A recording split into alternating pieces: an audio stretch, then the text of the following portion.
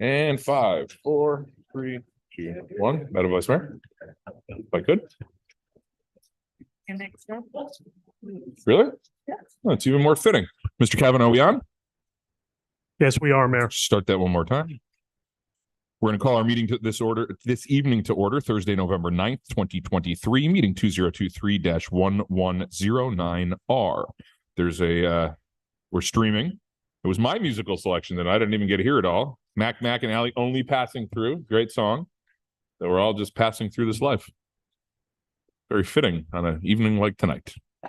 Vice Mayor Welch, you shall make the musical selection at the December 14th meeting because we canceled the other one because of Thanksgiving. I look forward to what you're going to be selecting. Agenda item number 2, a presentation by ETC Institute regarding the employee survey, has been postponed. It will not be heard on tonight's agenda due to some conflicts. I'm going to ask everyone to please speak in your microphone, mute when you are not. Mr. Kavanaugh, can you please call the roll of the City Commission and executive staff? Commissioner Wasserman. Here. Commissioner Brody. Yep. Commissioner Raley. Here. Vice Mayor Welch. Here. Mayor Rydell. Here. City Manager Brooks. Here. City Attorney Pyburn. Here. Real quick, Jeff, speaking your mic again. Like, was it garbled or was it just Here. okay? I didn't know if there was an issue with the sound. I wanted to make sure it's good. Are you getting, Mr. Kavanaugh, are you getting sound on all the microphones? Because I know people streaming or watching. Yes, we are, Mayor. Okay, thank you, Mr. Kavanaugh. This meeting is being conducted live with a physical quorum present. The procedures for public comment will now be explained by our city attorney. Madam City Attorney. Thank you, Mayor. The material for today's meeting is available online at www.coconutcreek.net. Members of the public were advised in the notice for this meeting that they could address the City Commission by emailing comments not exceeding 400 words to commissioncomments@coconutcreek.net or by calling 954-973-6772 to leave up to a 3-minute comment on the city's dedicated public comment voicemail. The city provided a simple set of instructions explaining how the public may submit their comments, which were published in the notice and on the city's website. In addition to all live public comment presented at today's meeting, all public comments that were received by email or phone message prior to noon today will be included as part of the record for this meeting and will be considered by the City Commission before any action is taken. Was anyone's birthday this week that's here? Anyone? Any birthdays this week? We got one. How about you stand up and lead us in the pledge? How about that? Everyone please rise for the pledge. We got someone to lead us.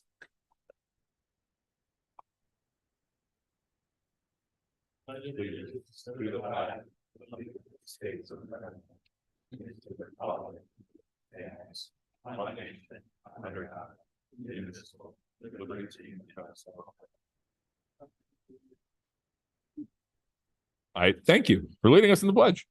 We have a couple presentations. I think with one presentation this evening, because the second one is postponed. Number 1, our first presentation is a proclamation recognizing November 25th, 2023 as Small Business Saturday. I think Scott's going to accept it, but I think I didn't know. So the Vice Mayor before the meeting says, I didn't know. I turn to the Vice Mayor. Right. I thought it was, thank you for asking me to read it because I'm very proud to, as having worked at American Express, and that's where the Small Business Saturday began. So, whereas advocacy groups, as well as public and private organizations across the country have endorsed this Saturday after Thanksgiving as Small Business Saturday. And whereas 2023 marks the 14th annual Small Business Saturday, and whereas Small Business Saturday is essential to the preservation of the neighborhoods that comprise the landscape of our local economy and enrich its unique culture. And whereas, according to the United States Small Business Administration, there are 33 million small businesses in the United States. And whereas small businesses represent 99.7% of firms with paid employees, small businesses are responsible for 62.7% of net new jobs created since 1995. And small businesses employ 46.4% of the employees in the private sector of the United States. And whereas 68 cents of every dollar spent at a small business in the United States stays in the local community, and every dollar spent at small businesses creates an additional 48 cents in local business activity as a result of employees and local businesses purchasing local goods and services. And whereas 72% of consumers reported that Small Business Saturday 2022 made them want to shop and dine at small independently owned retailers and restaurants all year long. And whereas the city of Coconut Creek, Florida celebrates our local small businesses and the contributions they make to our local economy and community. Now therefore be it resolved, the City Commission of the City of Coconut Creek hereby proclaims November 25, 2023 as Small Business Saturday and urges the residents of our community and communities across the country to support small businesses and merchants on Small Business Saturday and throughout the year. It was signed by the mayor and the commission and attested by our city clerk. Thank you, Madam Vice Mayor. Item number 2, our presents. Oh, I'm sorry. Oh, we got to take a picture. I was jumping right back into it.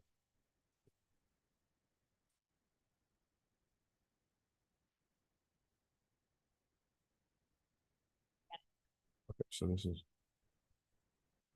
Scott. Did you eat dinner? No. I got a sandwich in the back for you. It definitely shouldn't be public record. I apologize. We've all been here working, and I thank you all for coming. I hope those who are speaking on one of our agenda items ate something because it's probably gonna be a little late. But Scott, if you want to head back to our kitchen, I got you a sandwich. Thank you. And I paid for it, just so you know. I know it's that as opposed to the city. That's Brody, easy there. All right. We're going to go to, at this point, input from the public on non-agenda items, and to refresh the memories of everyone here, non-agenda items are things that are not on the agenda. Mr. Kavanaugh, who signed in on a non-agenda item? Yes, there are 2 individuals that signed up to speak this evening on non-agenda items. The first individual is Ralph Rappa. Ralph? Ralph's here. Come on up. You got 3 minutes. Lisa Henry is following me. We're with Rule G Brewing Company, Coconut Creek's original, one and only, first microbrewery pub. We are at the West Creek Plaza, and that is, if you're familiar with Lyons and Hillsboro, we're about 4 doors down from Duffy's. We'll be brewing our own beer. We will be having a restaurant there. I'm probably going to put some pierogies and kielbasa on the menu. Those of you who might know what that is. It's going to be railroad themed. I'm a railroader. And if you like trains, if you like cold beer, if you like live music, hospitality, and it's one of the kind of places that, you know, it's going to be like your own place because it's the only one in Coconut Creek, right? And it's going to be tailor-made for all of us. So I still have some time left. So Lisa, you want to tell a little bit more? If you just look for us on the web, we have rulegbrewingcompany.com. We're also on Instagram, Facebook, Twitter, YouTube, everywhere. And we hope that you will follow us. We will be making the official announcement for the opening of the brewery. I met with Shar today from the Chamber of Commerce, and we're going to connect with her to do the ribbon cutting. We'd love for all of you to come out. If you have a dog, you're welcome to bring your dog. We're family friendly until 7 p.m. Our hours are Monday through Sunday, 11 a.m. to 11 p.m. And we look forward to being an integral part of this community, building economic development and relationships with all of you. And we really mean that. So thank you. You And may we're want to, not so you only have that- time left, Ralph. So why don't you Okay, educate well- everybody what Rule G is? Thank you, Mr. Mayor. He reads minds too. Rule G is the railroad rule for not being intoxicated on duty. And as a locomotive engineer, it helps whenever you're not on it. But that's all we have to say. But we're going to yield the rest of our time. We're just here to say, come see us when we're open. So Right. listen, guys, thank you for coming in. I know I toured you. I know the vice mayor did. I turned to my other colleagues and I'd urge you to go check them out. This is going to be the first in the city. It's going to be the first brewery in the city. So it's pretty exciting stuff. Thank you guys for coming out. And Yvonne, make sure we can in the back, you see Yvonne back there? Yeah. We want to make sure we get that ribbon cutting all done so we can promote you. Yeah, guys. I think this is good timing considering what we just read. I mean, we're a small business. Here we are. They're promoting their own Yeah, business. small And business that's- Saturday. Yeah, small Absolutely. business set. We'll Is just there do any small chance you're gonna- business all year. Any chance you're going to be open on November 25th? We wish we would, but We wish. the fine details, and you can't serve a beer until it's time, right? So. So, Thank you guys so much Thank for coming you, in. everyone. Thank you, everyone. On a non-agenda item, Susan Steinhauser. It would not be a meeting without Susan. I mean, it's honest. So Susan, I turn to you, your name and address, and we'll start the time. Susan Steinhauser, 5842 Eagle Cay Circle, Coconut Creek, Florida, 33073. I had the absolute distinct pleasure of taking a 4-hour intro to zero waste training seminar yesterday. Henry Modi was on the at that training as well. And this reminded me that I had been here a few months ago talking about an ordinance up in Gainesville, a zero waste ordinance. And part of that, I mean, that ordinance is huge, right? There's a lot in there. It's jam packed. What I'm hoping is that in our town right here in Coconut Creek, one small part of that is something called Skip the Stuff. It's basically saying if I'm going to go and I'm going to order takeout, I don't need to see plastic utensils thrown in my bag that just get stuck in my drawer and then sent to the landfill. So just that one small piece of legislation that I would love to see start to take form here in Coconut Creek. I will email you guys about it. And I would like to say that Rule G is walking distance to my house. So it's a nice walk, but I'm really excited and I'm looking forward to them opening. And maybe we can have that be a zero waste company, right? Because companies can be zero waste as well. So if anybody has any questions, I'm here for you. Otherwise, I wish you the shortest meeting possible that you could have tonight. Okay. Susan, thank God. We'll tell you something real fun. The Cheesecake Factory has since opened, right? That's exciting stuff for everybody. I will tell you this. I was surprised with this because I popped in to get a cheesecake for one of my daughters. When you go to the counter of the bakery and order it, they don't give you the plastic unless you ask for it, as opposed to just automatically. So it was a nice feature that apparently is part of their corporate structure. So that means the world is just so you know, getting that was it. an exciting thing. The world's starting to get it. So thank you for sharing that. Thank you for coming, Susan. Have a good night. Anyone else that wishes to speak on a non-agenda item? Seeing none, we're going to move to the consent agenda. Consent agenda is items 3 through 7. Anyone on the dais inclined to pull any of the items 3 through 7 before I read them all? Seeing none, I'm going to read all 3. I'll need a motion in a second on the consent agenda. Item number 3, a motion approving the minutes from previous city commission meeting 2023-1012R. Item number 4, resolution 2023-194, a resolution authorizing the city manager designee to execute an agreement with DRC Emergency Services, LLC for emergency food services pursuant to RFP number 10-42310. Item number 5, resolution 2023-192, a resolution authorizing the city manager designee to execute an agreement with Dr. Stanley and Pearl Goodman, JFS of Broward County, Inc. for meal assistance services related to the COVID emergency to aid the city's community. Item number 6, resolution 2023-186, a resolution adopting the city's public transportation agency safety plan, otherwise known as PTASP, for the Broward County Transit Community Shuttle Program, and authorizing the city manager or designee to execute all necessary PTASP certification forms. Item number 7, the final item, resolution 2023-188, a resolution endorsing the Southeast Florida Climate Action Pledge and agreeing to advance strategic climate adaptation and mitigation planning programs, policies, and projects for the implementation of the Regional Climate Action Plan. Move it. Second. It's moved by Vice Mayor Welch. It's seconded by Commissioner Wasserman. Mr. Kavanaugh, call the roll on the consent agenda. Commissioner Wasserman, Yes. Commissioner Brody, Yes. Commissioner Raley, Yes. Vice Mayor Welch, Yes. Mayor Rydell. Yes. We're going to move on to our regular agenda. Item number 8 is an ordinance 2023-032. It is a second reading. It is a public hearing. Madam City Attorney. Thank you, Mayor. An ordinance of the City Commission of the City of Coconut Creek, Florida, amending the city's code of ordinances by amending Chapter 6, Buildings and Building Regulations, Article 1 in general, to create Section 6-1 Electric Vehicle Charging Station Design Guidelines, to provide installation requirements for electric vehicle chargers and electric vehicle charger-ready infrastructure, providing for conflicts, providing for severability, providing for codification, and providing an effective date. I need a motion in a second. Move it. Second. Moved by Commissioner Raley, seconded by Vice Mayor Welch. I turn to Scott. I turn to our Director of Sustainable Development to make the report on the ordinance. Mr. Good, Stoudemire. good evening. Of course, this is second reading. I made a brief presentation, which most of us probably slept through the last couple of Thursday nights ago. It was very late. However, this is introducing code language into our Chapter 13, where right now our code of ordinances is silent on the issue. It does provide necessary guidelines. We will be responding to this ever-changing industry, and I expect that we will have future amendments to this particular section of code. I would just like to point out that the sleeping was probably made in jest. I think we were all awake and alert. It was. Anyone have any comment on the city commission? Seeing no comment. Anything else, Scott?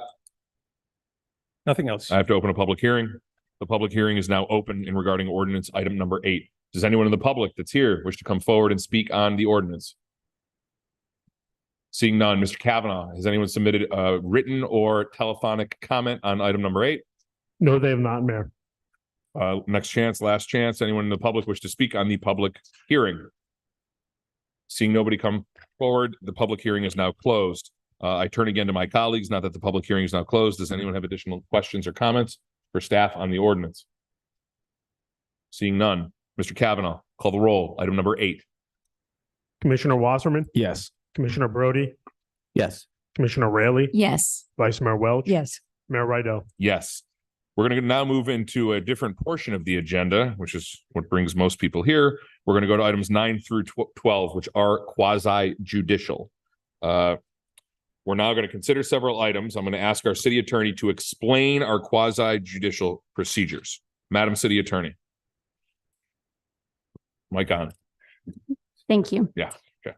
Florida courts have determined that there are certain types of matters, including items 9, 10, 11, and 12 on tonight's agenda that are to be treated differently than other items considered by the commission.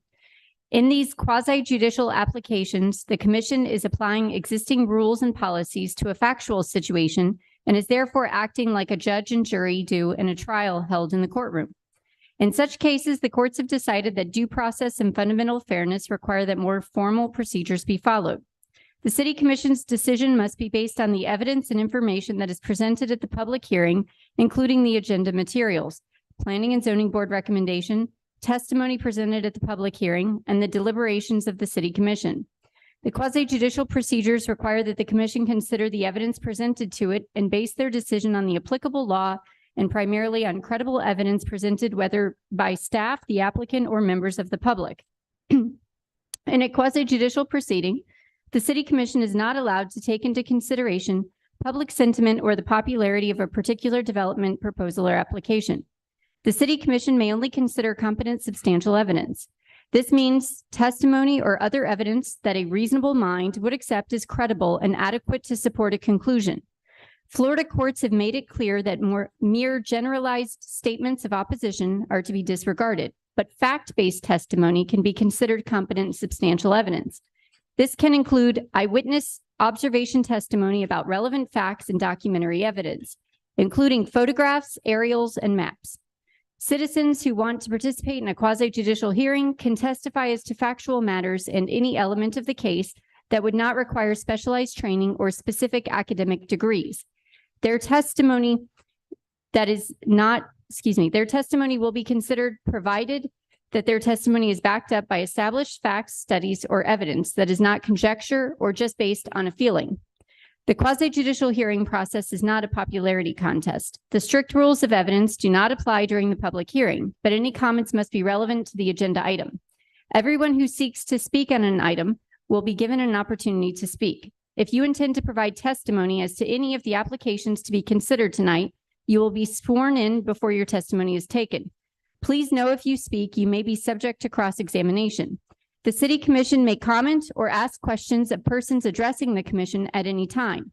If you refuse to either be cross-examined or to be sworn, your testimony will be considered in that context and given its due weight. The general public will not be permitted to cross-examine witnesses, but may request that the Commission direct questions on their behalf to the applicant or staff. Will the city clerk please confirm compliance with the notice requirements? Public meeting notice requirements have been met for items 9, 10, 11, and 12. And will you please swear in the witnesses? Will anyone wishing to speak on any of the quasi-judicial items, please stand and raise your right hand? So if anybody signed in to speak on, and you're here this evening, please stand up. Do How you about swear? this? If you have a sticker, stand up. Okay. Do you swear or affirm to tell the truth, the whole truth, and nothing but the truth? When you come forward to speak, please state your name and address clearly for the record. State whether or not you have been sworn in and whether or not you understand the rules of the proceedings. Thank you. Thank you, Mr. Kavanaugh. We're going to hear item number 9.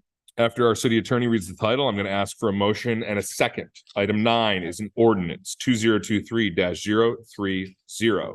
Madam City Attorney. Thank you, Mayor. Item 9 pertains to Green Dragon. This is an ordinance of the City Commission of the City of Coconut Creek, Florida, approving the special land use application submitted by Green Dragon Florida LLC to permit a medical marijuana dispensary to be located at 6706 North State Road 7, as legally described in Exhibit A, attached here to and made a part hereof. Providing for findings, providing for conditions of approval, providing for violations, providing for conflicts, providing for severability, and providing an effective date. I need a motion and a second. Move it. Second. So it's moved by Vice Mayor Welsh. It's seconded by Commissioner Wasserman for discussion. We're going to need another motion and a second at the end of the item. Pardon me? Yeah, what did I say? Oh, it's Green Dragon. Are there any disclosures for the Green Dragon item 9?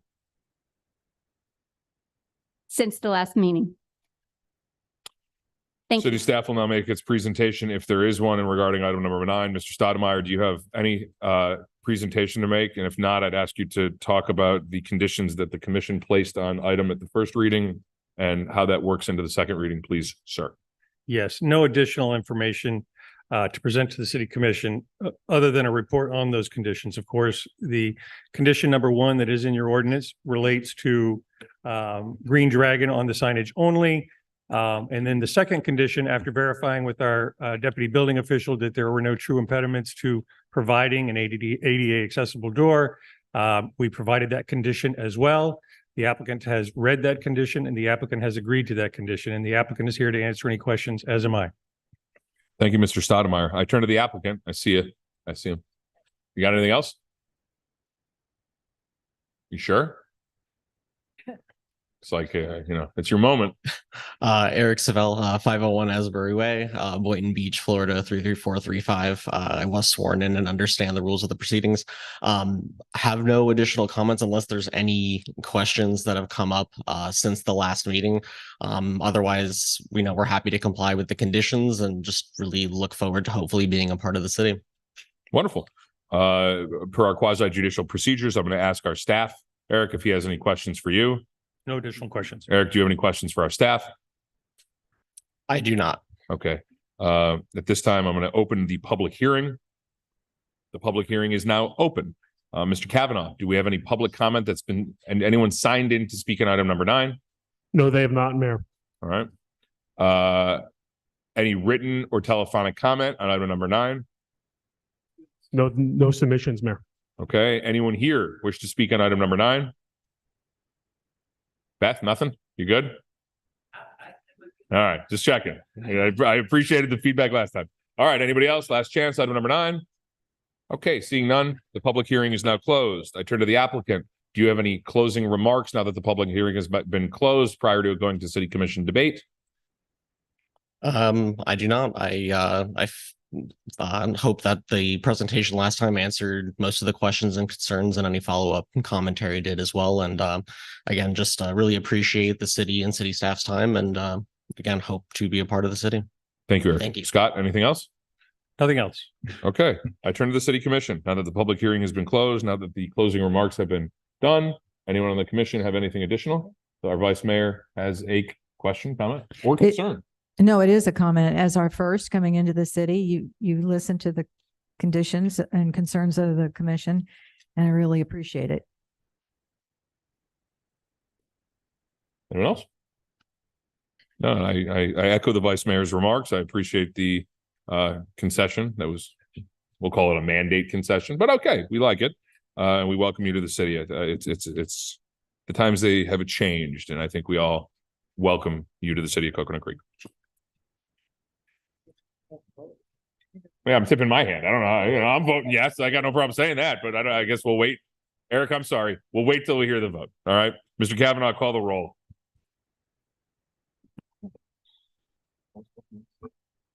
What? Oh, I'm sorry. Kavanaugh, it's quasi judicial. I apologize. Let me get it out. The commission deliberations are done. I'm going to need a motion and a second to Motion. approve. Second. Right? Can you wait? Brody, it's going to be a long, everyone's trying to get through the meeting. It's going to be a long night. He's trying to speed me up. Commissioner Brody, I apologize. I need a motion and a second to approve the Green Dragon special land use permit. Move it. Second. It's been moved by Commissioner Brody. It's seconded by Commissioner Wasserman. Mr. Kavanaugh, could you please call the vote on item number 9 for the special land use of Green Dragon? Commissioner Wasserman, Yes. Commissioner Brody. Yes. Commissioner Rayleigh, Yes. Vice Mayor Welch, Yes. Mayor Rydell. Yes. Now who's going to say it? Who's going to say it? Welcome. Welcome to the city. Creek. Yeah, okay. You got a round. This is like a hot meeting too. You got a round of applause. That's a good thing. So we're gonna move on. Congratulations, Eric. We look forward to the ribbon cutting. We're gonna go to items number 10, 11, and 12. We're gonna call items 10, and if there's no objections from staff or the applicant or the commission, I'm going to do 11 and 12 at the same time as they are related. So let me turn independently to our staff. Mr. Stoudemire, is there an objection from staff? No for hearing objection. 10, 11, and 12 together? No objection. Mr. Mealy, is there an objection to hearing 10, 11, and 12 together? And members of the commission, is there anything, an objection to hearing 10, 11, and 12 together? Okay, I will turn to the city attorney to read the ordinances. I will then read the resolution. Remember, the ordinances are the changes. The reso is the site plan. Madam City Attorney, I'm going to turn to you to read ordinance 2023-012 and ordinance 2023-013. I will then move forward with moving and seconding each one, and then we will move forward with discussion. So Madam City Attorney will read the first two. I'll read the reso, then we'll go 10, 11, 12, move second for discussion, and then we'll get into the items just as a kind of roadmap. Madam City Attorney. Thank you, Mayor. I do want to state on the record that there were some minor clarifications to both ordinance number 10 and number 11. So I will read the title and then I'll explain briefly what those clarifications were to the revised ordinance you have before you for each item before you go forward. So for item number 10, which is ordinance number 2023-12, an ordinance of the City Commission of the City of Coconut Creek, Florida, approving the rezoning request made by Coolidge Inc. to amend and rename the existing Cocomar Plaza Planned Commerce District, PCD, to the Gray Star Cocomar PCD, and to revise development standards and the list of permitted and special land uses in order to construct a light industrial flex space and warehouse development for the property generally located at the northwest corner of Atlantic Boulevard and Lyons Road, legally described in Exhibit A attached hereto and made a part hereof, providing for findings, providing for conflicts, providing for severability, and providing an effective date. Before I move on to the next one, I'm going to let you know that the changes to that ordinance pertain to Section 2 findings. There was some clarification to number 2 to provide for a finding that states the light industrial flex space and warehouse development uses as designed are appropriate according to the city's comprehensive plan definitions of compatibility, functional relationship, and suitability. And number 4 was added stating, based on the testimony, evidence, and findings stated on the record, the amendments to the PCD zoning plan provide appropriate development regulations and mitigation to ensure compatibility and promote the public health, safety, and welfare. And again, both of those changes were to Section 2 findings. And additionally, under Section 3 approval, as it relates to conditions of approval, there was a clarification to item number 5B, Roman numeral 1, to clarify that ARC is referencing ARC Broward. I'm now going to read the title for item number 11, which is ordinance number 2023-13, an ordinance of the City Commission of the City of Coconut Creek, Florida, amending the city's code of ordinances by amending Chapter 13, Land Development Code, Article 3, Zoning Regulations, Division 8, Master Business List, to amend Section 13-624, Master Business List, Planned Commerce District, to adopt the permitted and special land uses for the Gray Star Cocomar Planned Commerce District, providing for conflicts, providing for severability, providing for codification, and providing an effective date. And the change to that ordinance is to item number, it's on the second page of the ordinance. It's specifically under Division 8, Master Business List, Section 13-624, The words gyms and exercise clubs were added as a permitted use under Greystar, Cocomar PCD, and Hale PCD. It was already there. But it was just clarified that that was added. Thank you.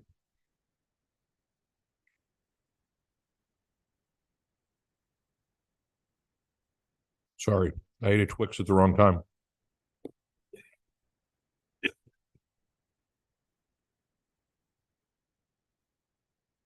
I apologize. I thought you had more to read, and then it was just ill-timed snacking. I'm sorry. It's my fault.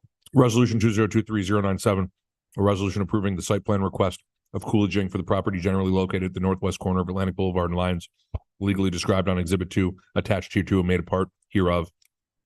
It is quasi judicial, all matters. It is a public hearing. I need a motion and a second to move item 10, ordinance 2023-12 for hearing. Move it. Second. Moved by Commissioner Raley, seconded by Commissioner Brody. I need a motion and a second to move item 11, ordinance 2023-013 for discussion. Move it. Second. Moved by Commissioner Brody, seconded by Vice Mayor Welsh. Lastly, I need a motion and a second to move item 12, the Reso 2023-097 for discussion. Move it. Second. Moved by Commissioner Brody, seconded by Commissioner Wasserman. Pardon me? Oh, it was Wasserman and Brody? Okay, my apologies. To clarify, that was moved by Commissioner Wasserman, seconded by Commissioner Brody. Okay. Tonight's hearing represents the second hearing of items 10 and 11, and the first time for real consideration on the site plan of 12. Items 10 and 11 were approved at the first hearing on at the October 26, 2023 commission meeting. All verbal and written comments at that meeting were made part of the record of this hearing. All comments, verbal and written, what was it, July what? What was it, July 13th?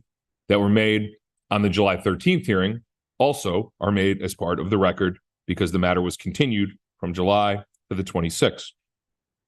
All members that are here that wish to speak will be given the opportunity to do so. You will have 3 minutes to speak. I'm going to ask now in regarding the right of the applicant to cross-examine written comment. I know Mr. Mealy has previously executed a waiver in regarding cross-examining on written comment. Mr. Mealy, I turn to you on behalf of the applicant. Do you formally waive your right to cross-examine the written comments at tonight's meeting, as you did execute a waiver on May 2nd, 2023? I just want to confirm orally that you are waiving said right. Dennis Mealy, on behalf of the applicant, yes, we are waiving. Thank you, Mr. Mealy. I turn to our city attorney to inquire upon disclosures. Thank you, Mayor. Are there any disclosures by the commission in between first and second reading? And what I mean by that is anything since the hearing on the second part of the first reading hearing on October 26th to now. We'll go down the line because I'm assuming there will be some. All right. On November 7th, I met with Coco Palm residents. On November 8th, I met with a few Lakewood East residents. And on November 9th, I spoke with Mr. Mealy multiple times. Thank you. Commissioner Brody, disclosures. Yes, I met with the residents. And I spoke with multiple residents on the phone today, including Mark Martone, John Album, and Ms. Primer. Madam City Attorney, just I think you can clarify that residents are not disclosures. Is that fair, Madam City Attorney? Actually, disclosures are anything outside of any discussion outside of the meeting with anybody. Stand corrected. Have another Twix. Killing me. It was Mrs. Mary Ann Lee Primer. Thank you. Or Primer. Is it Primer? Primer? I don't know. I'm sorry. I believe it's Primer.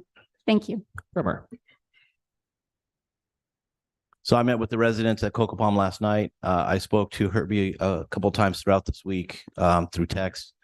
Dennis Mealy, I spoke to today. Thank you. Commissioner Raley. Yes, I met with Mr. Mealy I met with the residents of Coco Park on 11/6. And I also met with Lakewood East residents on November 8th. Thank you, Commissioner Rayleigh. I met, excuse me, I met virtually with Dennis Mealy on November 7. And I spoke with Malcolm Butters today by phone. And I met with the residents. I don't have the list of all of them on from Lakewood East as in Cocoa Point Park, as well as residents, multiple residents of Cocoa Palms. Thank you.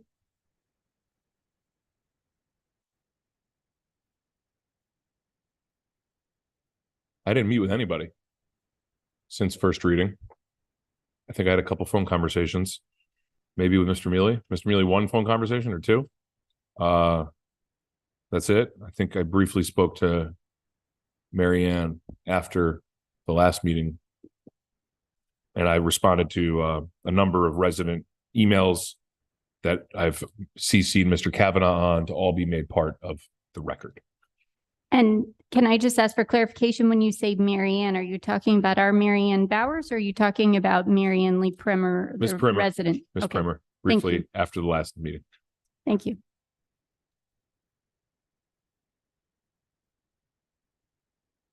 That it for everybody? Mr. Stoudemire, is it Mr. Prophet or Mr. Stoudemire? We got two at the table today. I turn to our Director of Sustainable Development, Scott Stoudemire, to make the presentation on item 10, 11, and 12. Mr. Stoudemire, I'd ask you to do it all together, please, sir. Yes, I have a very brief report. Again, as indicated, this is second reading of the master business list ordinance and rezoning ordinance and consideration of the site plan. I'd like to clarify once again, the finding that the city commission must make as to the proposed light industrial uses being deemed appropriate, which comes from our city comprehensive plan. In 2013, the city commission approved ordinance 2013-025, amending the permitted uses in a commercial land use category to include wholesale storage, light fabricating, and warehouse uses if deemed appropriate by the city. This means that the uses are permitted in the commercial land use category if the city commission, when allowing them within a specific area, makes a finding that the nature of the use is appropriate or is appropriate through the implementation of design criteria and regulations such as increased setbacks, increased buffers, exceeding minimum open space requirements, enhanced architecture, green initiatives, and other site and use restrictions that may be required. In short, does the proposed use as designed have characteristics and function in a manner that allows you to deem it appropriate? Further, I'd also like to reference the conditions that the applicant proposed at the last hearing. Each of these conditions has been reviewed by city staff and has been reviewed by the city attorney's office. These conditions have been included in the PCD ordinance and the site plan resolution as appropriate. Again, and as Terrell mentioned in her opening remarks, there's also a need to add gyms and exercise clubs as a permitted use in both the PCD and the master business list ordinance. This use is consistent with the existing proposed uses, increases compatibility, reduces the amount of truck traffic, and for those reasons, staff recommends approval of this minor addition. With the proposed new use, the proffered conditions, and the extensive steps the applicant has taken to design the site to ensure compatibility with the adjacent neighborhoods, staff recommends approval of all three requests. With that said, I'm happy to answer any questions at this time, or we can hear from the applicant. Mr. Stoudemire, there was an email that was sent as part of the applicant team early this morning. I just am curious if you had a chance to review that. I believe Mr. Butters sent the email and regarding an LOI and regarding a tenant. Did you have a chance to see that and review that? I did have a chance to see that and review that. Okay, and that went into your consideration as your recommendation this evening? That did go into considerations, I recommend. Thank you, Mr. Stoudemire. And that will be the referenced letter I referenced. I attached Mr. Kavanaugh, and it will be part of the record on the item. Mr. Stoudemire, is there anything else you have on a city staff presentation? Nothing at this time. Thank you. I turn to Mr. Mealy. Mr. Mealy, I turn to you to make an additional presentation if you would like this evening. Thank you. I would, if I could ask thank you very much. I'm gonna find it.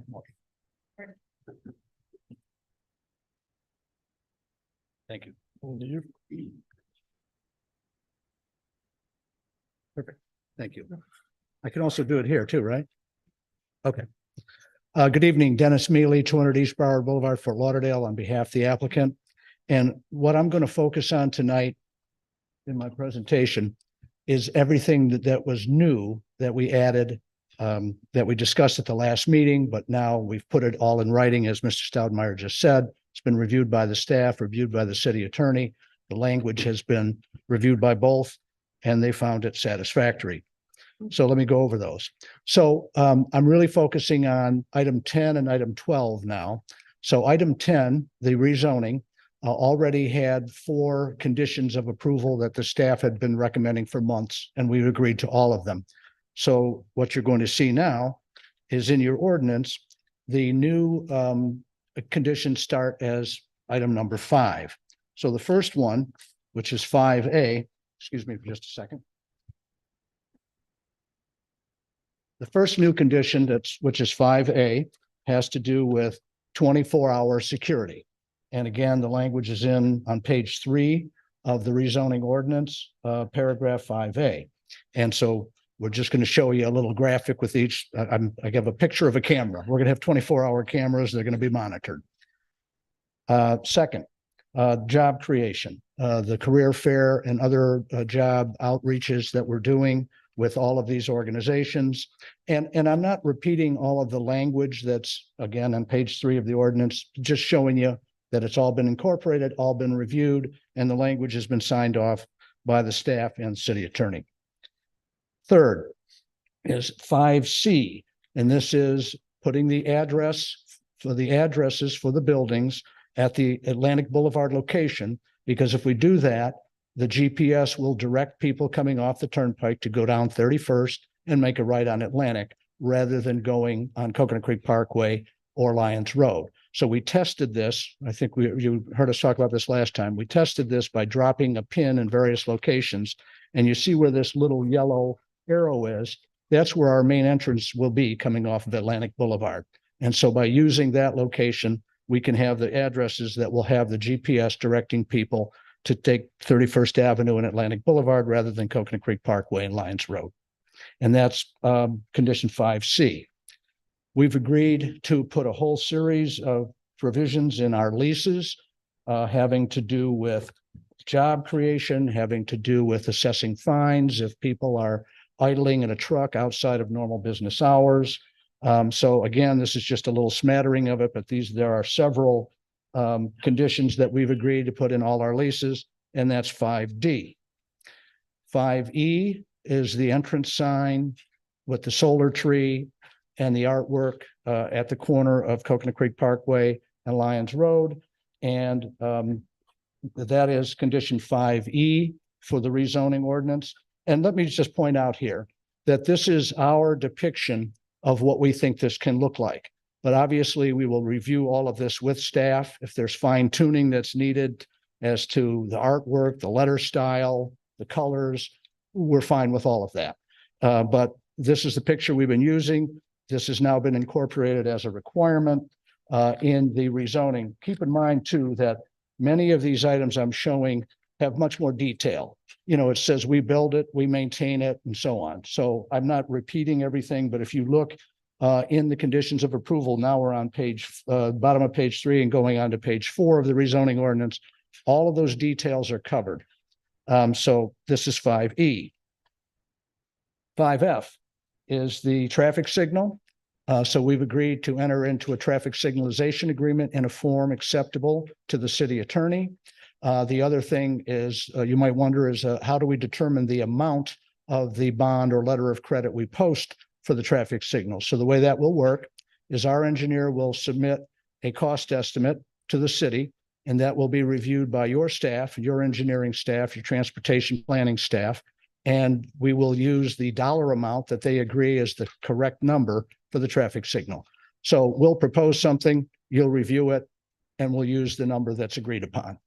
And that will be then plugged into the agreement that will have to be in a form acceptable to the city attorney. We did provide a copy of the county standard form for traffic signalization, but just as a template to work from.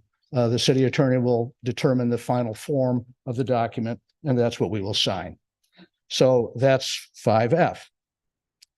5G, and this is something that we've had in our documents for some time now, but everyone thought it would be a good idea to spell it out very clearly.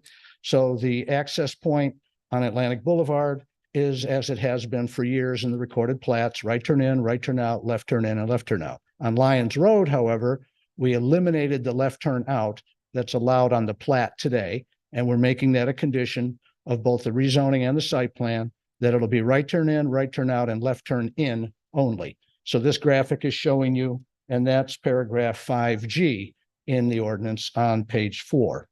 And then finally, one more is the private use easement. So you see here the wall location in that white line, and the wall location where it dips into the property 12 feet. You can see that along the Cocoa Palms neighborhood.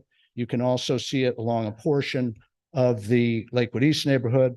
Of course, adjacent to the preserve area, we cannot put a wall into that preserve area because it's a conservation easement in favor of Broward County. But what we do have, and you see that here, is we have the 6-foot fence, that's the blue stripe, that's required by the county for protection of the preserve area. But then we have agreed to install immediately north of the 6-foot fence, an 8-foot wall on Cocoa Point Park, if that's acceptable to the city. And it would be the same wall that we're doing elsewhere, and we would maintain it. Just the same language about if it's damaged, but not if it's scratched, you know, the same language we've had for a while. And then there's a small area as we go further west. I shouldn't say a small area. There's an area as we go further west where the property is in Margate. And even though we're not buying it, Mr. Diaz has been kind enough to allow us to go ahead and build the wall on the property line there, even though nothing's being built on that Margate portion of his property right now. So that's 5H. So everything that we offered last time that pertains to the zoning is now in writing in the ordinance with the exact language that the city said we needed to have. So what I'm going to do now is shift to conditions for the site plan resolution. And you may remember last time when we were here, there was a discussion how some items were more appropriately conditions of the rezoning, some items were more appropriately conditions of the site plan, and you'll see some of them are in both. And this was the determination of where these items went was based on the staff's review, the city attorney's review. Our comment was, we're going to follow them wherever you put them. So if you want them under the zoning ordinance, that's fine with us. If you want them under the site plan, that's fine with us. If you want them in both places, that's fine with us too. So I'll just go through these quickly. Can I So- just interject real quick? You just made a comment. I'm just curious for Scott. Do you have a thought on that? As being in two places? Yeah. I think it's appropriate to have In it in two both. places. Yes. Okay, that's all. So, so again, you'll see some of them repeated. So if we look at the first one, so if you look at the rezoning, if you look at the site plan resolution on page 3, you will see paragraph 5, which is the new conditions. Again, you already had 4 conditions of approval for the site plan. Those are on page 2 of the site plan ordinance. Those have not changed. Everything we offered last time that was added is now shown with the underlining language. And that starts at the top of page 3 of the site plan resolution. So the first one you'll see are the walls. And again, this deals with the location of the walls, the maintenance of the walls, the easement documents and other agreements that must be submitted to the city for the city attorney's review and approval. A lot of that is dealt with in these. So it's the same graphic for the site plan, but there's more detailed paperwork that goes with it. And the same thing, this pertains to A and B, because A is regarding the wall and then B is regarding other aspects of the wall approval. So those relate to A and B. Now 5C is the landscaping that goes along the wall. So you see there are several slides for 5C. This is the first one for the northern end of our property that's adjacent to buildings B and C. So that's the eastern part closer to Lyons Road. I'm sorry, the the eastern part close to Lions Road. And then this is the part next to Lakewood East, north of Building A. So these are all the landscape improvements that we had already incorporated into the plans. And now we're showing them as specific conditions of approval so that you know they will not be removed. These landscape improvements and wall improvements will stay. And then this is the wall and landscaping adjacent to Lions Road on the east side of Cocoa Palms. You remember that our wall goes along the northern portion of our property, and then it turns to the north and goes along the east edge of Cocoa Palms adjacent to Lions Road. So this is part of conditions 5A and D, A again being the walls generally, and D being the landscaping for the area adjacent to the new wall for Cocoa Palms. And again, it provides for the wall maintenance, provides for the replanting of any landscaping that would be damaged during the wall construction, plus the additional landscaping that we're proposing that's shown on the slide. Same thing here. This is another picture of the same wall adjacent to Lions Road, just the northern end of it. It also pertains to conditions 5A and D. So you'll notice I went from D to G, and that's because E and F don't really have pictures that go with them. It's language that relates to the other pictures and the landscaping, the walls. So there's no picture associated with it, but it's still binding. It's on the top of page 4 of the site plan resolution.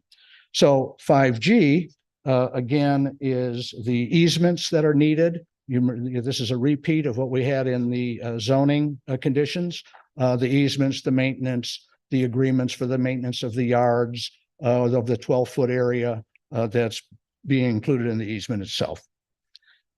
And then 5H again is the entry to Coconut Creek signage with the solar tree and the artwork. And again, I'll make the same comment as before. We will be submitting all these drawings to the staff. If there's revisions that are needed, we will make them. This was our concept. We like it. But if the color should be different, the letter style should be different, anything else about it should be different, we'll be fine with that too.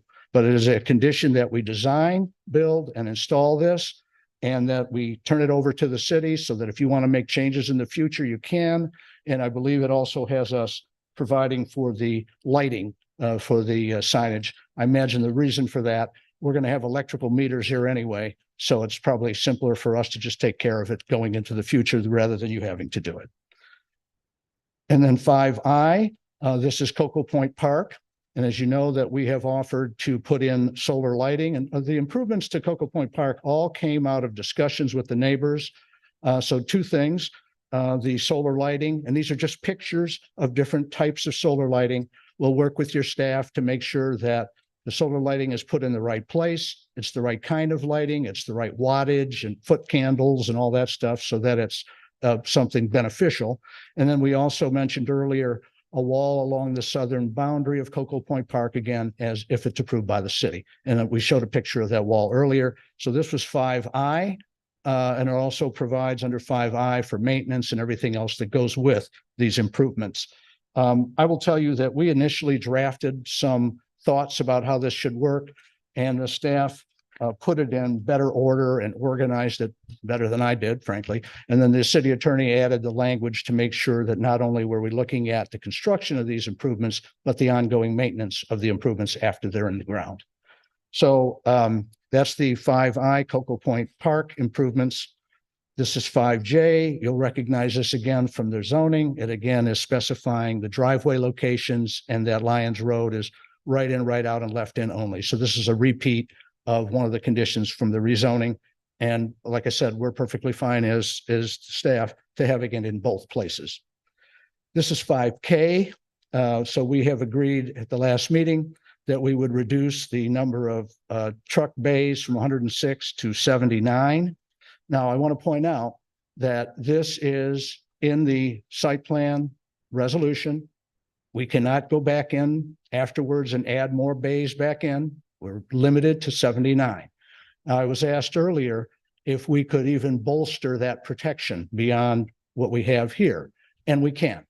So we have to execute a document that has different names. Sometimes it's called a declaration of unified control. Sometimes it's called a unified control document. And what that is, it's a document that's recorded in the public records so that anyone who buys or leases on this property and does a title search is going to know that this is a condition, that we cannot go above 79 bay doors. So we have agreed that not only will we put this as a condition of the site plan, but we will also put it in the declaration, the unified control document, because it has been suggested to us that we might come back in the future and ask for more of these dock doors to be put back in. And we want you to know we're not going to do that. And we want you to know that if we tried to do it, the city commission would have to approve it. If the city commission doesn't approve it, it stays at 79. So we have no desire to make it larger, but we were asked, how will the people know? How will the people that live in the city know that we're not going to do this? And so I wanted to repeat, we will put it in every document you want it in. We'll make it a condition. We'll record it in the public records so everyone knows it's binding. No more than 79 dock doors. And that's 5K, again, on page 4 of the site plan resolution.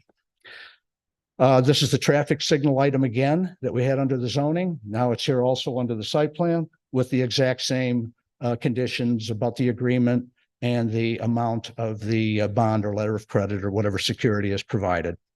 And then finally, 5M, the community garden. So what we've done here is we've identified the location for the community garden. It's approximately 4,000 square feet. We have put in that we will maintain it, but we also put in additional language that I think is important. We put in language, and this is after discussing with the city, we put in language that said, after this community garden is installed, if it's not being used, or if the maintenance has become a problem, or if there's any other health or safety or welfare issue that the city believes is important, and the city tells us to remove the garden, we will remove it, and we will put the landscaping in that would have been there had the garden not been there. So we've offered to do this. If it's something that's desired, we will do it.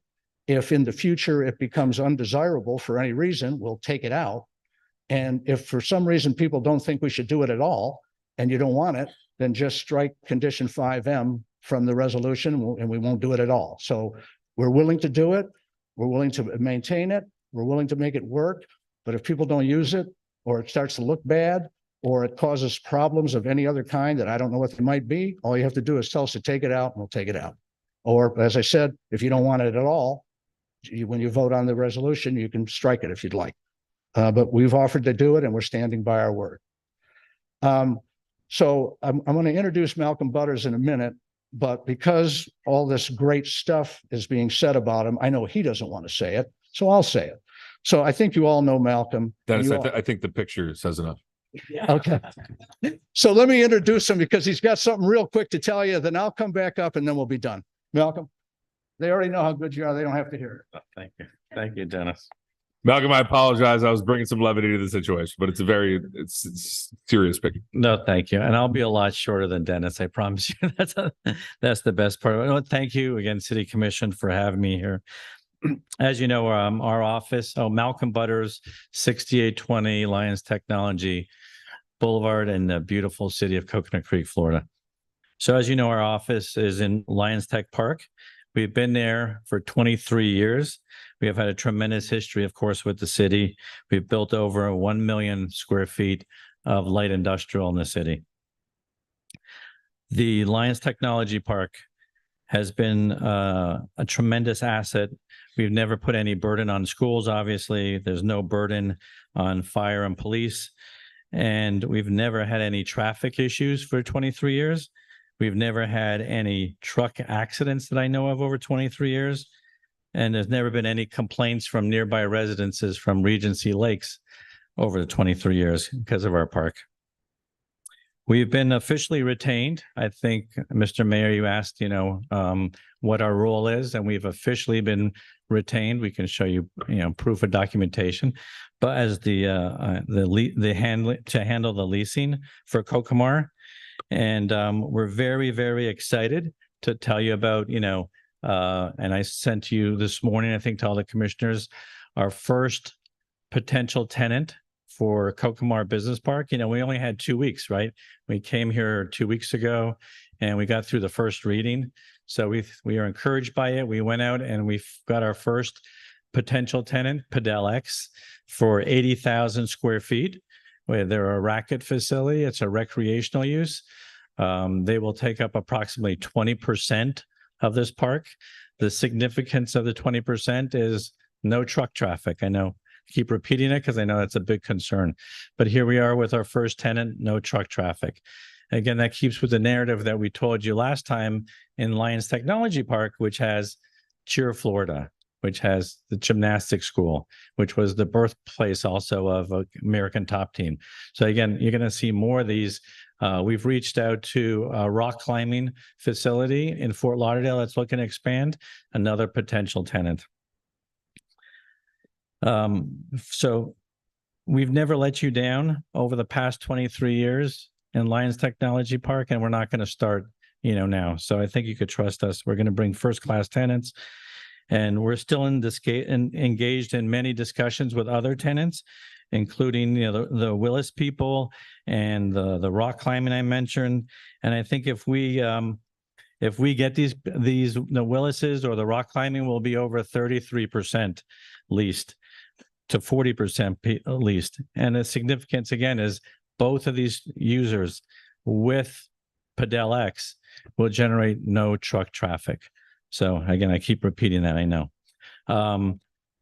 This is our last chance. I've said this many times to Scott and to Sheila, Scott Stoudemire and Sheila. This is our last chance to create a business park in the beautiful city of Coconut Creek.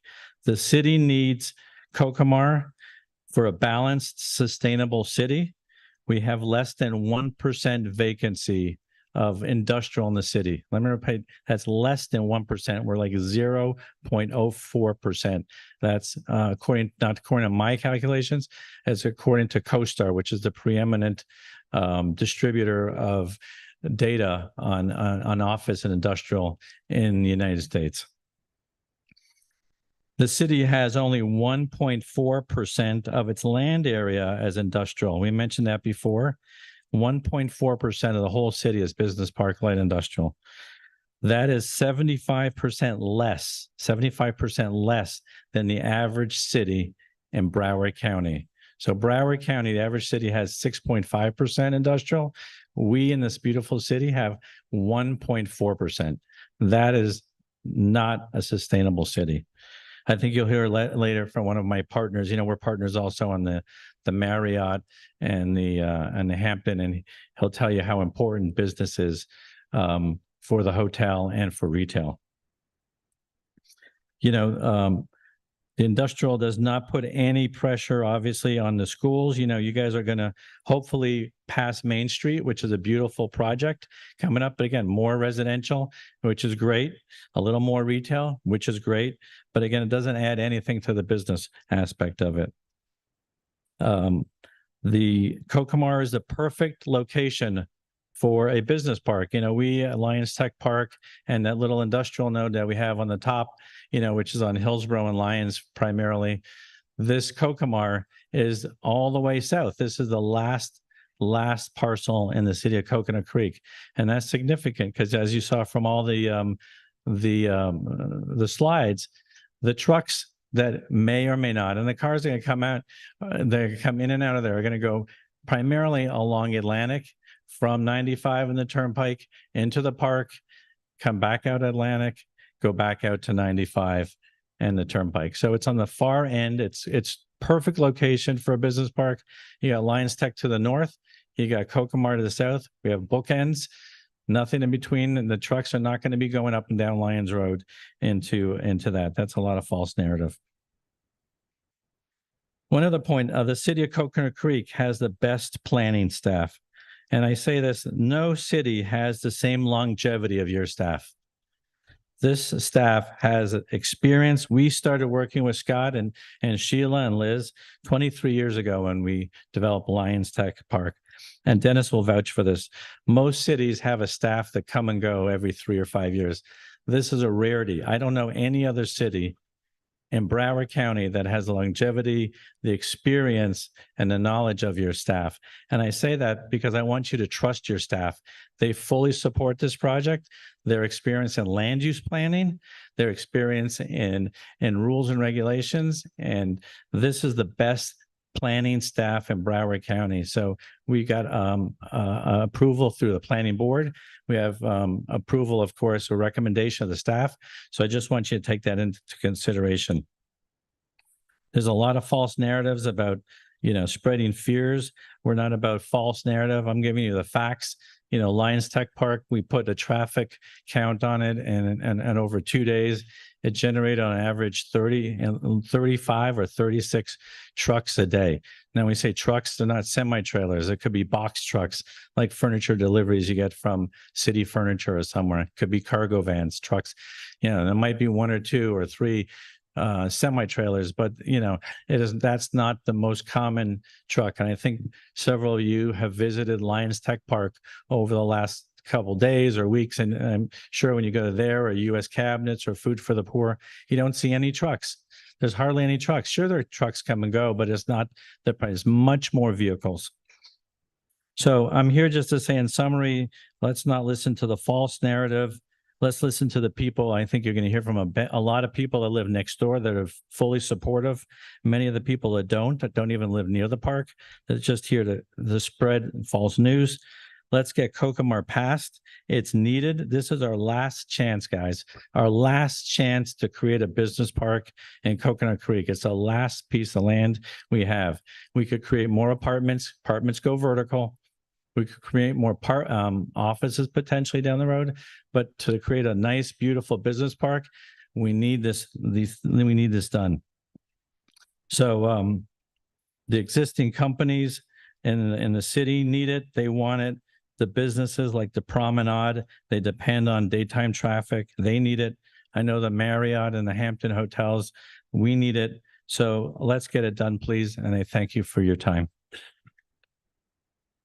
Thank you, Mr. Butters. Mr. Mealy. So just very briefly, Dennis Mealy again for the applicant. Everything that we Mr. showed. Mealy, is it in looking at the things, am I able to say something for a second? Yeah. Well, if you're going to ask, you got to wait for the response. Okay. Yeah. She said Yes. yes. Terrell said yes. I looked at her. So the thing that with the distance to the residents of these buildings, and I would like if 5N, I know there's 5N isn't here right now because 5M was the last thing. Potentially buildings A, B, and C decreasing length by 20 feet from the property line from the north side. And that's for all 3 buildings. That would be for buildings A. Is that something that you could do here as a condition of approval for A, B, and C? I think with B and C, 20 feet isn't, they already have an easement, but building A with Lakewood, I think it would make a little people a little more at ease if that building A was also able to have 20 feet with B and C taken away. So you're asking me if I can make all 3 buildings 20 feet shorter? Not in height, but in length. In length. Yes. I can make B and C, or I can make A and C. I cannot do all 3. Or I can do A and B, but I can't do all 3. And so I would say if you want to pick 2 of the 3, you pick them. You decide. And we will do it. And I will tell you that I have talked to the staff about whether if we reduce something, is it problematic? And I would ask you to just ask Mr. Stoudenmeyer, because I don't think it's problematic. Was Mr. Stoudenmeyer, you have something? Hold on. Let me just encapsulate what was just requested. And our staff can chime in. Mr. Wasserman, Commissioner Wasserman, let me just understand clearly. You just asked him to shorten the length of all buildings for 20 feet? Yes. Okay, Mr. Mealy, you just made a concession? That I can do 2 out of the 3, and you decide which 2.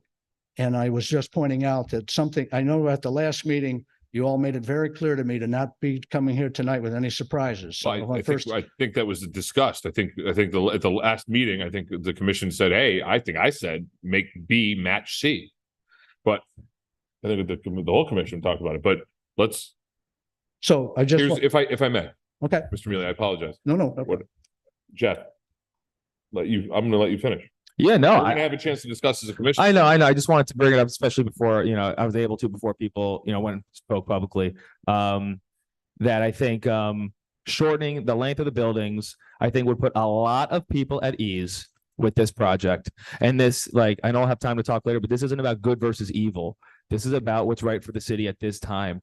And I think if we're going to get people on board, shortening the length of those buildings, you know, if that's the last condition, and we've come this far, you know, I would be remiss not to try to ask and get all three. And let me just explain why I'm answering the question the way I am. I think you realize with all of the changes we've made, all of the extra expenses we've put on ourselves, which we're okay with. But when we take away square footage of buildings, now we're cutting the revenue after we've already increased the cost. And that's very hard to do. So we've looked at this. And as I mentioned, these buildings are pretty much all the same depth. So the real difference is the length, right? We can take 20 feet out of 2 out of these 3. Originally, we were only at 1 of the 3. But then we went back again and said, if we were pushed, we could do 2 of the 3, but I can't do all 3. And I thought saying to you, you decide which 2. It's okay with us. Whichever 2 you think are the best 2, that's what we'll do. And the only reason I mentioned staff is I wanted to check to say, if we do this, is this hard to do? And it's not, because you make the building a little shorter, you got a little bit more landscaping, put in a couple more trees and you're ready to go. Right. And I think, sorry, Mayor, you were going to say something. No, I just want some clarification, Jeff, because it's clear to me as I'm sitting here now, this isn't something I discussed, but obviously you talked to them about this. Yeah, it was a little discussions today. So yes. I guess my question is to you, what do you want? Well, I really want all 3. Okay, I'm I going to be got honest. that. I mean, I'm going to be honest, but I really think, you know, listen, Coco Palms is getting their easement. I think building A is a must. I think pulling 20 feet from building A is a must. It looks so close to Lakewood East that it would be building A. And I guess it would be building B. It would be building A and B.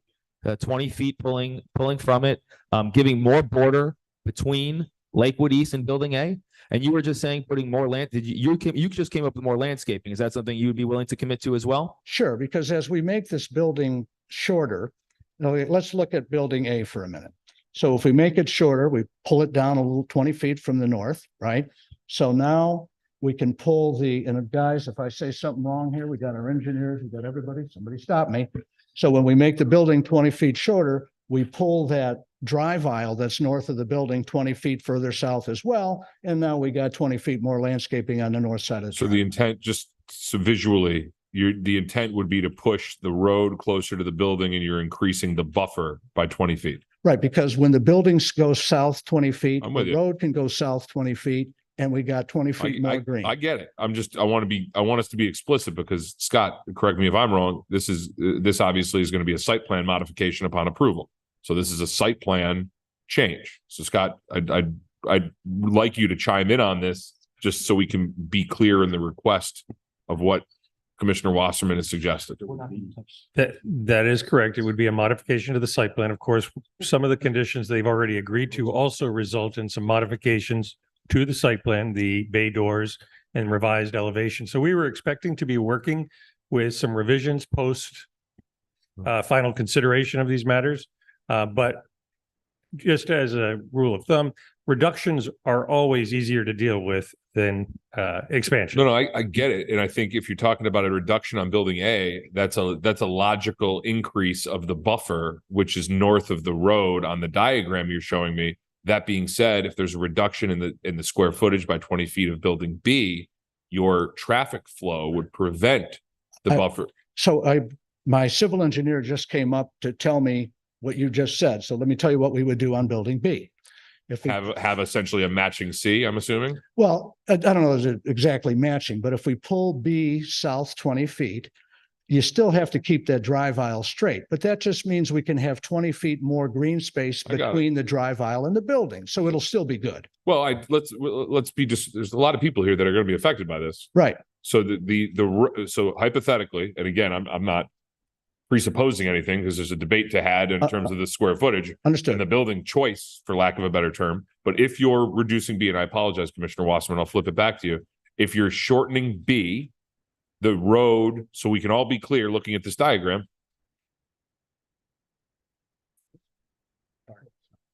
Well, you It's were just sorry you short. wouldn't have started talking when I was talking. Sorry, I apologize. It's okay. Just, I want to be clear, and then I'll give you a minute.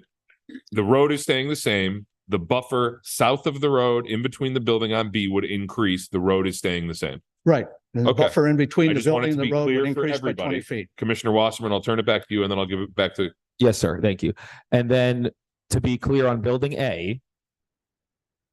Oh, wait. Oh, I'm sorry. Yeah, it's a lot of. I mean, you did this, so you're a little to blame, but it's okay. It's a good thing. It's a very good thing. But While we wait, can I just clarify for the record, when he says shorter, he's not talking about the height, he is talking about the length of the You know building. what, Dennis? We're gonna take 2 minutes. We're gonna take a 2-minute recess so you can your team. We're in recess.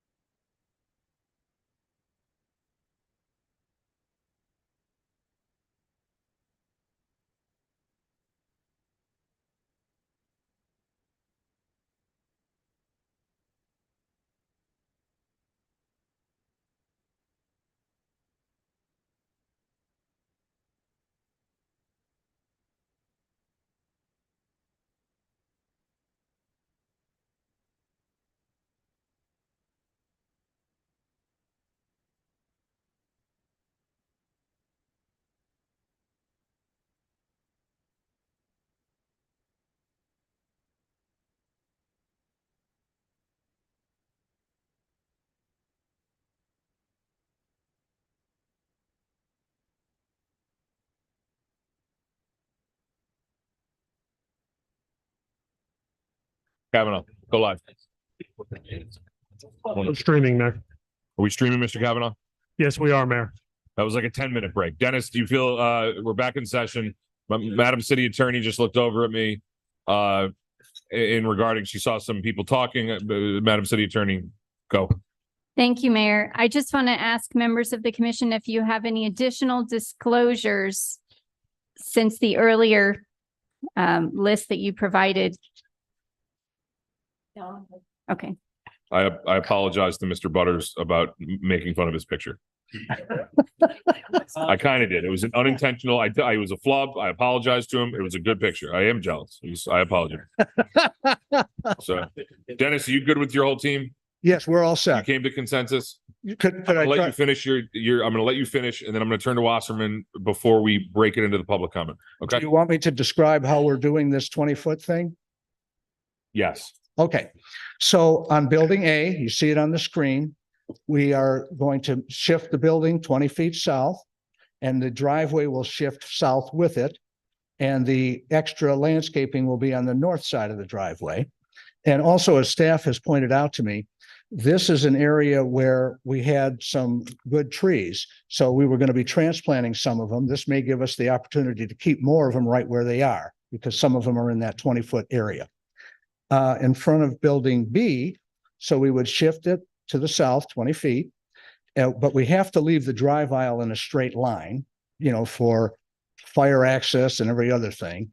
So the extra 20 feet of landscaping will go north of building B, will go between the north end of building B and the drive aisle. So it'll still be 20 feet more landscaping, and it'll still be beneficial if you live to the north. So I'll just repeat it real quick. 20 feet of extra landscaping north of building A goes north of the drive aisle. The 20 feet of extra landscaping north of building B goes between the drive aisle and the building. I'm just going to. Yeah, this is a little. First of all, let me just do this because Madam City Attorney, based on what just transpired, I guess upon Commissioner Wasserman's behest, I look for advice on a quasi judicial item if the commission can inquire on this issue. Are you okay with that? Yes. Okay, so let me go to Wasserman. Let me go to Rayleigh. Let me go to Rayleigh. Let me go to Wasserman. Okay. So basically, Mr. Milley, what we're doing is shifting building B. We're And you have enough space south of that. shifting Or west, we're whatever. shifting buildings A and B, And B. reducing the length by 20 feet of both buildings. Reducing it, not shifting it. Yeah, we're just So we're reducing the length. reducing the length. So this, Okay. so the square Okay. footage, the length comes down, the Right. landscaping goes up. Okay, great. So, Thank so, you. so to understand, if it's 100 feet, it is now going to be 80 feet. In an example, If the building was it's 100 feet long, it would it then would be now 80 be feet 80 long. feet. That's correct. Okay. It's not 100 feet or 80 feet, but the That example, was, for example, in our model room. I mean, let's be clear for the record and not hypothetical. Pull the site plan. Tell us what it is and what it then will be, please. I have it. I can do it. I'm sure there's some engineer here that could jump up very quickly and tell us. I don't have. No, they never said this. We're looking it up right now. I can tell you on B. Here's a. Oh, okay, got it. Perfect. Yes, I have it right here. So building A is currently 378 feet from north to south. So it will be 358 feet from north to south. Building B is currently 872 feet north to south. It'll now be 852 feet north to south. I turn to my city attorney, Madam City Attorney, in terms of a modification to the site plan. Do you need that amendment to? I'm just, this is for future. I want to see how the cleanest way to do that. So I turn to staff or I turn to my city attorney.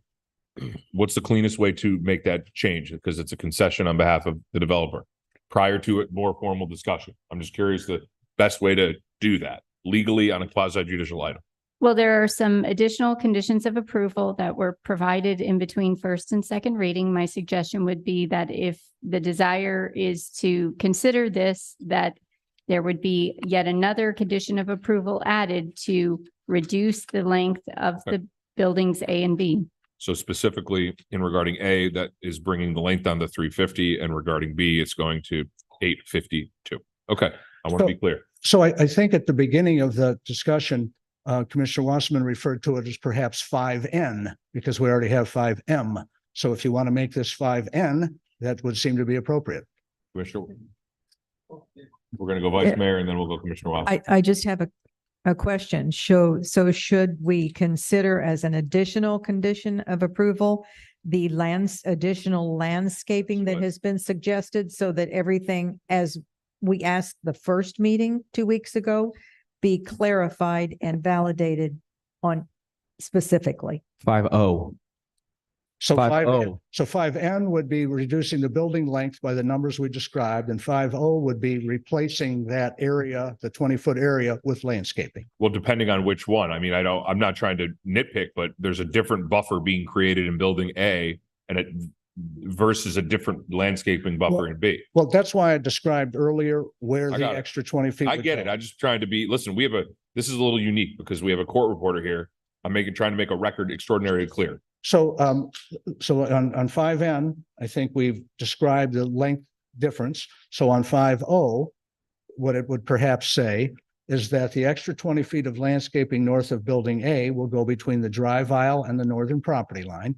And the extra 20 feet of landscaping for building B will go between the north end of the building and the drive aisle. To meet the same standards as other.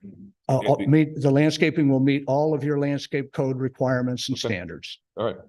I'm going to go back because I didn't get to you, Commissioner Wasserman. I apologize. I'm going to go back to Commissioner Wasserman because this is the can you opened. So. Absolutely. No, I just think it was important to take care of that part, that neighborhood as well. A lot going on and I mean, we wind up getting 2 buildings, which is great. You know, who knew we were going to get 2? I wanted 3, but I think this is important for you're able to still do. I'm done. I got nothing. I'll wait for everybody to just. So I'm gonna kind of corral it for a moment because Mr. Mealy, do you have anything else? No, just at the end of the public comment period, like the opportunity to respond is appropriate. Thank you. Mr. Stoudemire, on behalf of staff, do you have anything else? I just want to add, when that becomes a condition, I would like language included to say, to the extent feasible, to preserve any existing tree canopy that could be incorporated into the increased landscape area. Madam City Attorney, I'd ask you to take the Director of Sustainable Development's suggestion and be sure that when the item comes in whatever capacity, that specific language is utilized to remind the commission because we're a little ways to. Can I just clarify? You said, Mr. Stoudemire, language to the extent feasible to protect the existing tree canopy? To incorporate existing tree canopy into the expanded landscape areas. Thank you. Okay. Scott, do you have any cross-examination? I do not. Dennis, do you have any cross-examination? I do not. We're going to public comment. At this time, I'm going to open the public hearing. Okay, we're going to go like this. A couple people who signed in. I got a sign-in sheet in front of me. I'm going to call your names. I have four people that signed in that were also submitted an email. When I call your name, I'm going to ask you if you want your email read or you'd like to give written public or oral public comment. I'm sorry, Commissioner Ellie, did you have something? Okay. I'm going to ask if you rather have your email read. I will remind everybody all previous public comment has been addressed by the commission. I know it's been provided to all of us. And at the end of the oral public comment, I'll ask anybody that hasn't spoke to speak. I think it'd be clear, candidly, if you're going to get up and speak, it's always good to end with I support or I don't support. I think that's just a little footnote to make things a little more streamlined. And that's where we'll go. So, Mr. Kavanaugh, I'm going to start reading the list you gave me. The first person I have is Seth Feldman. Seth. Before we start, I'm sorry, there were a couple people that signed in after the swearing in. If we could just have those additional people sworn in, please. Round 2 of swearing in. Hopefully, if you haven't been sworn in and you signed in to speak, please stand so the city clerk can swear you in. Anyone wishing to speak on any of the quasi judicial items that was not sworn in previously, please stand and raise your right hand. Do you swear or affirm to tell the truth, the whole truth, and nothing but the truth?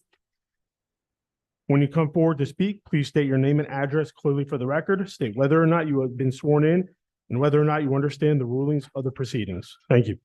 So real quick, I'm going to call Seth Feldman. When you get up and speak, and I know a number of you have been here previously, please state your name, please state your address. We're going to hit the timer. I'm going to just read it as well. It's going to go Seth Feldman, it's going to go Diane Narain, and it's going to go Parshwar Nareen. I apologize if I mispronounced anyone's name. Usually Mr. Kavanaugh reads it. Seth, it's you. Go. Seth Fellman, 5730 Northwest State Road 7, Coconut Creek, 33076. I'm the proud owner of the only two hotels in the city of Coconut Creek that gave us the opportunity to build these, the Marriott and the Hilton. When we built the Hilton Hotel, which is the Hampton Inn Suites, 10 years ago, it was very robust. This was the first hotel. It was booming. Okay. It's 10 years old now. We're going through a PIP, which is a whole new property improvement plan. Come 2019, we submitted applications. We built the Marriott. And with the approval of Mr. Stoudemire and all the team, which is great, we rely very heavily on the local businesses. So we opened the hotel in July of 2019. Of course, we all know what happened the end of 19, first of 20, the pandemic hit. Basically, we got shut down. And prior to that, when the Hilton was built, we relied very heavily on group business, tourist business, and businesses coming in from out of town. Now that here we are in 2021-22, pandemic has subsided. The corporate travel business has not come down in the entire country. It's hurting us. So we're very heavily relying on smaller businesses, municipalities, people visiting all the small businesses.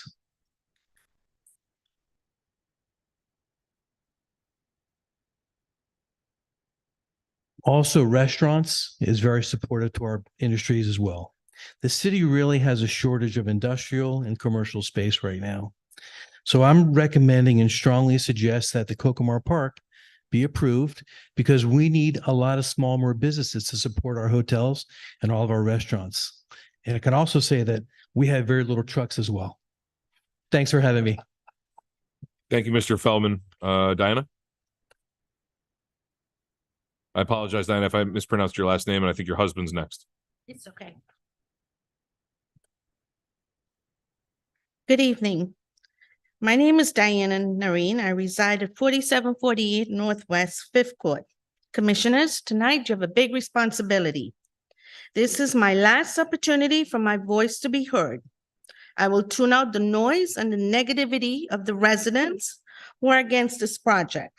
I will also tune out the noises of the individuals who stated how ridiculous we look wearing stickers in support for the program.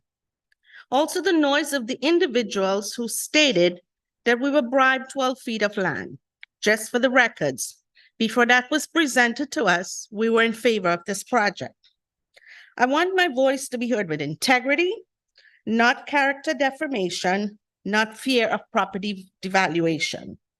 We all do not know what the future holds, but we do know what is presented to us right now by Greystar. Please consider voting for this because there will be no rewind for correction. I support this project. Anytime I have, I would like to yield to Parmeshwar Nareen. Thank you. Thank you for coming. Mr. Nareen?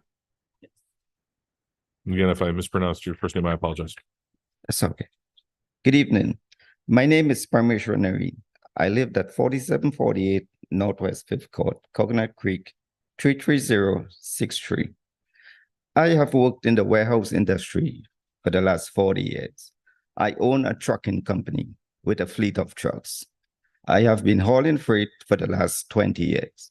I have tractor trailers that deliver food supplies in Pompano every day at 12th Avenue and 15th Street, sometimes 4 loads per day. Trucks always get the blame, never the four-wheelers. I sat in the last 2 meetings and just listened to some of the things that was said about trucks and truck drivers, that there will be problems, traffic, drugs, and prostitution. But tonight I say, that's not who we are.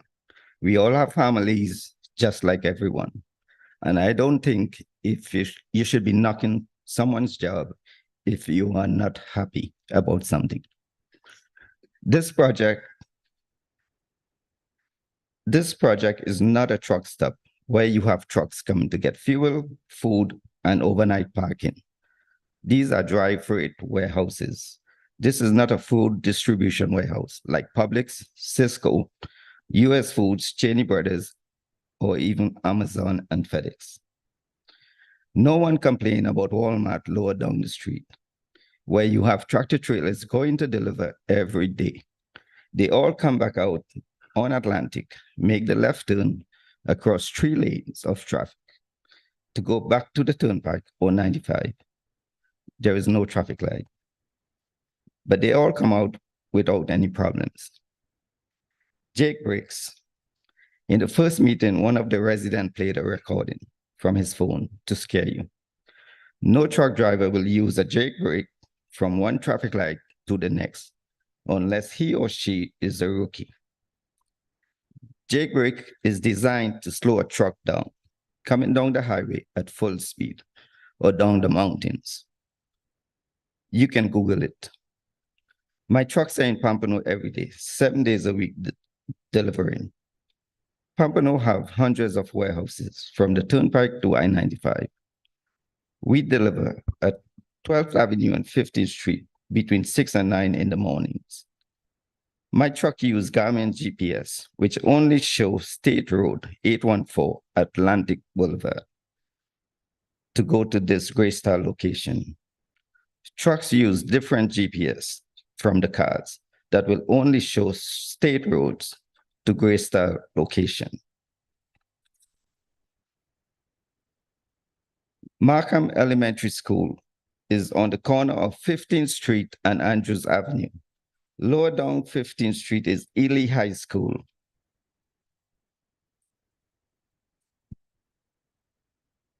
I think your wife had some extra time. Please Okay, finish. thanks. I think she had, I looked at the clock about 90 seconds. So Karen, give him 90 seconds. Thank you. Ely High School is lower down the street. Lots of kids walk and ride their bikes. You have trucks coming in every direction at this four-way intersection, and there have been no problems. Lots of traffic use Andrews Avenue because I-95 is always backed up in the morning and in the evening.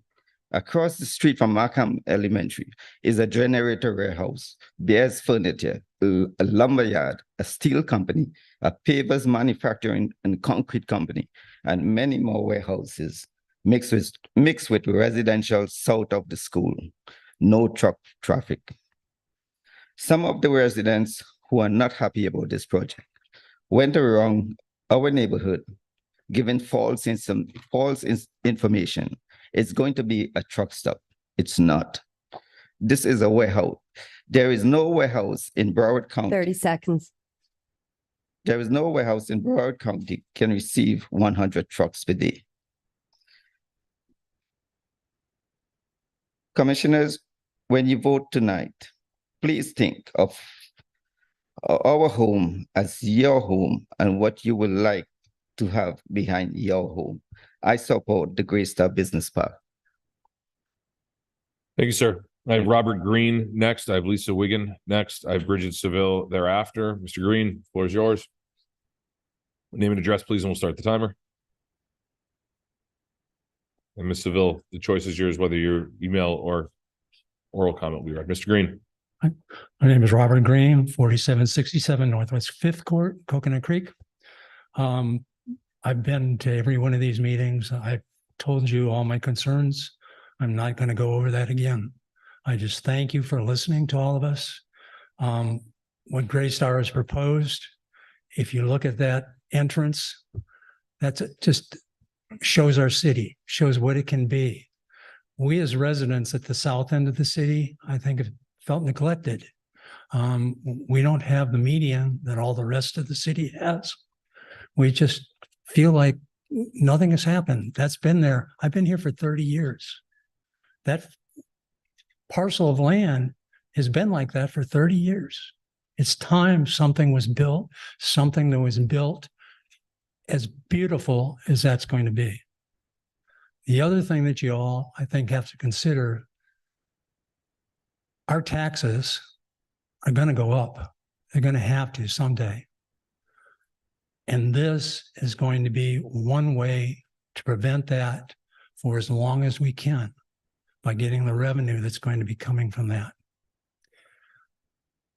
I hope you understand that I am totally in favor of this. And I hope by the end of this meeting, I can be one of the first people to go up and say to Gray Star, welcome to our community. Thank you. Thank you, Mr. Green. Ms. Wiggin? Floor is yours, name and address, and we'll start it. Lisa Wiggin, 4778 Northwest Fifth Court. I am here to support the approval of the Gray Star Cocomar Business Park. It will benefit our community tremendously. I yield the rest of the time to Bridget Savelle. Hey, Ms. Phil, how are you? Do you want me to read, you want the email read in, or do you want just that made part of the record and you want to speak? If you read it,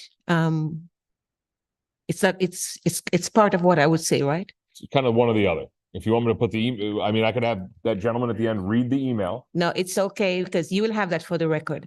Absolutely. I did send that in just in case anything happened and I couldn't be here. The good news is you're here. We shall make the email part of the record. I give you the floor, ma'am. Okay. And I think I saw about another 90 seconds. So if you go over, we're going to, your predecessor. Oh, yeah. Got it. Ms. Seville, the floor is yours. Okay, I'm Bridget Seville, 4748 Northwest 7th Manor, Coconut Creek. I have been living there over 30 years. I am here this evening to give my support with all the might and magnitude you can ever have to Gray Star. And I felt a little disappointed when I realized how much I have harassed this company just to get things done. I was one of the first one who I was never for it. And he went through and they bent backward, forward, everywhere they could bend. And this evening, and I am here to support you and to apologize for the trouble I gave you. And the nice thing I love about them is that when they talk about anything, I had him give me in writing what he was going to do. And he said, my neighbors, that's how he sees Coco Palm.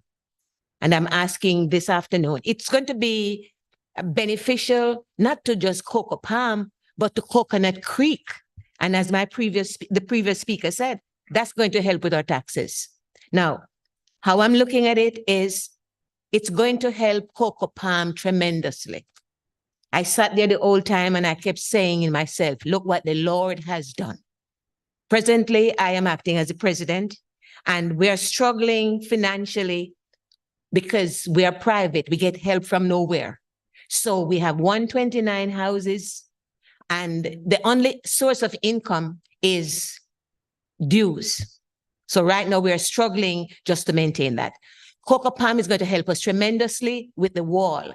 They're going to give us 1,383 feet of wall because that's right now we have the fence. Now, when the fence breaks down in a hurricane, then we have to replace it. So that's going to be a big burden now for us because the wall is going to be a better structure than the fence we have. So it's going to aid our budget. It's going to help the city of Coconut Creek in general. And security, it's going to be a big help.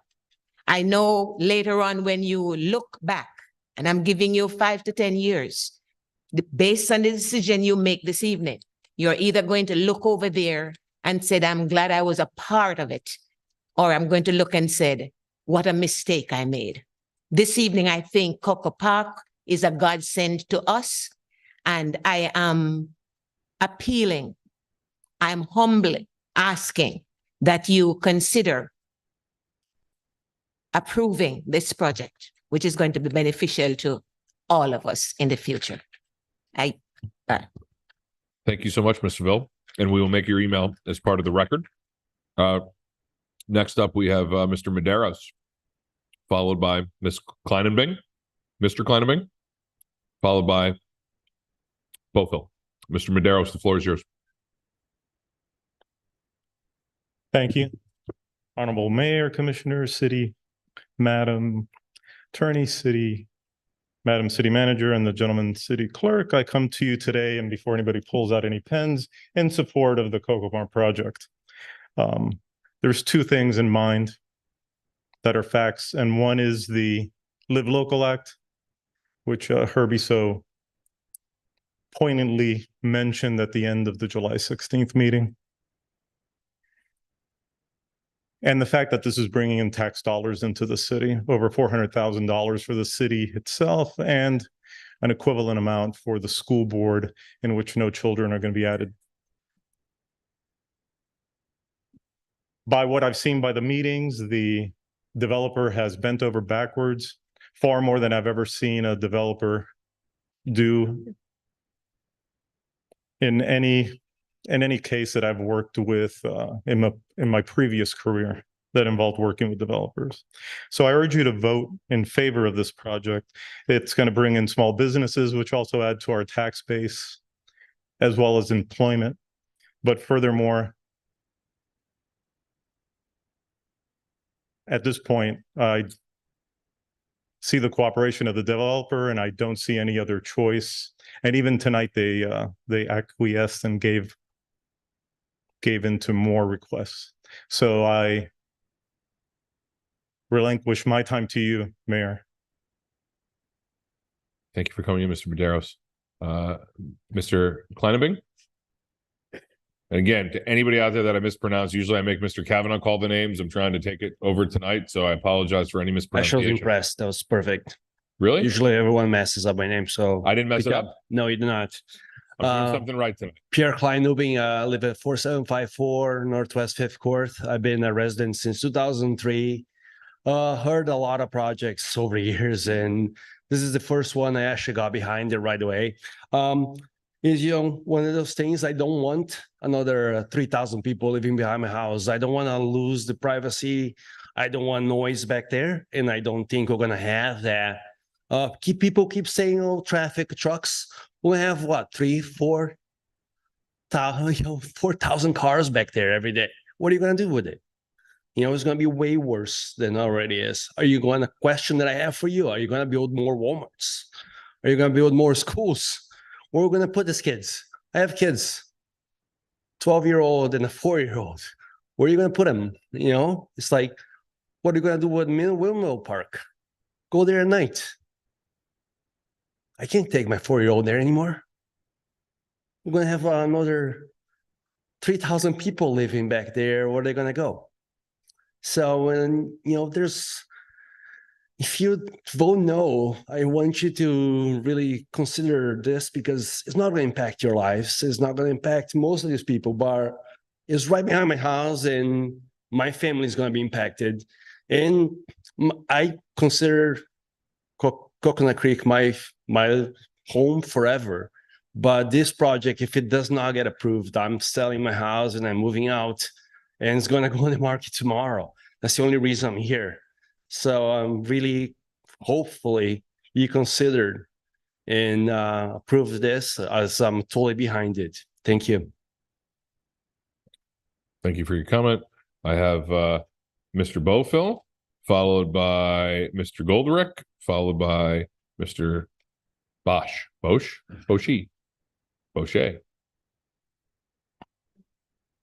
Mr. Beaufil? Yes. Hi, good evening, everyone. My name is Leudis Beaufil. I live in 4766 Northwest 5th Court, Coconut Creek, 33063. My house is one of the house behind the future, hopefully, building B. And I'm here to support Gray Star. And I want to say also thank you to all the commissioners that give the opportunity to meet with both sides. And at the end, with one side, because all of the people here, we are for one only reason, for the best of our city, for the best of our future. And I think you guys are going to take the best decision. Coconut Creek is a beautiful city. I moved down in Coconut Creek 12 years ago, probably 13. 8 years ago, I moved to Cocoa Palm. I hear so many projects. I hear people always against do everything. I wish stay the same way. Nice, all this tree back there, we enjoy a lot. I love the birds, animals. I like it. Eventually something is going to be built back there. It's not going to be like that. I always say, well, right now I'm still young. If I don't like it, I have to move. Well, I move it. But I think eventually something's going to be done. I ask you, please do the best for the city. What you guys think is the best for the city, the best for the economy, which is huge concern for everybody on this building. I mean, on this reunion. Thank you. Once again, I strongly agree with what Coco Palm is doing. And my last question, not a question, just what else we can ask? We just ask for this, another concession. And they've been working with Coco Palm, with the Lakewood, with the other community. And I think they're doing the right thing for everybody. Try to make everybody happy. Thank you. I was thinking to go 1 minute. It's a record for me. Thank you, Mr. Bofill. We appreciate you. We're going to go Mr. Goldrick, Mr. Bosch, followed by J.C. Conti.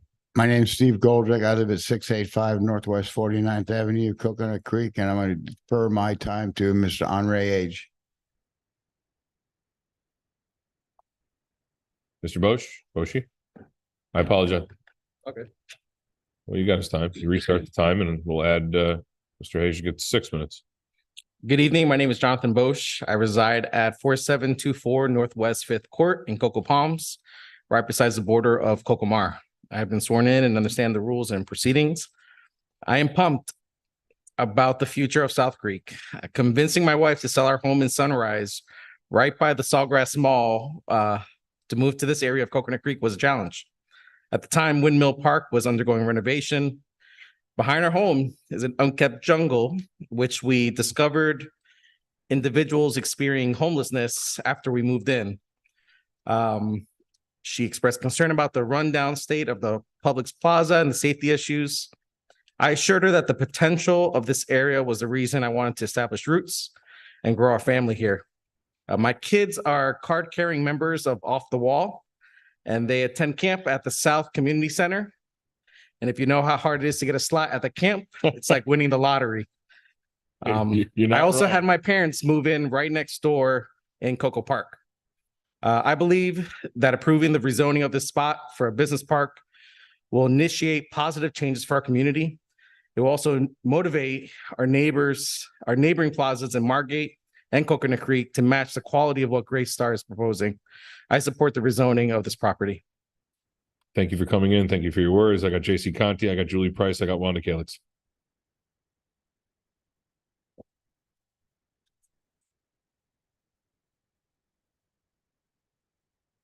Hey there, everybody. J.C. Conti, 6820 Lions Technology Parkway.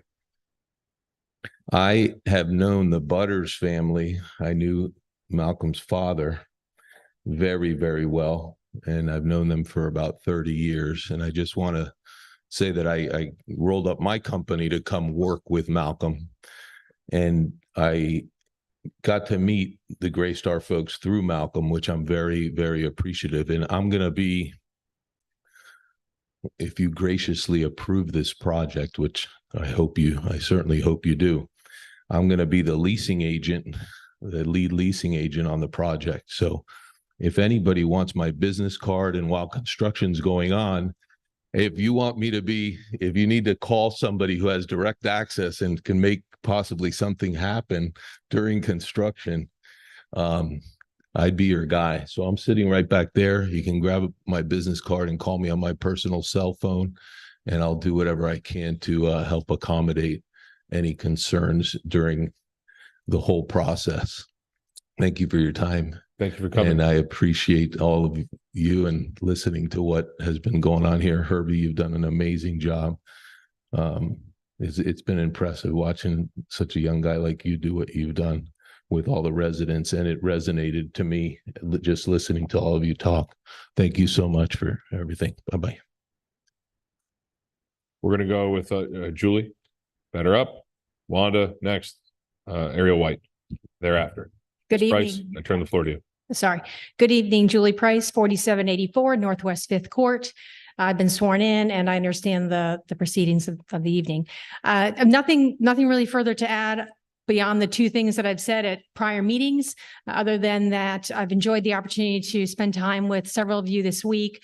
I think that you were gracious to talk with us, to hear our concerns, to listen even more than you have in other meetings. And that means a lot to us. Coconut Creek is a special place. It's a special place for you all. You sit here and you make hard decisions all the time.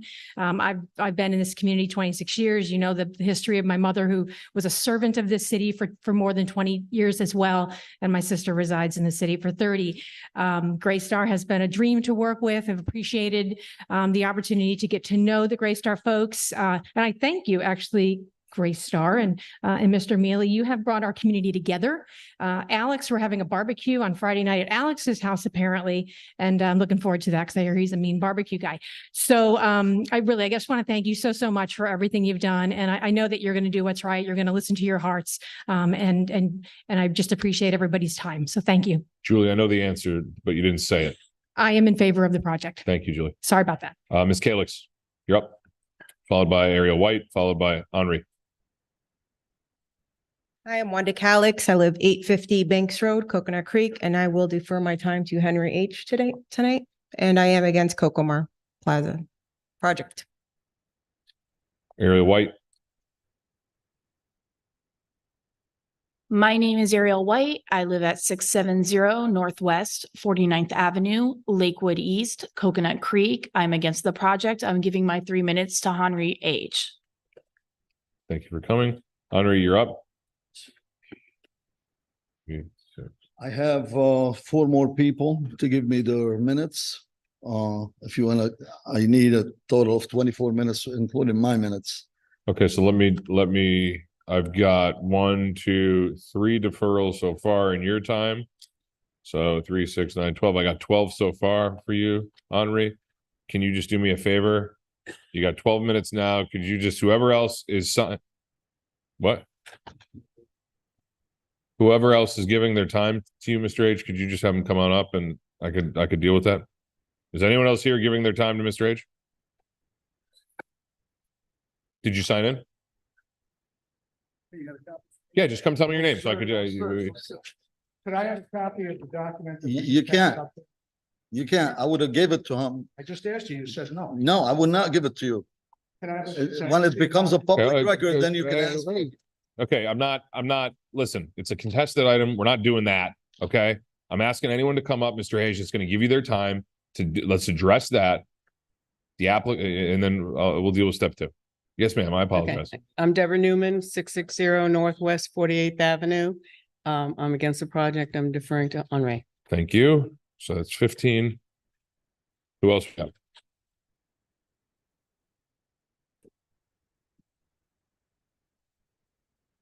I'm Jack Miller, 901 Northwest 48th Avenue, Coconut Creek.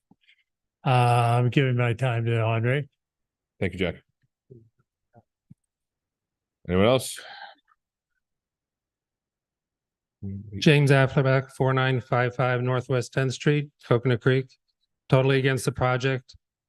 And I James, question the motivation of the people that are all of a sudden for it and why all of a sudden that changed. So James, did you? I'm going to give the rest of my time to Mr. H. I got it. Let me just get this, James, just so I can write it down. It's James. I apologize. I didn't get your last name. Afflerbach, Afflerback. Back. And your address, sir? 4955 Northwest 10th Street. Thank you. Mr. H. Thank you. He's not on the list. So we're adding that. I'm just trying to keep it orderly. Yes, sir. I'm John Album, 660 Northwest 49th Avenue. I want to give my time to Henri. John, you didn't sign in, did you? Say again? Did you sign in outside? Yeah, I signed up outside and I took the oath in here. I don't see it, but it's okay. John, I got you. John, all right. 2, 22. Anyone? Are you giving time too? Hi, yes, I'm giving up my time. I would like to submit some of my papers for the record. Okay. Mary Ann Yeah. Primer. Yeah. Do you have copies for everybody? I do. I just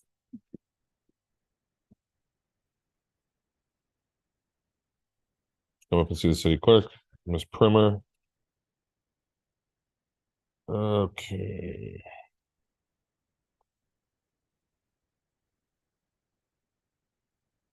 Hmm.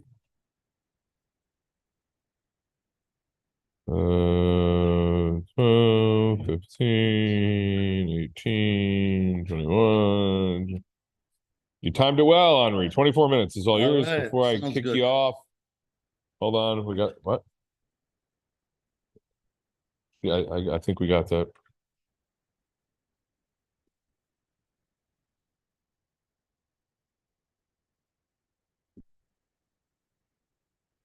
Two not on.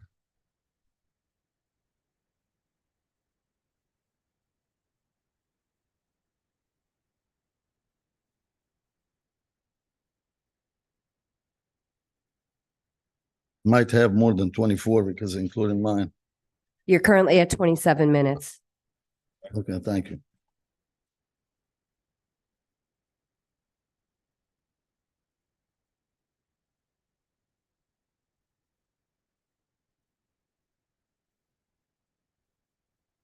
It's not. So let me be clear. I'm passing this down to my colleagues.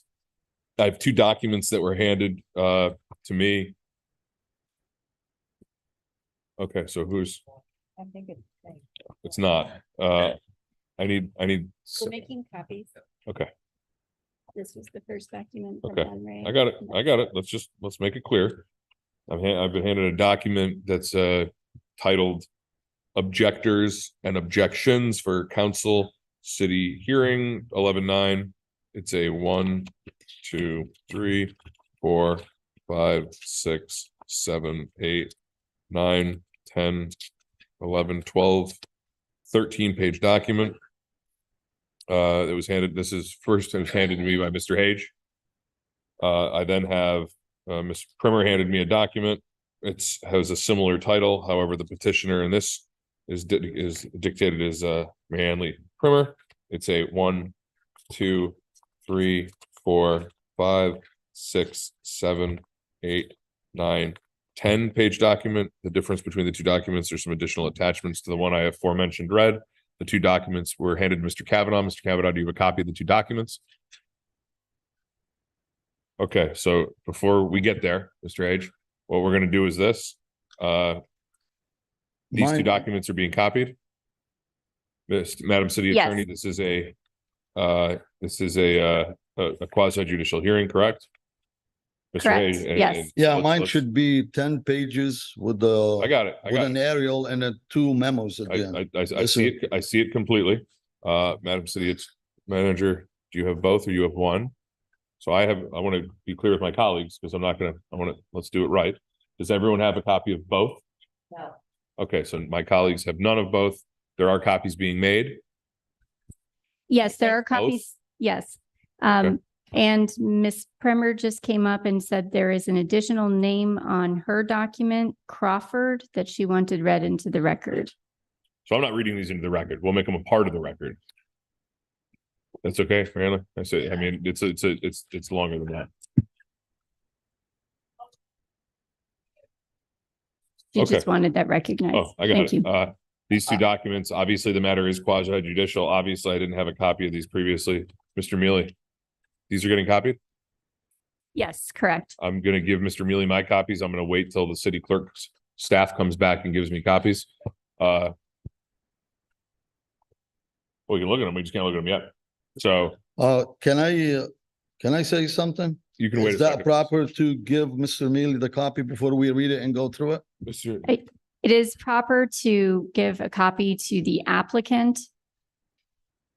But if we give a copy to the applicant, I would have downloaded it to the city. That's the reason I presented at the meeting. So for him not to get a copy So, until so after. as the non-official lawyer on the city commission, when I argue something, I give the opposing counsel and I give the judge a copy. It's appropriate and it's proper. So in this case, you gave me something as the judge, this commission as the judge, he's entitled to a copy. All right. Just as much as if he gave something to me, anyone here is entitled to have a copy of that as well. We gotta, that's how we do it right. Madam City Attorney, we don't need to clap. We don't need to, it's not about clapping. We're all a community at the end of the day. We're doing it right. We're going to wait before you have the floor, Mr. H. I want all my colleagues having a copy of everything that you have. So we're going to wait.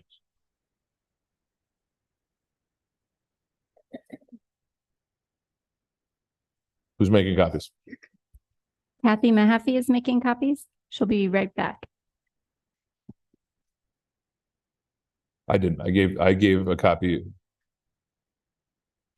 Okay. We're going to take 2 minutes. I'm going to urge my colleagues. If anyone, just so we don't need to do disclosures again, please stick up around the desk. I'll go over there. It's fine.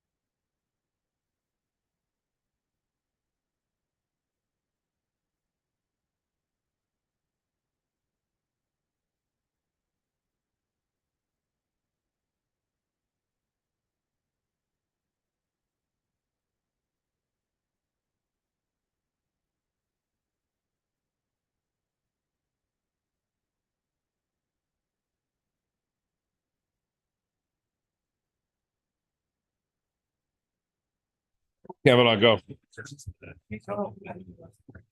Yeah.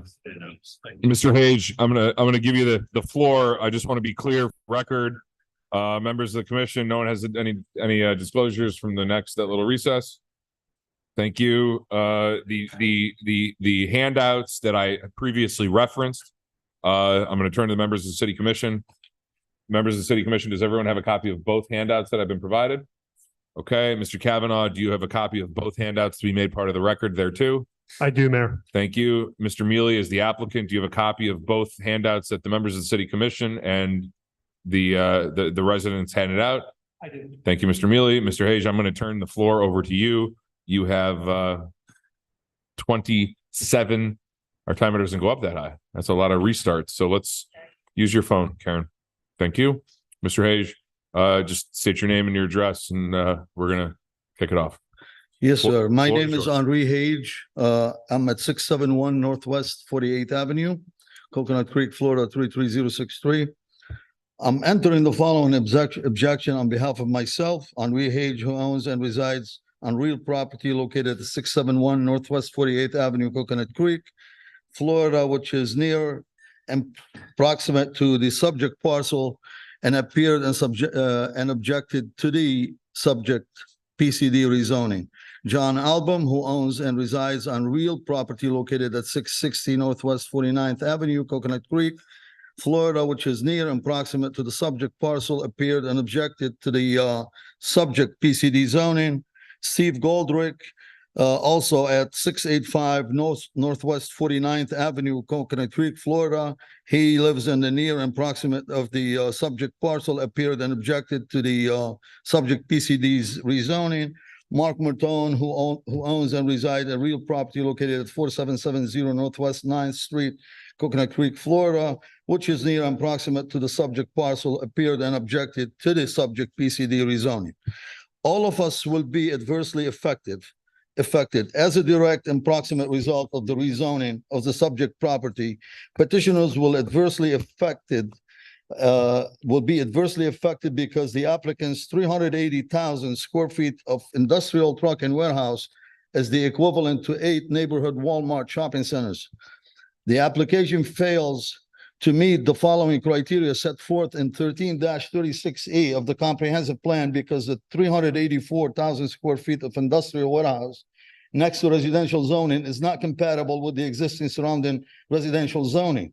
And 1, is contrary to the comprehensive plan. 2, will create an isolated zoning district which would be unrelated and incompatible with adjacent district, will substantially impact public facilities such as schools, utilities, and streets, will not be justified by external land use conditions, will create or excessively increase automobile and vehicular traffic congestion, will adversely affect surrounding living conditions, will seriously affect environmental quality, will adversely affect other property values, will be deterrent to improvement or development of other property,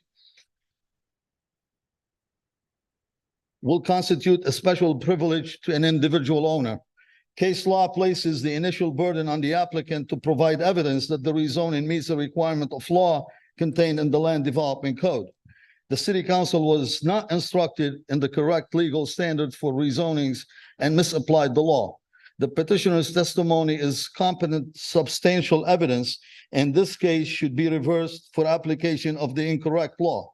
The Florida Supreme Court test established in 1993, Snyder case, and the current legal test for rezoning application, but was not applied below. The City Council should have been instructed to apply the correct rezoning test established in the Florida Supreme Court and supported their initial vote to deny the application, which established a 2-step standard for review of a rezoning application by local government board in Brevard County versus Snyder, 627 SO 2D 469, Florida, 1993. We hold that it says 1, a landowner seeking to rezone property has the burden to proving that the proposal is consistent with the comprehensive plan and complies with all procedural requirements of the zoning ordinance. Second, at this point, the burden shifts to the governmental board to demonstrate that maintaining the existing zoning classification with respect to the property accomplishes a legitimate public purpose. Under the first prong of the analysis, section 163.31943 of the Florida Statutes 1991 explain consistency as follows. A development order or a land development regulation shall be consistent with the comprehensive plan if the land uses, densities, and intensities and other aspects of development permitted by such order or regulation are compatible with, and further, the objectives, policies, land uses, and densities and intensities in the comprehensive plan, and if it meets all other criteria enumerated by the local government. Now, the Florida Supreme Court further explained that a comprehensive plan only establishes a long-range maximum limit on the possible intensity of land use. A plan does not simultaneously establish an immediate minimum limit on the possible intensity of land use. The present use of the land may, by zoning ordinance, continue to be more limited than the future use contemplated by the comprehensive plan. Even where a denial of a zoning application would be inconsistent with the plan, the local government should have the discretion to decide that the maximum development density should not be allowed, provided the governmental body approves some development that is consistent with the plan and the government's decision is supported by substantial competent evidence. This test from Snyder was never fully explained to the city council during their deliberations and should have properly been the correct legal test that was used. The decision below should be remanded for application of the correct law. The motion to approve after the motion to deny passed did not apply the correct law and should have applied the two-part test, which is recognize the initial burden under the first prong rested on the applicant. Important questions were recognized by commissioners that are relevant to the rezoning below, that are relevant to application of the Supreme Court test in Snyder, but the city council did not have the correct law and legal test before it during their deliberation. Therefore, it did not apply the test in Snyder and instead applied the incorrect statement of law. Further, the citizen testimony was competent, substantial evidence under the correct legal test for competent, substantial evidence. The correct test should have been explained to the city council, which would have allowed the city council to consider the citizen testimony from lay persons who live and reside in the area and have meaningful fact-based observation, maps, photos, and aerials. In Metropolitan-Dade County versus Blumenthal, 671 SO 2D 598, Florida 3rd DCA 1995, review dismissed. 680 SO 2D 421, Florida 1996. The court noted that under the correct legal standard, citizen testimony in a zoning matter is perfectly permissible and constitutes substantial competent evidence, so long as it is fact-based, and this includes fact witness observation testimony about their neighborhood, facts, photographs, aerials, and maps. The Florida Supreme Court, with regard to competent substantial evidence, established the following test. The evidence relied upon, the sustained and ultimate findings should be sufficiently relevant and material that a reasonable mind would accept it as adequate to support the conclusion reached. DeGroot versus Sheffield 95 SO 2D 912, Florida 1957. Under the case law, even layperson or non-expert testimony in a zoning case is admissible substantial competent evidence if it is fact-based and meets the test of in DeGroot. The district court held in Metropolitan-Dade County versus Sport Acre Development Group, Inc., 698 SO 2D 281, Florida 3rd DCA 1997, that the county commission had access to a record below which contained maps, reports, and other information which in conjunction with the testimony of the neighbors constituted competent substantial evidence. See also Miami-Dade County versus Wahlberg, 739 SO 2D 115 117, Florida 3rd DCA 1999. Under the correct legal standard, citizen testimony in a zoning matter is perfectly permissible and constitutes substantial competent evidence so long it is a fact-based. Review dismissed 763 SO 2D 1046, Florida 2000. This writ is a response to an action that it's aptly described as the epidemic of deviatory, which is spot zoning, and an anomaly that is a miscarriage of justice. appropriately described as fundamental departure from the controlling law. Bird-Candle Homeowners Association versus Metro-Dade County, 695 SO 2D 908 910 920 and 4, Florida 3D DCA 1997. Denied Garcia v. Bird versus Bird Kendall Homeowner Association 701 SO2D 867 Florida 1997. In Bird Kendall, the reviewing court found there was a miscarriage of justice where other like zoning classification were not nearby, and suggesting that such an egregious departure from the controlling law was more appropriately described as melanoma zoning rather than mere spot zoning. The situation at hand is similar case of spot zoning. Uses permitted under the proposed rezoning will not be consistent with the surrounding zoning and is not compatible with the existing zoning of adjacent and nearby properties. Spot zoning is a practice which the Florida Supreme Court and all other courts have universally condemned. Rod versus Miami Beach 94 SO 2D 168 Florida 1957. Florida law has long held that spot zoning is discriminatory and unconstitutional. State EX REL SA Lynch Corp versus Danner 33 SO 2D 45 Florida 1947. The Florida Supreme Court has called spot zoning a practice which we and all other courts have universally condemned.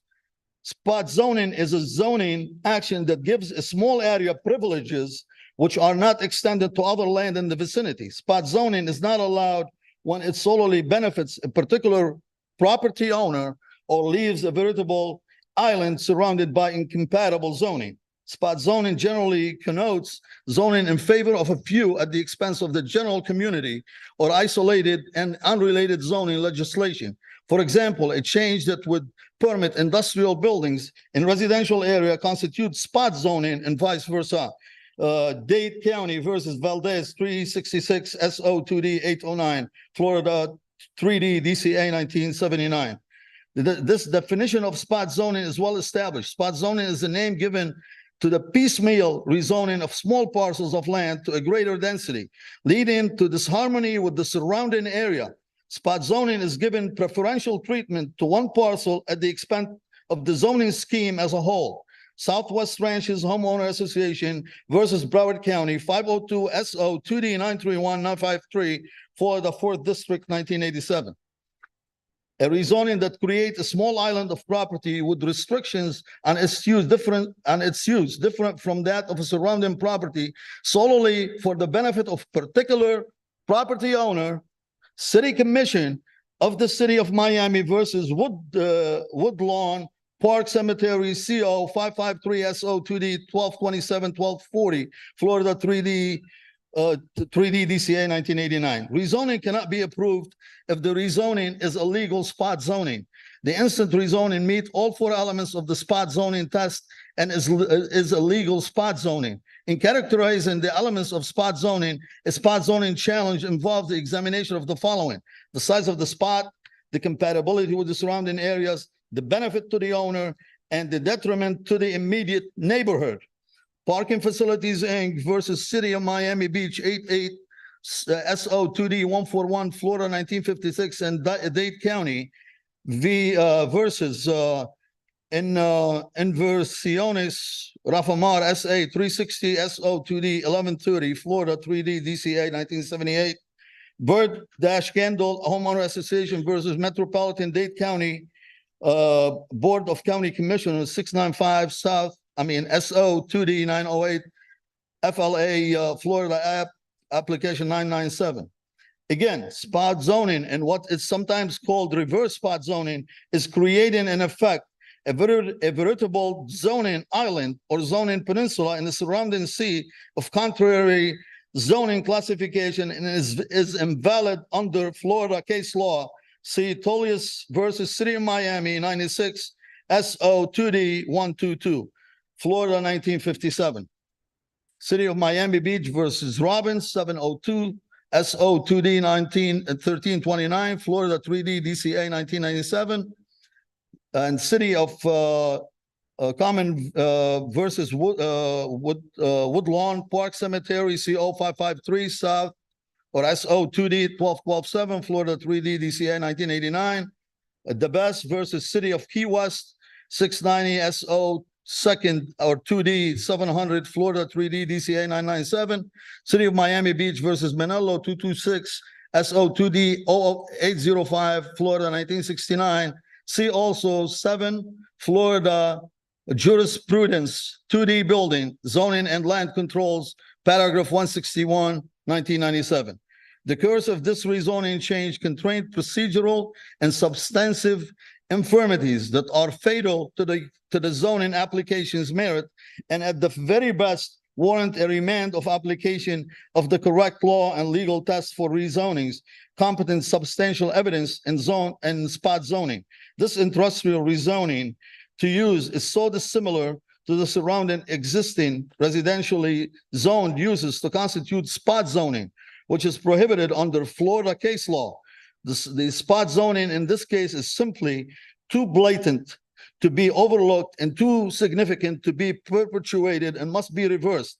It is not a convenience store or a rural store to serve the surrounding resident, but it's instead a 380,000 square feet of industrial center in the middle of a residential area, far removed from any similar uses or users of such a huge mega complex equivalent in square footage to more than 8 Publixes or Walmart stores.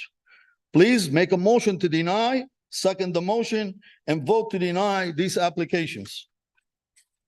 I have time left? How much? Okay. 11 Okay, minutes. this is from my lawyer, Ralph Brooks, attorney. I mean, Ralph Brooks, he's the attorney. When can a rezoning be denied? What is correct legal standard for rezoning? Rezoning do not have to be approved, even if consistent with the comprehensive plan. And rezoning cannot be approved if the rezoning is inconsistent with the comprehensive plan and other local code criteria. The Florida Supreme Court established a 2-step standard for review of a rezoning application by local government board in Brevard County versus Snyder. I'm not going to read 1 and 2 because we just read it before. Therefore, if a rezoning application is consistent with the comprehensive plan and meets procedural requirements under the Florida Supreme Court standard for rezoning, a local government can still deny a rezoning request if there is any legitimate public purpose supporting the denial of the rezoning and keeping the existing zoning on the property. Under the first prong of the analysis, section 163.31943, Florida Statutes 1991 explain consistency. And this is, we already read that. A development order or land development regulation shall be consistent with the comprehensive plan if the land uses, densities or intensities and other aspects of development permitted by such order or regulation are compatible with and further the objectives, policies, land uses, and densities or intensity of the comprehensive plan, or if it meets all the other criteria enumerated by the local government. I'm gonna skip that because that's already read in the prior page. I'm gonna go to the second page. This leads to the second prong of the analysis and what is legitimate public purpose. A legitimate public purpose can include general public health, safety, and welfare issues such as traffic safety issues, neighborhood compatibility, burdens on infrastructure, impact to the local environment, and impacts to the public health and welfare, but does not include a denial based on race, sex, religion, or national origin of the applicant or any other distinction prohibited by the Constitution. The Florida Supreme Court also explained that the local government will have the burden of showing that the refusal of rezone the property is not arbitrary, discriminatory, or unreasonable. If the board carries the burden, the application should be denied.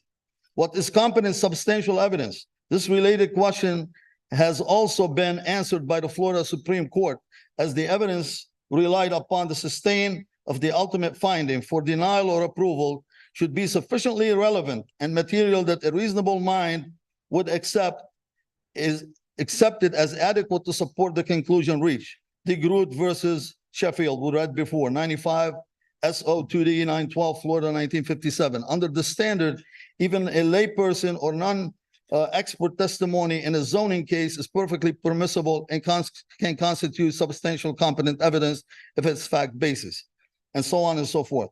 What are the private property rights of the applicant? The applicant is only entitled to some reasonable economic use of their land under the Constitution, which is only requires that the property retains some use and economic value, but does not guarantee a specific use or value. For example, agricultural land purchase and agricultural land prices retained value and used for agricultural purposes. The court will also look at other lands owned by the applicant and look all possible uses on all the parcels, including any co-owned adjoining parcels of land when viewed as a whole. The courts will look at the existing and what allowed and what was not allowed. Under the existing zoning, when the applicant purchased the property, for example, if you bought a swamp, you got a swamp. And if the applicant has no constitutional right to fill the swamp, and if you bought AG zoning land, you got AG zoning land. Florida's Burt-Harris Act awards landowners damages for a mere diminution in value caused by a downsizing of property occurring after 1995. But Burt-Harris Act does not award damages for the failure to rezone a property to a higher use, especially to another use of the property that was not allowed by the rezoning code in 1995. I'm done. Thank you, gentlemen. I'm voting no, and all my colleagues on this side are voting no against this project. So we would like you to support us. Did you write the first thing you read, or did you just read somebody else's? I'm just curious. No, this is my lawyer that was No, not the number two. The first thing you read that you handed us. I'm just curious if that was yours or you read somebody else's thing. No, this is Ralph Brooks' attorney. Ralph Brooks, my attorney who wrote everything, and I read it. And he couldn't be here tonight to represent this. Thank you. Got it. I just want to be clear. And that's Ms. Primer, it's your thing as well, right? Got it. Okay. All right. Gail Rogers followed by Mercedes Jimenez, followed by Timothy Mucha. Timothy, you did both, so we're going to get to you third, and we'll see what you want to do. Gail Rogers. No, she gave her time to me. Gail Rogers gave her time to me. I could have had 30 minutes. Well,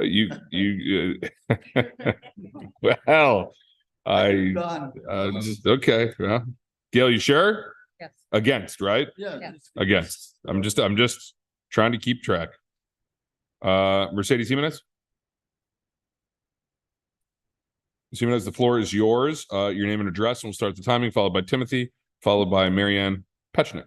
Good evening. This is Mercedes Jimenez, 4945 Northwest 6th Street, Coconut Creek.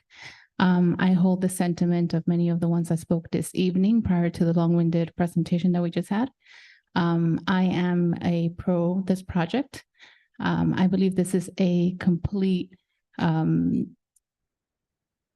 want to say honor, but something that really this part of Coconut Creek needs. Driving into Coconut Creek is just an abandoned area. Atlantic Avenue right now is a very dangerous place between Lyons and Banks, which is a small stretch, but already it's complicated. I believe having a traffic light there would actually benefit the community. I believe that this is a project that this side of town really needs. And this is like the abandoned part of town. So I am pro this project. Thank you. Thank you so much for coming in. Oh, sorry, Jack. I didn't know you. Ms. Jimenez, just to be clear, you support the project? Support the project. Yes, Commissioner Raley. Timothy Mucha. I got it right the second time. Timothy, just real quick. I know I have noted here that you also submitted an email. Would you prefer to? Yes, you could file the email and I'll understood. do a brief. Thank you for coming in, Timothy. Your name and address, Mr. Kavanaugh. Please let the record reflect that we are going to make Mr. Muca's email as a part of the record. Timothy, the floor is yours. Good evening. I'm Timothy Muca. My address is 518 Northwest 47th Lane, Coconut Creek, Florida. I'm duly sworn and understand what this meeting is and how important it is.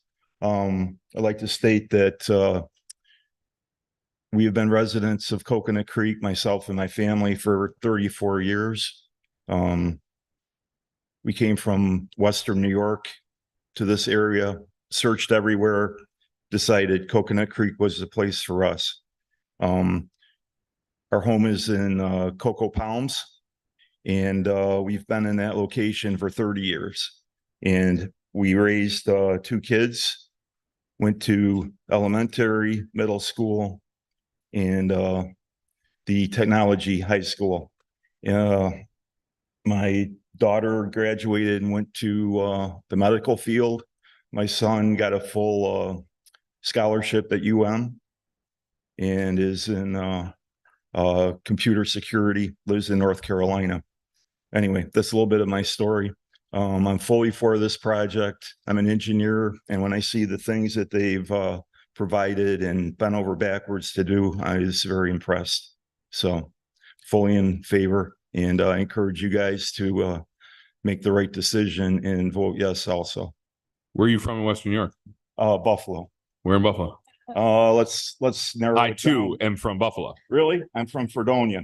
Okay. So a little College the town. out towns. College town. I went to school there. Most bars per capita. That's where our city manager went. I'm from Buffalo here.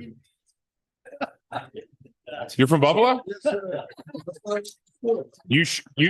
You should have just led with that after that first 30-minute tirade. Could've. So maybe somebody could explain to me what's going on with Josh Allen, but we'll move on from that. Marianne Pecknick. Good evening. I'm Mary Ann Pecknick. I live in 4737 Northwest 5th Court in Coconut Creek. I'm very much in favor of the Cocomar building project. Thank you very much. Have a good evening. Thank you. And based on the insignia on your shirt, thank you for what you do for our kids. I got Alejandro Rodriguez, followed by Carmen Rodriguez, followed by Elisa Rodriguez. So I have the entire Rodriguez family. Yes, that's exactly it. Thank you. I just noticed the address. So Mr. Mayor, 10 seconds, please. Can I say something off the record? Floor's your, well, everything's on the record, but the floor is yours. Okay. Today's my anniversary. I want to thank my lovely wife for putting up with me 34 years. She's the rock. I mean, we can happily make that like formal as part of the record, and you know. That's fine with me. Yeah. What number? What number? What number? What? You said 30, 34? Oh, 34. Yes. 34. Congratulations. Yes. I didn't know if I heard it right. Thank you. Alex Rodriguez, 502 Northwest 47th Avenue, Coconut Creek, 32063. Good evening to all commissioners. A very special thanks to Commissioner Raley, Welch, Wasserman, and JB. That's John Brody. Thank you for meeting with the homeowners at Cocoa Palms. They all listened to our concerns and answered all our questions. It's been a long journey with countless meetings with Greystar. This journey started with members of the opposition not being truthful and saying that Cocomar project was a truck stop and that it will bring prostitution, drugs, etc. So with that misrepresentation, I signed a petition and wrote a letter stating that I was opposed to the project. After countless times meeting with Herbie and my neighbors, picking his brain apart with numerous questions, I got all the information Greystar had to offer and compare apples to apples. For example, the 8-foot wall, the beautification of Coconut Creek sign, the enormous amount of trees, shrubs, and clusias to enhance a wall and buildings. And on top of that, a 12-foot property extension in which, by the way, I'm getting zero land, but happy that my neighbors will get it. A member of the opposition said on social media that we were bribed with the land extension. That was not all. On an app called Nextdoor, a despicable comment about a disabled person, and more importantly, a woman, was made on that app. We are better than that, and the Cocoa Palms community, along with Lakewood East, won't tolerate bullies, and neither should you. I was impacted by a comment that JB made in our meeting, stating something like, I represent you. I don't care about my political aspirations. That's patriotic to me. And on top of that, he had a tattoo on his forearm with the Coconut Creek seal emblem. It shows he's as passionate as I am for my city. He puts his constituent first before politics, and I hope all of you do the same. When taking this final vote, please vote with conscience, not fear or intimidation. Put yourself in our shoes of Cocoa Palms residents, and we the people, your constituents, the majority, want this project approved, and I want it approved. Please consider and vote yes. Thank you. Love, my wife.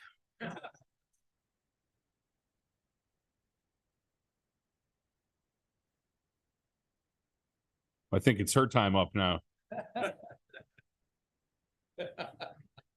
Mr. Rodriguez, regardless of your point to the Rodriguez family, I think you spent your anniversary with us, so happy anniversary. I do. Ms. Rodriguez? Good evening, everyone. And yes, 34 years. Oh my God. 34 years. I just cannot believe it, but I'm happy to be here. And like I said before, my name is Carmen, located at 502 Northwest 47th Avenue in Coconut Creek. I love Coconut Creek from south to north, east and west. Love it. We raised 3 kids. It wasn't easy. It was 1, 2, and 3 years old. Right now, 30, 31, and 32 years old. My oldest one is servicing in the Army. She's a sergeant, staff sergeant. She's doing a good job. I'm proud of her. Very proud. My middle child is an ICU nurse, which is Elisa. She's also serving for the people. I am a people person, and sometimes I feel like I really have a lot of respect for the gentleman that I spoke for the 27 minutes.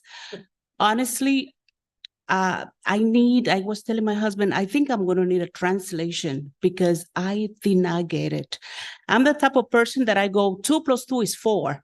Go straight to the point. This is the right, do right, and listen to people.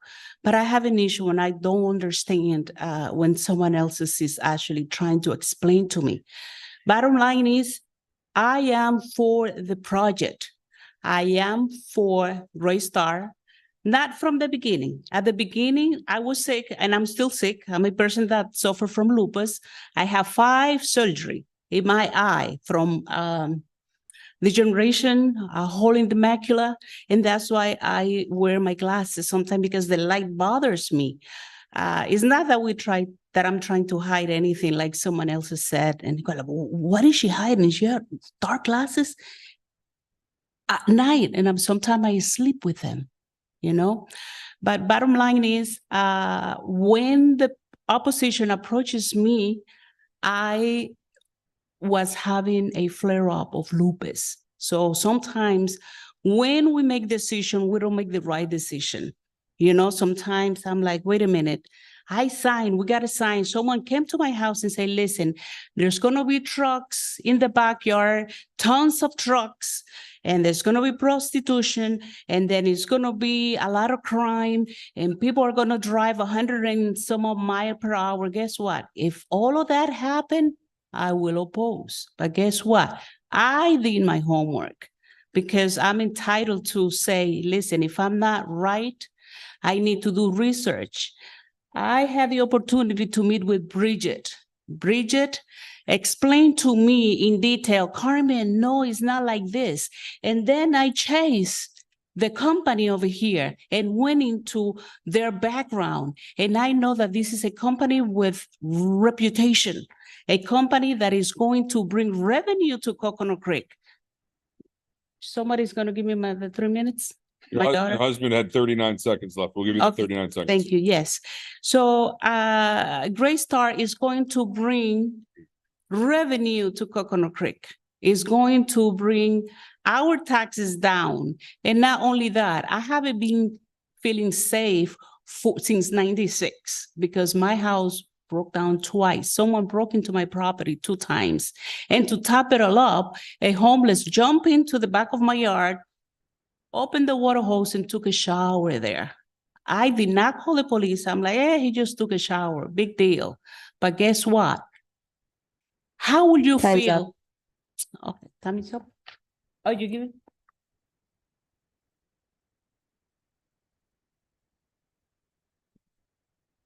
Elisa. Yes. Hi, good evening. My name is Elise Rodriguez. I reside at 502 Northwest 47th Avenue, Coconut Creek, 33063. I'm here tonight to say that I'm fully on board with the Coco Mar project that Greystar has presented to us, and I'm giving the rest of the time to my mom. Let me see where I left. That's part of the issue. Okay. So, yes. So I actually have the opportunity to speak to Bridget, which is a beautiful, smart girl. And yes, she was doing her homework. She was spying in the morning to see how many trucks she see. In the afternoon, at night, she went to the beautiful building that this company made on Johnson on the other street. And I'm like, wow, this is something that I will love to have in my backyard. I'm going to have a fence that I couldn't afford myself when I wanted to do it, concrete fence in my backyard. I could not do it. This company is kind enough to provide cocoa palms with a concrete fence or a concrete fence that's going to cost probably $500,000 and no cost to us. Are you kidding me? You see how beautiful our community is going to look? I am for this project at 100%. And I am thank you for giving me the opportunity to talk to each one of you, listening for our concern. I'm telling you, this is the best country. I am glad and I'm proud to be an American because everybody have their opinion and everybody listen to what they need to say. Thank you. I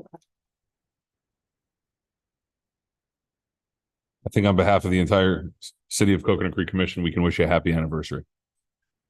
That we can say right now. So, next, we have Miss Suzanne, followed by Lawrence, followed by June.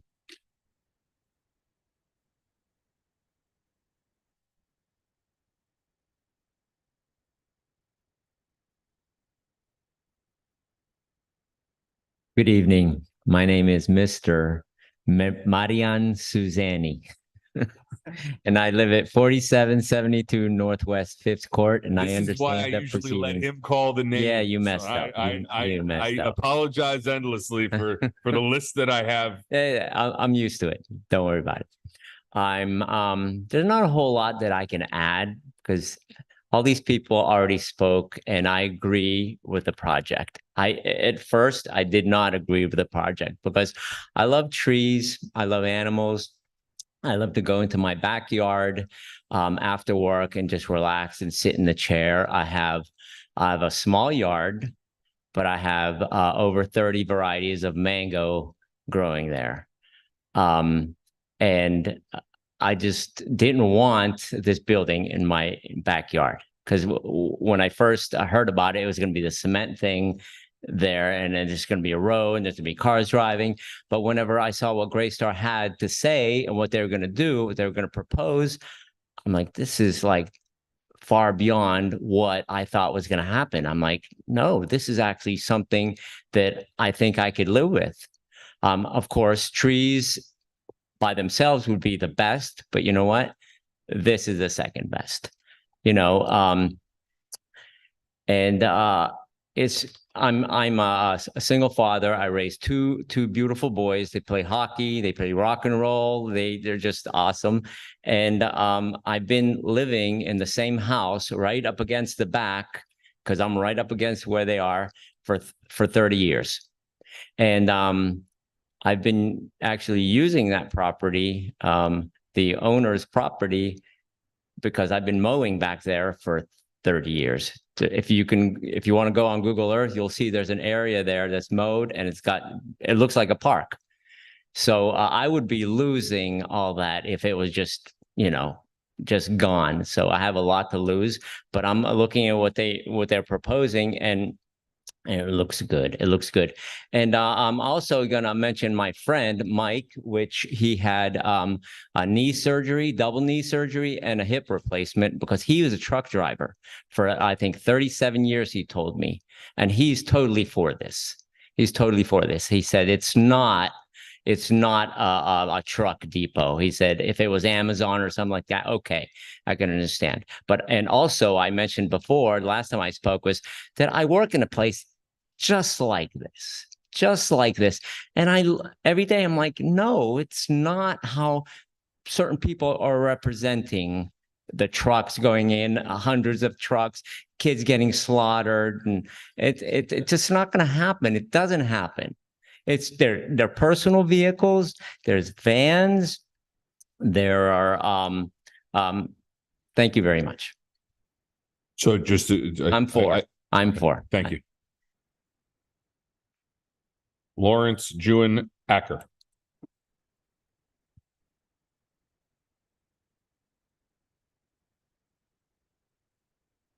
Good evening. I'm Settler Lawrence, 527 Northwest 47th Avenue, Coconut Creek, Florida. I've been living at this address for 30 years now, going on to. Yeah, I was against the project initially until I see what these guys were proposing. And since the beginning, since they started, and the concessions that they've made to us homeowners in that area, I think it's a great attribute to them. And I think we appreciate that. Thank you. And I'm a board member myself of some other organization, and I know what it's like to come up against, you know, a big company. And the way they've kind of helped us and conceded, if you want to call it concede, almost on everything that's been proposed, they have accepted. And they have, to me, they've gone beyond anything that I've ever come across. I've never seen anyone cooperated so fully with the needs of the people that opposes them, basically. So my hat's off to them. So yes, I'm gonna cut mine short. Everything's been said already. So I'm with this Cocoa Palms project. Thank you. Thank you. Ms. Jewin, followed by the Ackers. Norma Jewin. Norma has left the building. The Ackers. Jim first, and then Beth. Or absolutely. Thanks for coming, Jim.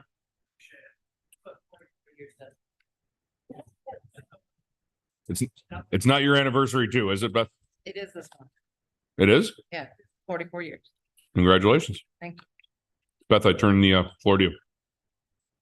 Thank you. She's got 6 minutes, Karen.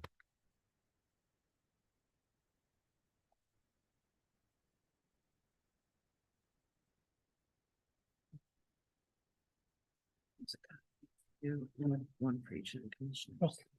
Thank you.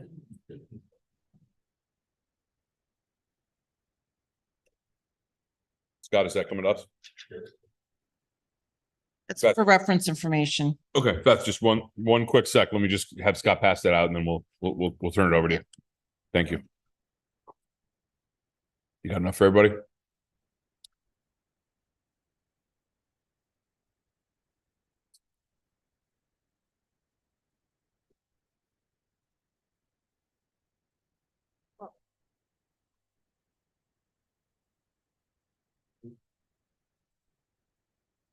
They're just reference figures to back up what I'm going to talk about. And a lot of it you've already heard as far as the figures go. So it really just kind of So what I'm going to do, doubly approves that. real quick, Beth, I'm going to turn the floor to you. I'm actually going to share the vice mayors, Mr. Mealy. Please, Beth, the floor is yours. Thank you. My name is Beth Acker. Well, real quick, Beth, let the record reflect. Ms. Acker handed up to the commission, Mr. Kavanaugh, and all the commissioners, 1, 2, 3, 4, 5, 6, 7, 8, 9, 10, an 11-page document. It looks like some property appraiser records as well as a site plan. Mr. Kavanaugh has a copy. So this would be the extra. We'll share it, Madam Vice Mayor. Ms. Acker, I turn the floor to you now. Thank you. My name is Beth Acker. I live at 4946 Northwest 6th Street in Coconut Creek. I've been sworn in and I understand the proceedings. Just to remind you, I know you've seen me before. I'm a person of research and facts, part of what my job used to be. So I want to talk some numbers. I prefer to take in all the information and make my decisions based on an analytical reasoning of all the data. I've looked at several areas and I want to sum up what I've considered. The city of Coconut Creek states on their coconutcreek.net website that the land usage in our beautiful city is 47% based residential, 20% office space, 18 recreational, 7 water bodies, 6 commercial, and 2% industrial. So thinking that we have such a small percentage of industrial businesses adds to an argument that we are not overwhelmed with industrial properties.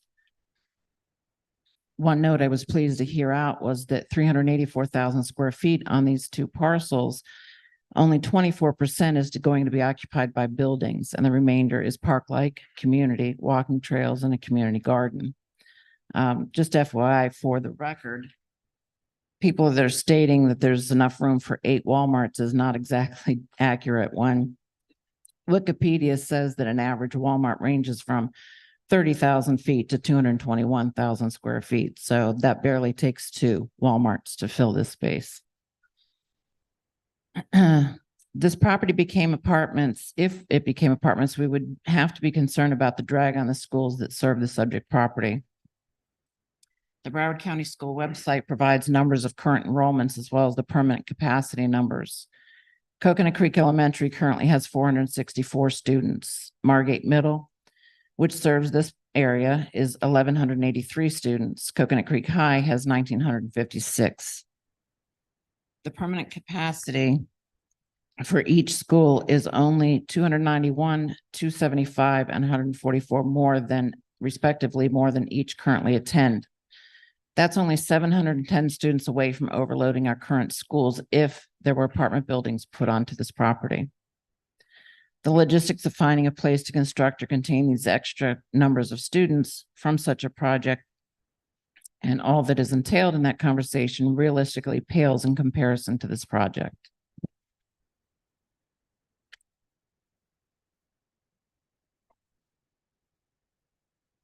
A big issue of concern is income to our trending city from Cocomar. And this is where the figures that I gave you from the property appraiser's office come in.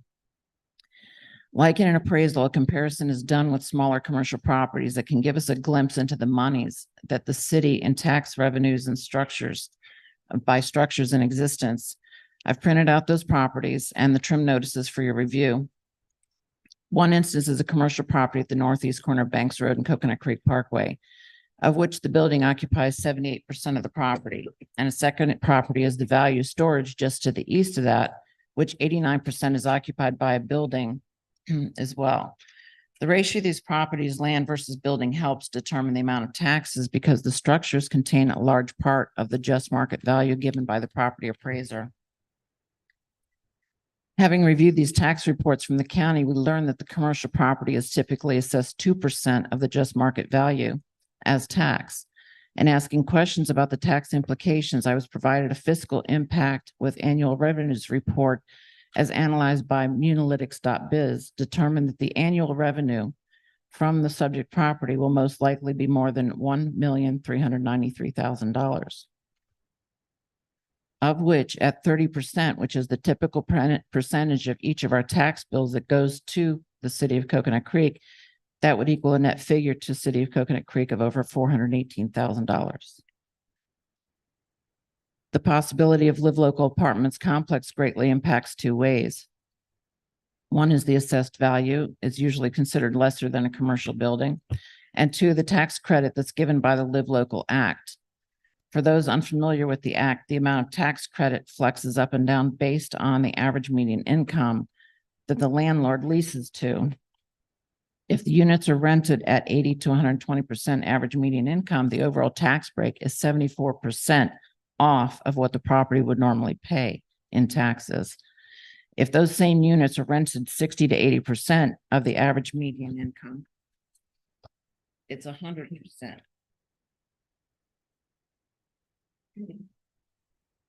And that tax break lasts for 30 years. That's not just a little difference to the city, but in 1 year, with the lesser 74 tax break, it can conservatively amount to a reduction of over $300,000 for a net to the city. of a tax payment of about $100,000.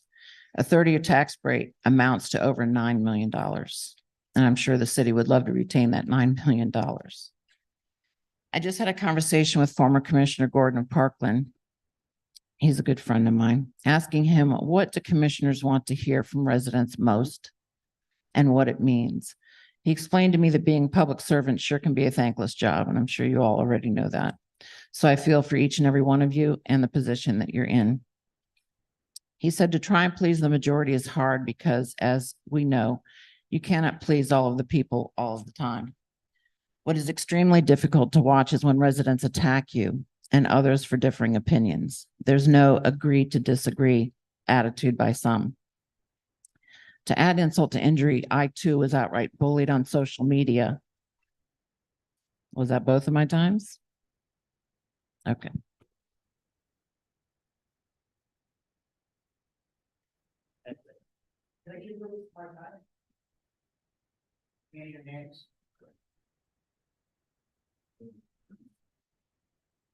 I would gladly take it, just to finish.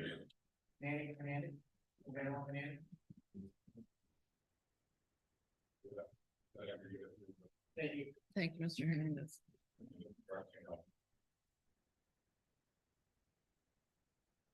To add the insult to injury, I too was outright bullied on social media from some individuals of the opposition who claim that any residents who are in favor of the project are being paid off in favors. And the same group began bashing all of the commissioners that they too have been corrupted. And Marco stated, quote, that you have all been taken hook, line, and sinker, end quote. Why repeat all of this tonight? You have heard how many were initially opposed or undecided, have taken time to tour properties, to ask numerous questions and attend numerous meetings. Ms. Acker, do me a favor, use that microphone, please. Okay.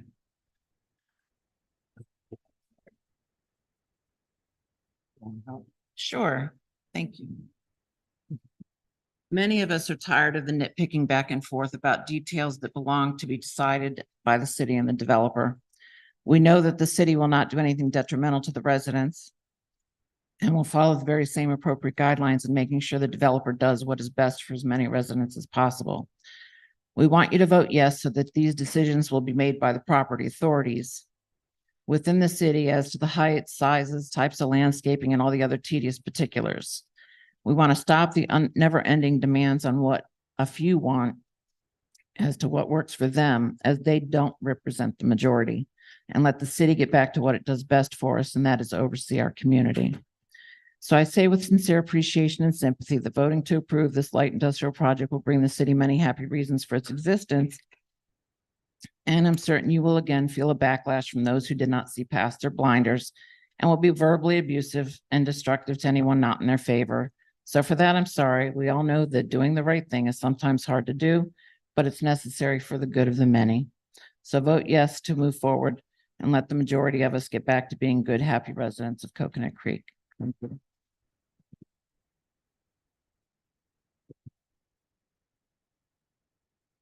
Thank you, Ms. Acker. Next up, I have Mark Martone. Mark.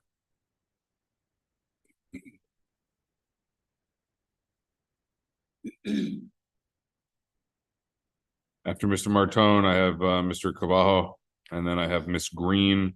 When we get to Miss Green, I know Miss Green, you submitted an email as well, so I'll give you the option that I've given everybody else.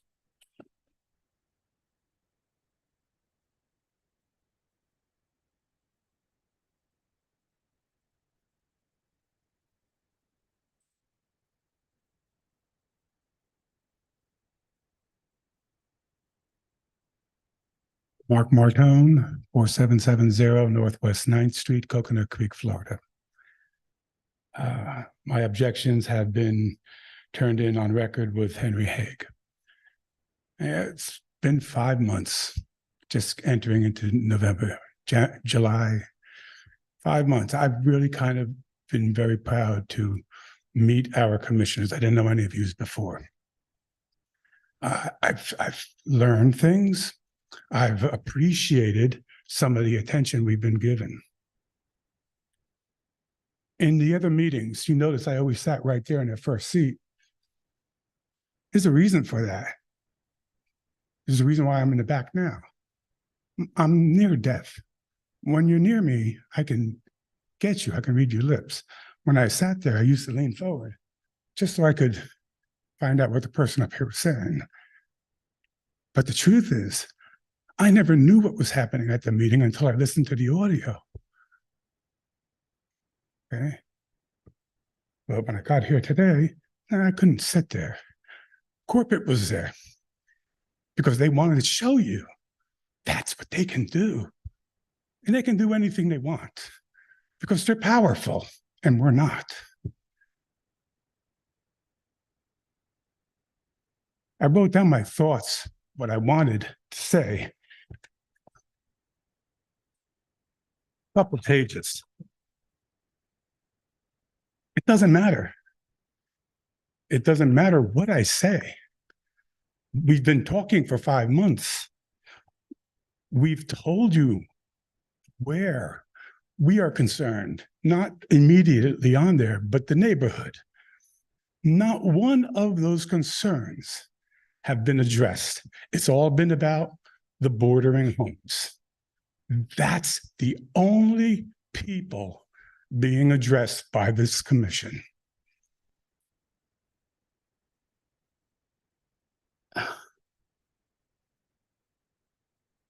There's no point. I don't want to waste the commissioner's time. I really don't want to waste mine. I want to congratulate Greystar, with the exception of Dennis Mealy, because he's made fallacious comments about me. But they won. They're going to get their vote today. And I already know that because I already have been told that. So anybody who's for Greystar, congratulations. You can go home. You can have a nice little beer or a martini or an orange juice. It doesn't really matter because, again, none of our concerns have been addressed by them. It's always been the people bordering. And that's it. Thank you very much for your time. Yeah. What? Mr. Cobajo, followed by Ms. Green. Okay, I'm done. I'm done. I'm out of here.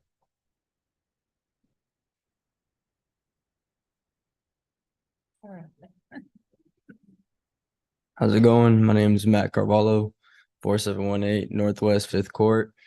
I'm in support of Greystar. There's not much to be said. A lot of people have already said it, but we all have eyes. There's a lot of people here that I see wearing stickers that want it. I mean, not every project, nothing you do, everyone's going to want to, be for it. But yeah, that's about it. Thank you for your time. Thank you. And lastly, we have signed in. We have Ms. Green. Ms. Green, real quick. That's in terms of the sign in. Obviously, if anyone's here that wishes to speak, I'll give you the opportunity. Ms. Green, you submitted an email comment. Would you prefer the comment to be part of the record and you speak today? Oh, I didn't put an email in. My email would have been for last meeting.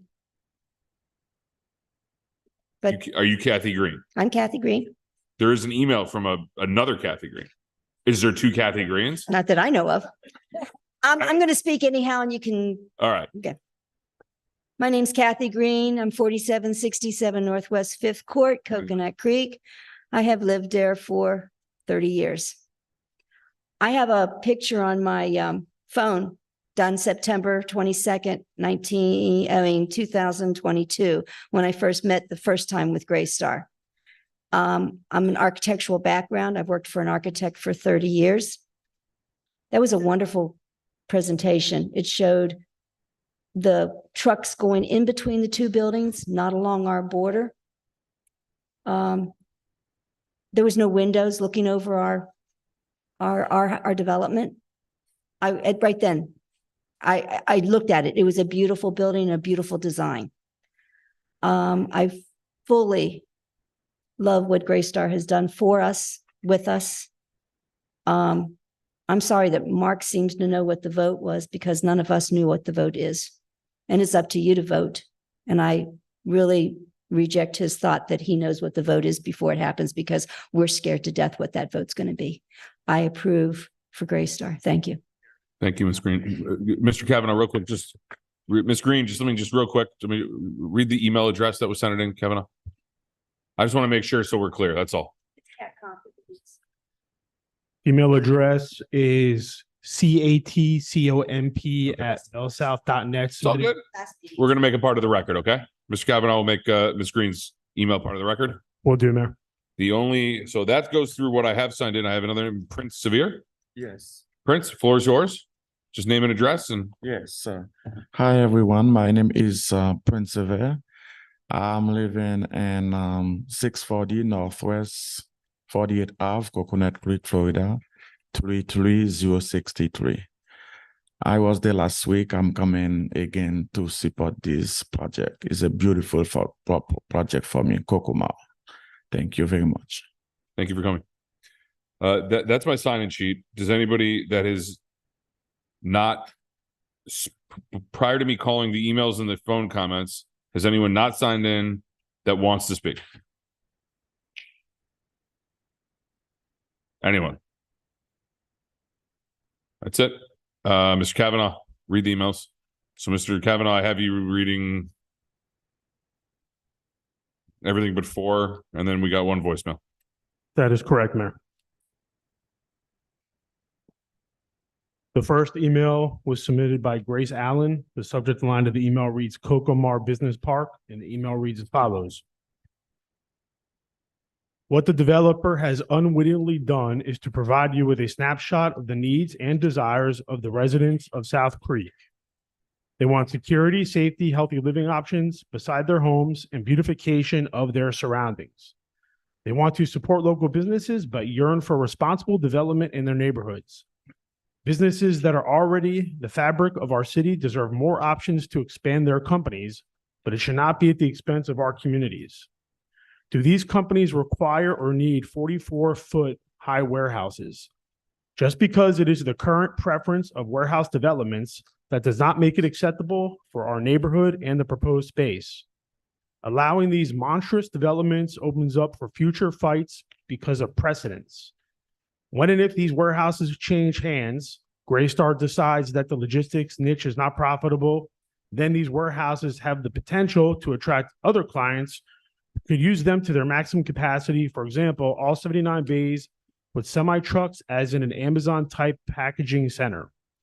The residents cannot then argue about the increase in traffic or other potential hazards not currently considered. Note in the developer's presentation, there is continuous reference to other warehouse developments in our city. Why do they do this? As lawyers, precedence allows them to use this to pressure city officials to give in to their requests. However, again, they have unwittingly revealed that the First Gate Logistics Center at Copans and Banks Road only has 20 bays.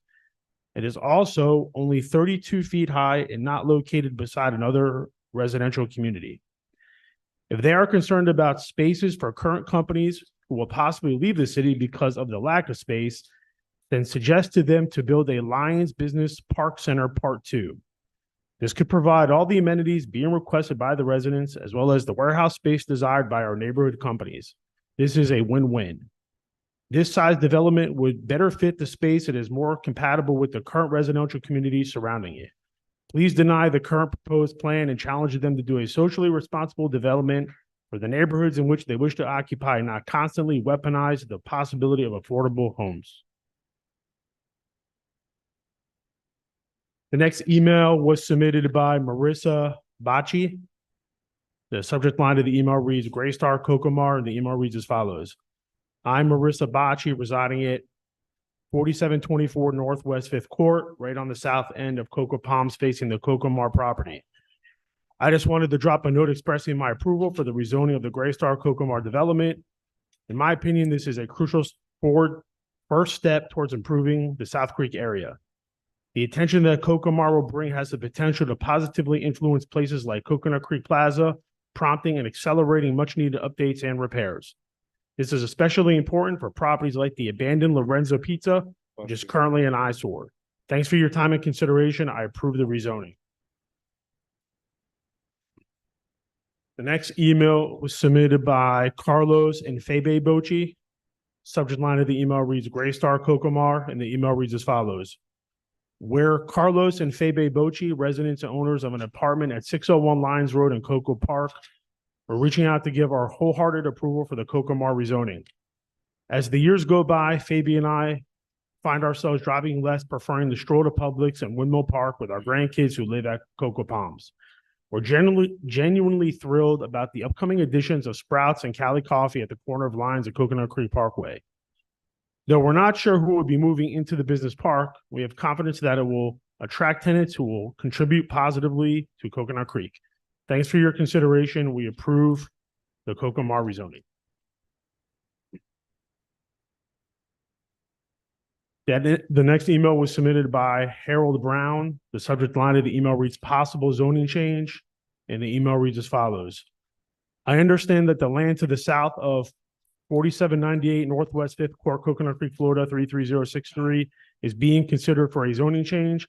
I, along with others, are strongly in favor of preserving the forest to the south and west for many reasons. These include maintaining the benefits of forest, which provide a habitat for wildlife, maintaining the views that residents have benefited from, and helping provide fresh, clean air along with oxygen generation. There are other benefits as well, so I'm hoping that this medium forest area can be saved. There are ways to do it, including partnering with land protection organizations, city purchase agreements to permanently protect the forest, and grants. I'm hoping that a way can be selected to permanently protect the land and forest there. Thank you for your time and consideration. The next email was submitted by Diane Dankner.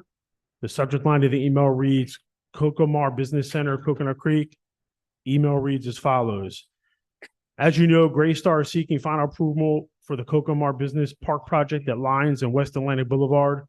I've spent extensive time reading and reviewing all the pertinent information on their proposed project and would like to share with you my conclusions. The Cocomar project includes, and the following information is all in bullet point form.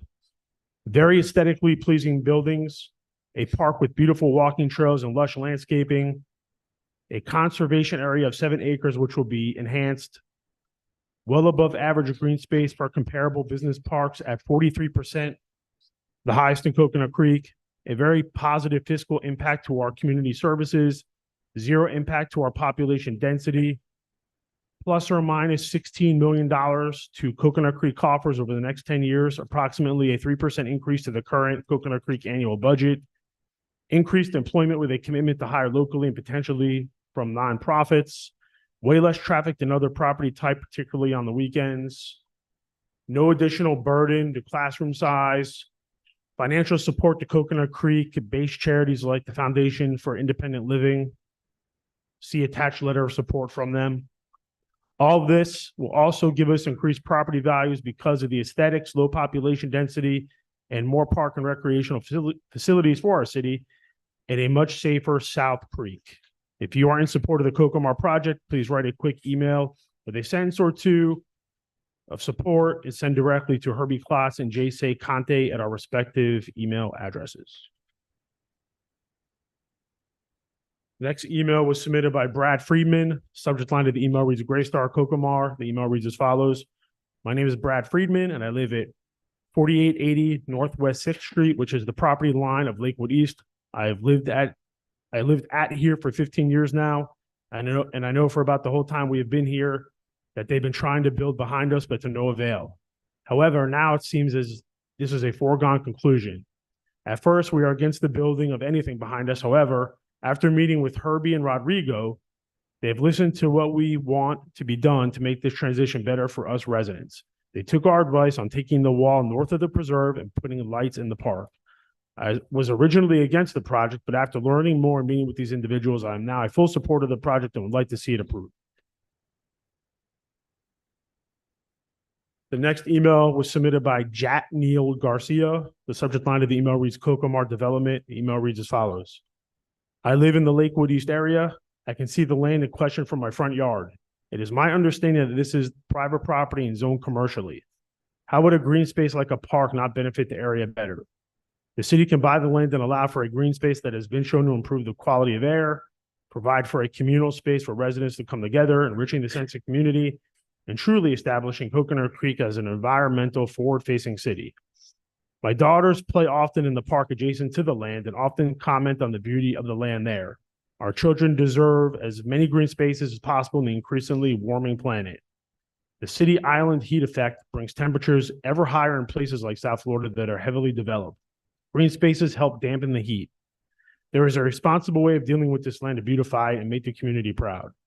The reality is that anything would be better than warehousing space. On Branks and Copans, an industrial space was recently built.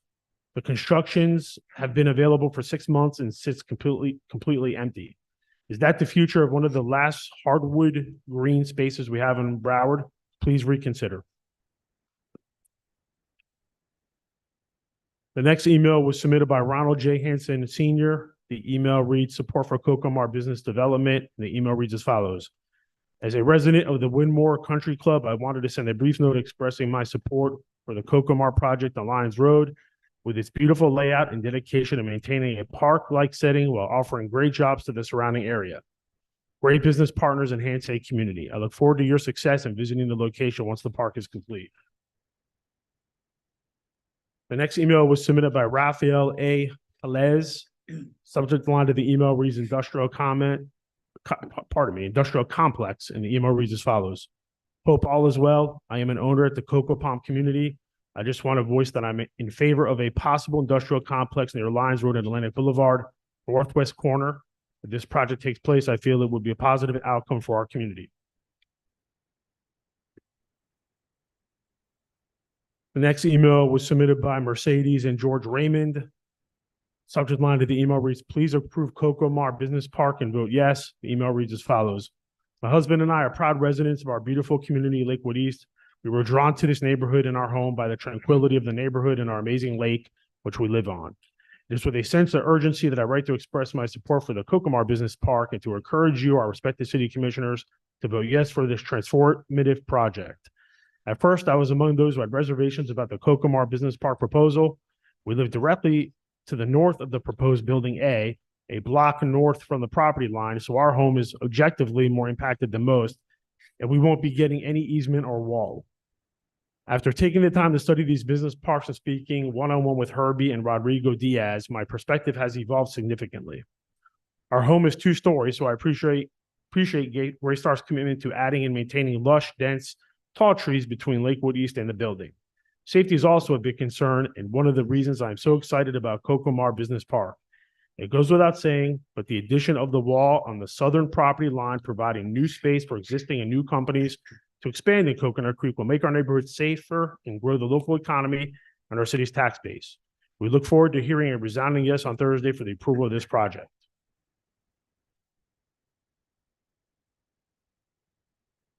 The next email was submitted by Leanie Smith. The subject line of the email reads public comment, City Commission meeting 11/9/2023, agenda item Greystar. The email reads as follows. I would like to express my gratitude for all that every single one of you do for our city. For approximately 1 year now, I have been following the Cocomar Greystar development. I have been absolutely against the project, which would affect the entire city.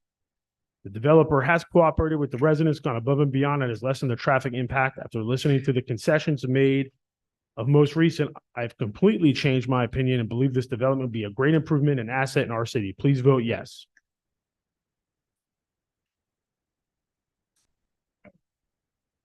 The last and final email was submitted by Janet and Ray Winko. Subject line of the email reads Greystar letter of support, and the email reads as follows. Hello, my name is Jeanette Winko, and I'm a 30-year resident of Cocoa Palms. Unfortunately, I'm out of town tonight and unable to attend this very important commission meeting. Therefore, I'm submitting this email to express my support for the Greystar project. Over the years, I've seen several projects brought for consideration on that property, and I have not been in favor of those projects. However, after thoughtful consideration of factors such as traffic, safety, etc., I believe that the Greystar project is the best option. Project plan presented is a beautiful light industrial park that will provide employment to many Coconut Creek residents, but more importantly, provide much needed tax revenue for the city. I ask that you make the decision that is absolutely in the best interest of the residents of Cocoa Palms, as well as the larger community of Coconut Creek, and vote in favor of this project. I appreciate your consideration. Mayor, that concludes the emails, and we have 1 voicemail for the record. Play the voicemail, Mr. Kavanaugh.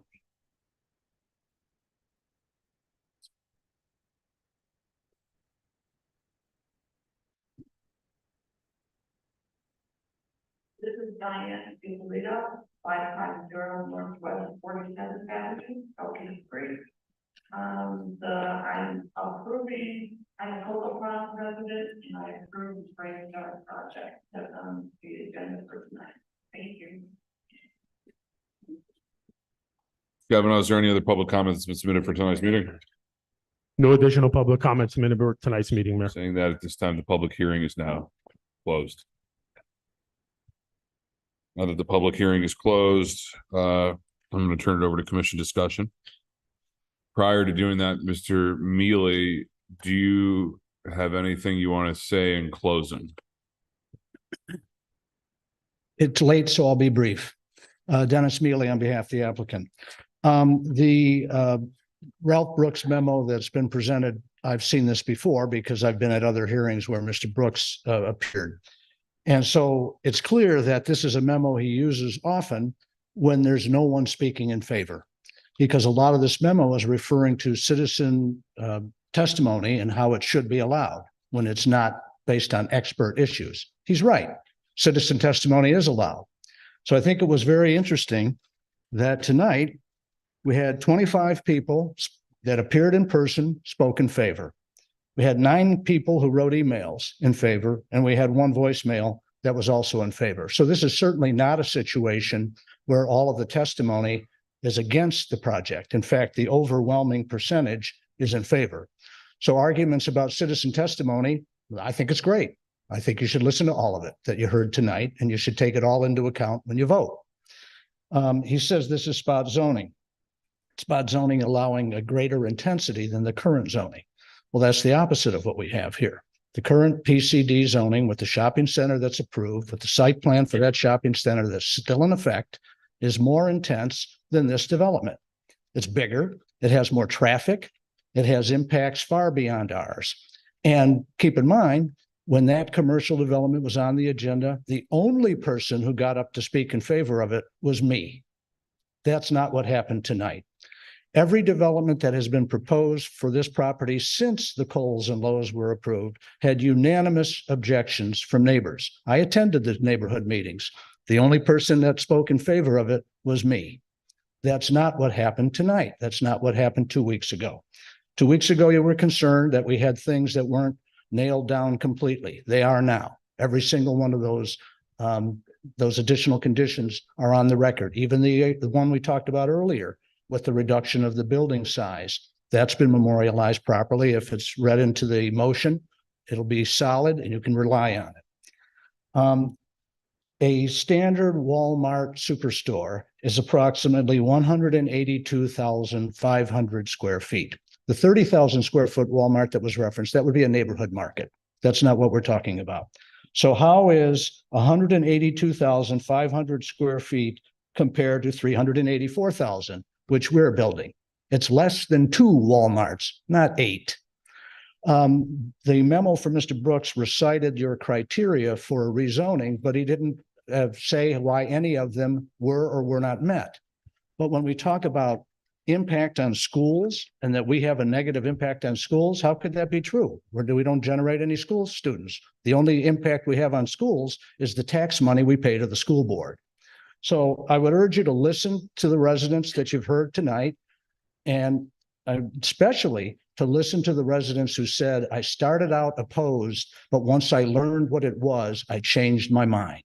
And so the people that were open to talking and listening, and I tell you, the job that these 2 gentlemen are sitting next to me, Herbie Klotz and Austin Judd, I have never seen anyone go to the lengths they have to meet with people in groups multiple times, to meet with people one-on-one, to take people to other businesses in the community that are similar, to go up to Malcolm's Business Park and look around and drive through and spend time. So the people that spent the time to learn about it change their minds from negative to positive. I don't think you can ask for anything more than that.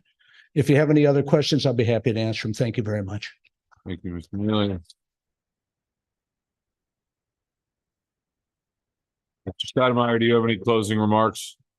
No closing remarks. Thank you. Thank you. At this point, now the closing remarks have been concluded. I'm going to turn to my colleagues on the commission to, if anyone has any questions, comments for city staff or the applicant, or discussion amongst ourselves.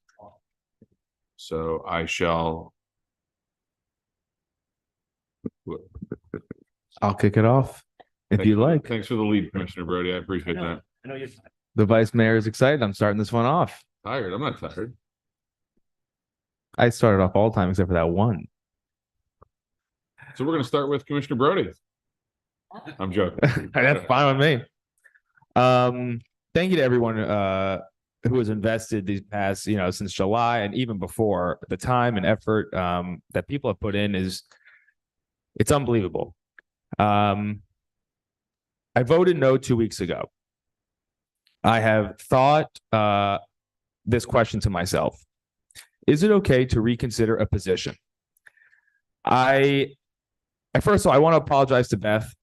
What I saw written about you online was completely inappropriate, and I want to apologize. Okay? I didn't write it. I wasn't a part of it. But this is not good versus evil. And that is, I feel, what it has become. And I am not cool with that. In February, when I was running for this seat, I met with a group of Lakewood East residents. They were passionate, they were energetic, and we were very excited to get going. We had a blueprint of what this project was going to be, and I was very much against it.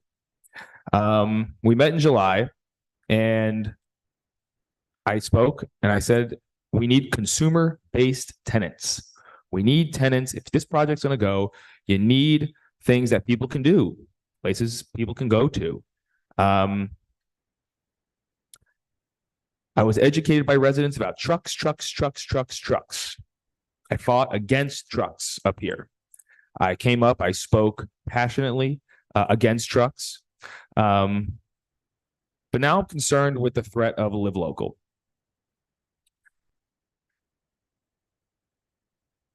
I've had to reflect and think, do I be loyal to people of an idea and a project that is not what it was, or do I evolve and reconsider what has been done?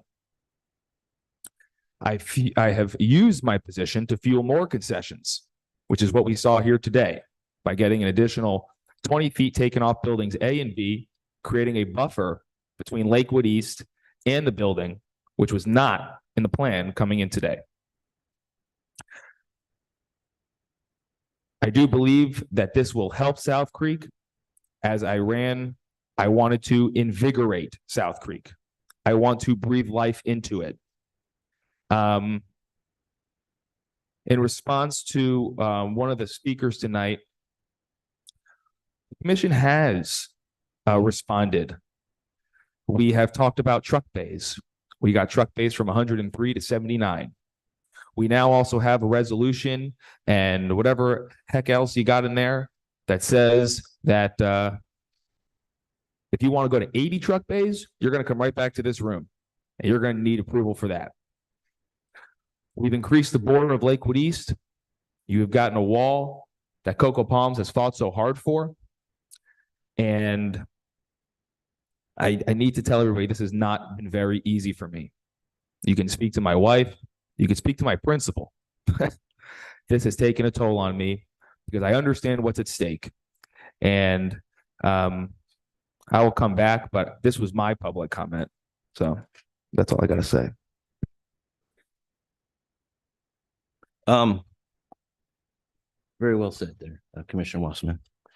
I want to say, first of all, before I start my rant here, happy anniversary to the two families in the room. I'm going to say it's tough. I've spent many of my anniversaries and many of my birthdays, my wife's birthdays, and all kinds of holidays on the softball fields. I know how it is when you're not doing what you want to do and just go celebrate the life that you've spent together. So I do appreciate you guys both being in here, both families being in here for this. So I'm not the kind of guy that's going to let things slide off my back so easily. I'm appalled at what I read online. Not about me, because I don't really care what you think of me as a person. You got your opinion, and I believe in the First Amendment right to speak your mind. But I am a little bit appalled at taking shots at a woman in a wheelchair that were unnecessarily demeaning her intelligence and making fun of her weight.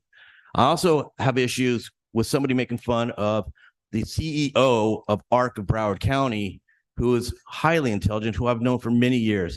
It burned me to my core to read those. First of all, they're women. What are we doing? Where is our gratitude and our understanding of our neighbors and the people around us? I just don't get it. It's not the Creek way. I'm appalled. And I don't know how many times I can say that, but it burned me to my core. And I will never forget the comments that are made about those women for the rest of my life. I think it's appalling. And I think it's embarrassing to the city to even have those things up on any website at this point. With that being said, I'm going to go to the other stuff that I want to talk about. We talk about the weight of the opinions of the people that are involved in this. We talk about the residents that are involved in this. The weight is different depending on where you live. And that's the truth of the matter. The people that live closest to this have to make a decision that impacts their life for 30 years. It impacts their family. It impacts the property values. It impacts their quality of life. That weight weighs more to me because they're the ones that have to make that decision. It's easy to sit in other neighborhoods and make decisions for them, but they're the ones that have to look at it. They're the ones that have to live with it. So it doesn't weigh the same to me. We've done this before. We did it on another property up in Hillsborough. We said the residents that live closest have the opinion, and that's the weight we need to listen to. If they can live with it, that's what we need to do. That's their opinion. It's their life. So it does weigh differently. Not that the other opinions don't matter, but they have to live with it. They have to have it in their view. And I've heard the stories over and over and over of what's been going on over there for the last 30 years. And I know the stories of what's happened in other properties that have come up to this dais. And I was a resident sitting out there for the same thing. Now I'm up here and I'm listening to it, and I can't believe that these developers have gone to the extent that they have. And I'm going to tell you, I built things for 30 years. I developed cell phone networks for 30 years. I sat in that audience and I had to make these contingencies to the residents. Not in my backyard, you're not. While they're done making phone calls to their wife and to their son. Okay, so I know what it's like to be on that end of it. And I'm going to tell you, I've never heard and seen anybody go to this extent, ever. And I sat there with those kind of people and had to do these things. So yeah, I'm kind of shocked a little bit. You guys, I mean, I don't have that energy. Never had that energy.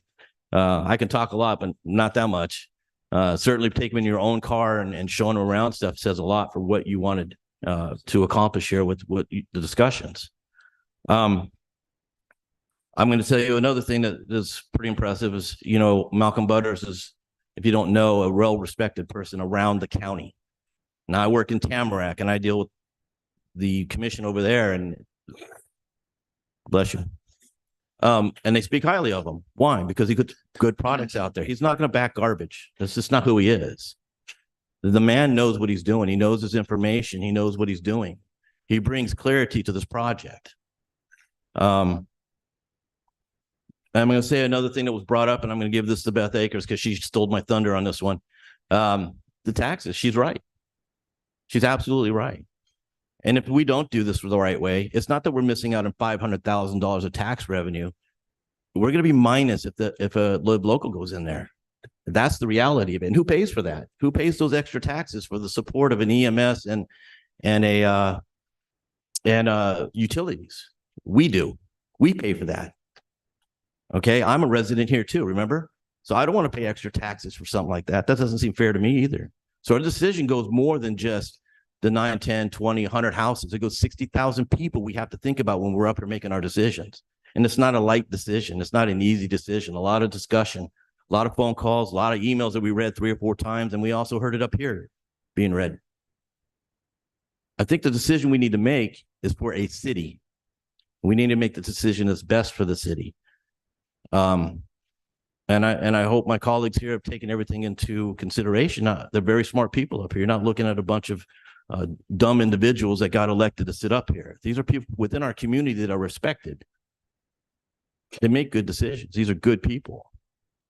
And to see some of the discouraging things I saw about them, yeah, it burns me a little bit because I work with them. I know who they are. I know where their heart is. I don't think this was the project that we should have been beating each other up on. And I agree, it's not good against evil. It's what's right, what's best for a community. And a community is more than just one neighborhood. 60,000 people here. So our decision needs to be for 60,000 people and understanding the impact of 1, 2, 5, 10, 30 years from now. So it's not easy. And by the way, I don't know why somebody wanted to take a shot at the disabled veteran. I don't know if you think I'm a weak personality, but if you haven't got it yet, I'm not a weak personality. So I don't know why everybody thought they could intimidate me in a vote by saying discouraging things and trying to say I'm not intelligent and all that great stuff, because I'm going to tell you, it probably didn't go the way you thought it was going to go.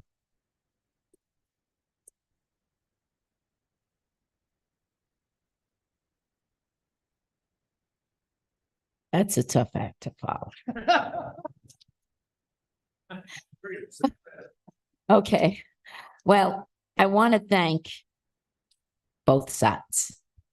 I want to thank those that are opposed. I want to thank you for your time, your efforts. I want to thank those of you that are in support for your time and your efforts. As the commissioners before me have said, this is something we have to think about for the future, for the present. We've thought long and hard about this. We've weighed all the facts, all the comments. It's something we don't take lightly. I do have to say, in all honesty, that Greystar has gone above and beyond anything I have encountered so far. The compromises that have been made for the residents is something that I've yet to encounter. So with those concessions in mind, I want to thank you. I want to thank you for thinking of our residents. But no, I want all our residents to feel that we do think about you. You do matter. Your voices are heard. But there can't be everyone that's happy with the decision. But I want you to know, we love Coconut Creek. We sit up here because we have a deep feeling for the progress and for what Coconut Creek stands for. So I want to congratulate everyone, no matter how this vote goes. Thank you.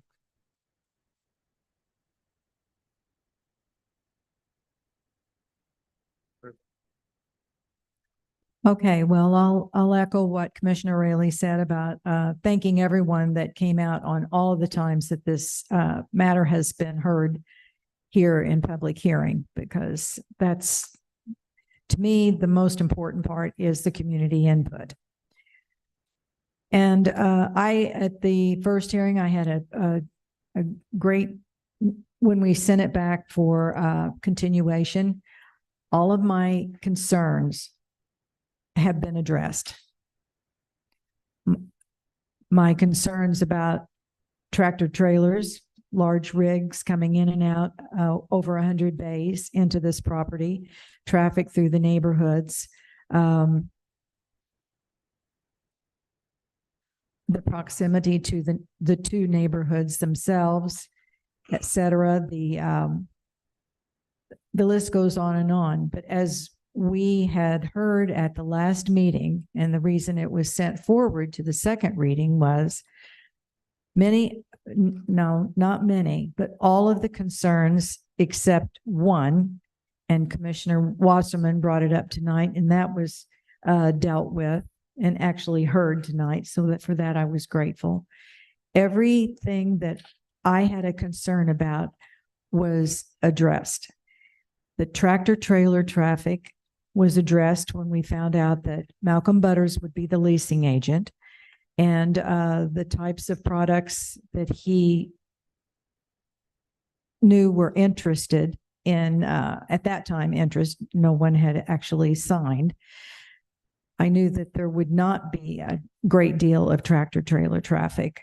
As a matter of fact, not that I don't trust you, Herbie, but I did my own surveillance of some of those products, the Willis, the Elite, even the Builders Depot, as to what was actually taking place on those properties today, last night and today. I just did them in a random sampling because I didn't think that I needed to determine when they were going to be visualized. So last night when I went through Lyons and made observation of the Elites, their trucks that were sitting there. The trucks that were sitting there were their fleet because they only have large trucks come in that are their fleet.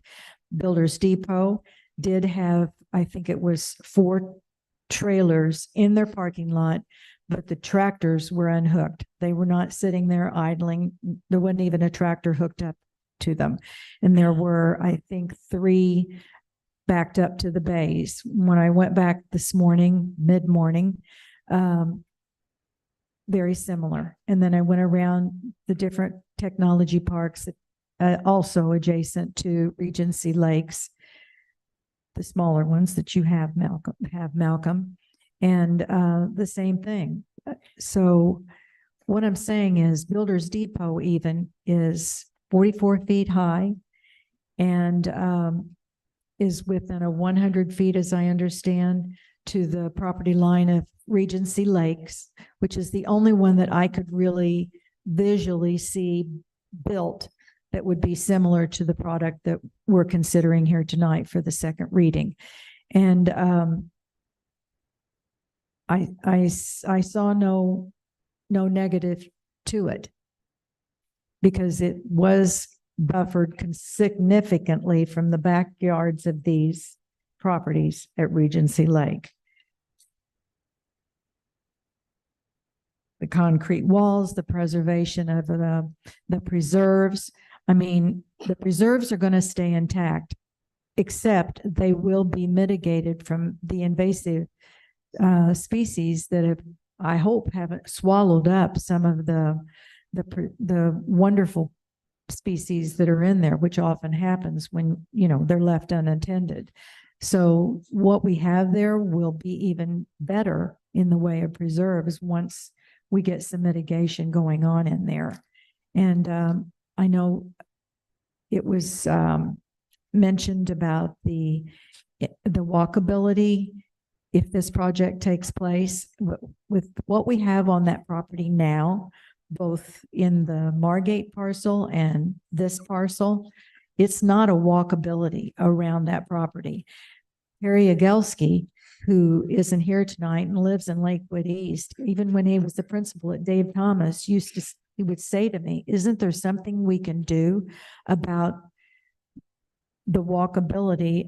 So he runs that giant block every morning, very early in the morning. And he was concerned about the homeless. He was concerned about the overgrowth. So I understand why some people that actually try to walk in that area are very interested in getting it cleaned up and looking as if it would today. And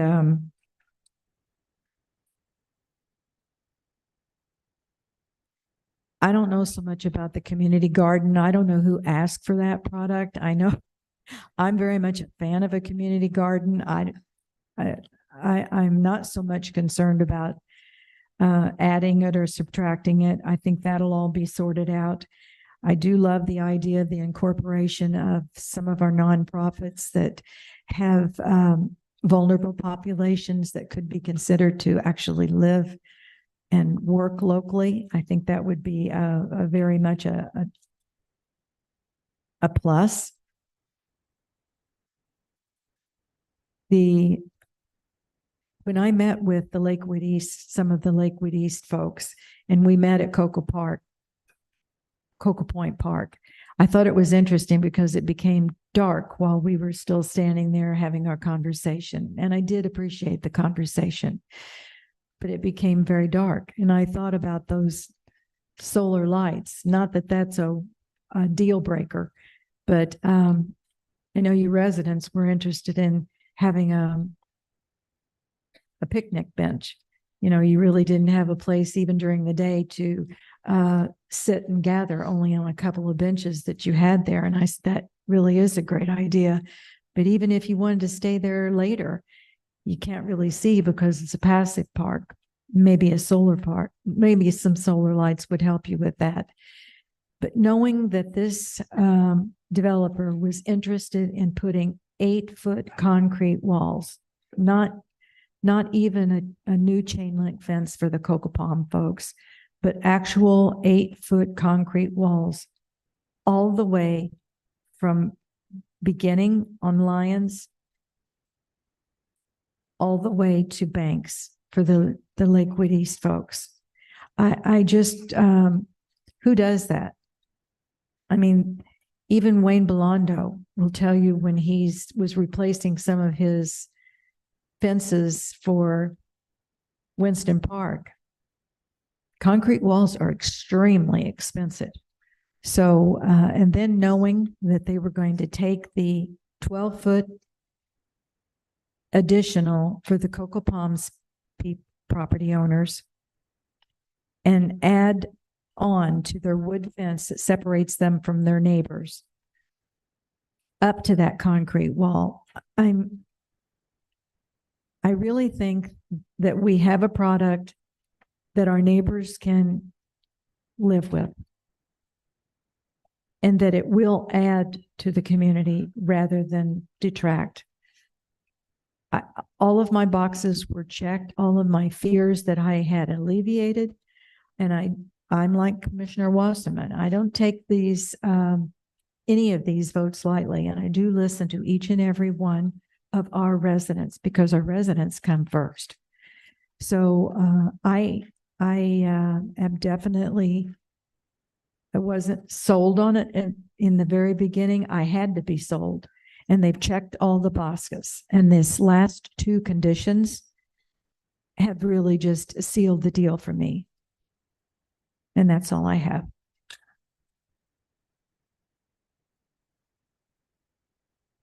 Dennis, I have some questions for you, please. Guess I'm the only one asking questions. Dennis, do you have your first slide? Do we have the first slide from the first presentation? My questions are going to go to traffic in terms of the original analysis that was done on the commercial plat traffic study versus what you're proposing. I'd like you to highlight the differences to me, please. Yes. We have to go to page 110.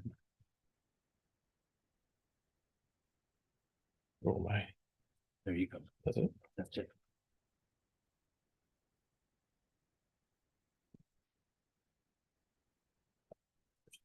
So speaking of thanking people, I want to thank this gentleman who just helped me find this. Mr. Mayor, this was the slide we showed at the last meeting. Please. Yeah, This is the one you wanted me to bring I up? do. Yeah, I want you to explain that to me, please. Okay, so the current approved zoning and site plan, it's the Cocomar PCD and the site plan that went with it. And you see the trips associated with that plan, 6,796 trips a day. For our plan, 1,294 trips a day. For the approved plan for the shopping center, 316 trips in the morning rush hour. For our plan, 131 trips in the morning rush hour. And then the afternoon rush hour, 589 for the shopping center and 131 for us. So it's an 81% reduction of average daily traffic, a 59% reduction of morning rush hour traffic, and a 78% reduction of evening rush hour traffic. Scott, I'd like you to explain to me the bonding issue of the traffic light. Dennis, I want you to kick it off, but I want Scott to bolster Understood. that with what's going to happen in regarding the traffic light, the funding of it, and the bonding of it. Please, Scott. So the way it is drafted, we will, of course, prior to the issuance of the first building permit, we will be getting a cost estimate from the applicant for an estimated current cost of a traffic signal. It will be bonded for prior to issuing. So talking about the bonding of that the time frame of that, I know initially we had kicked around at the initial meeting that it was going to be a 5-year bonding for the purposes of the traffic light, right? So we had discussed the county standard form, which is CO, and then 2 years thereafter. The city attorney, I think, expressly made it say a agreement acceptable to the city attorney. So there is no time frame yet because the agreement would contain that time frame. Will your client agree to bond it from 4 years after CO? Let me find out. Yeah, please.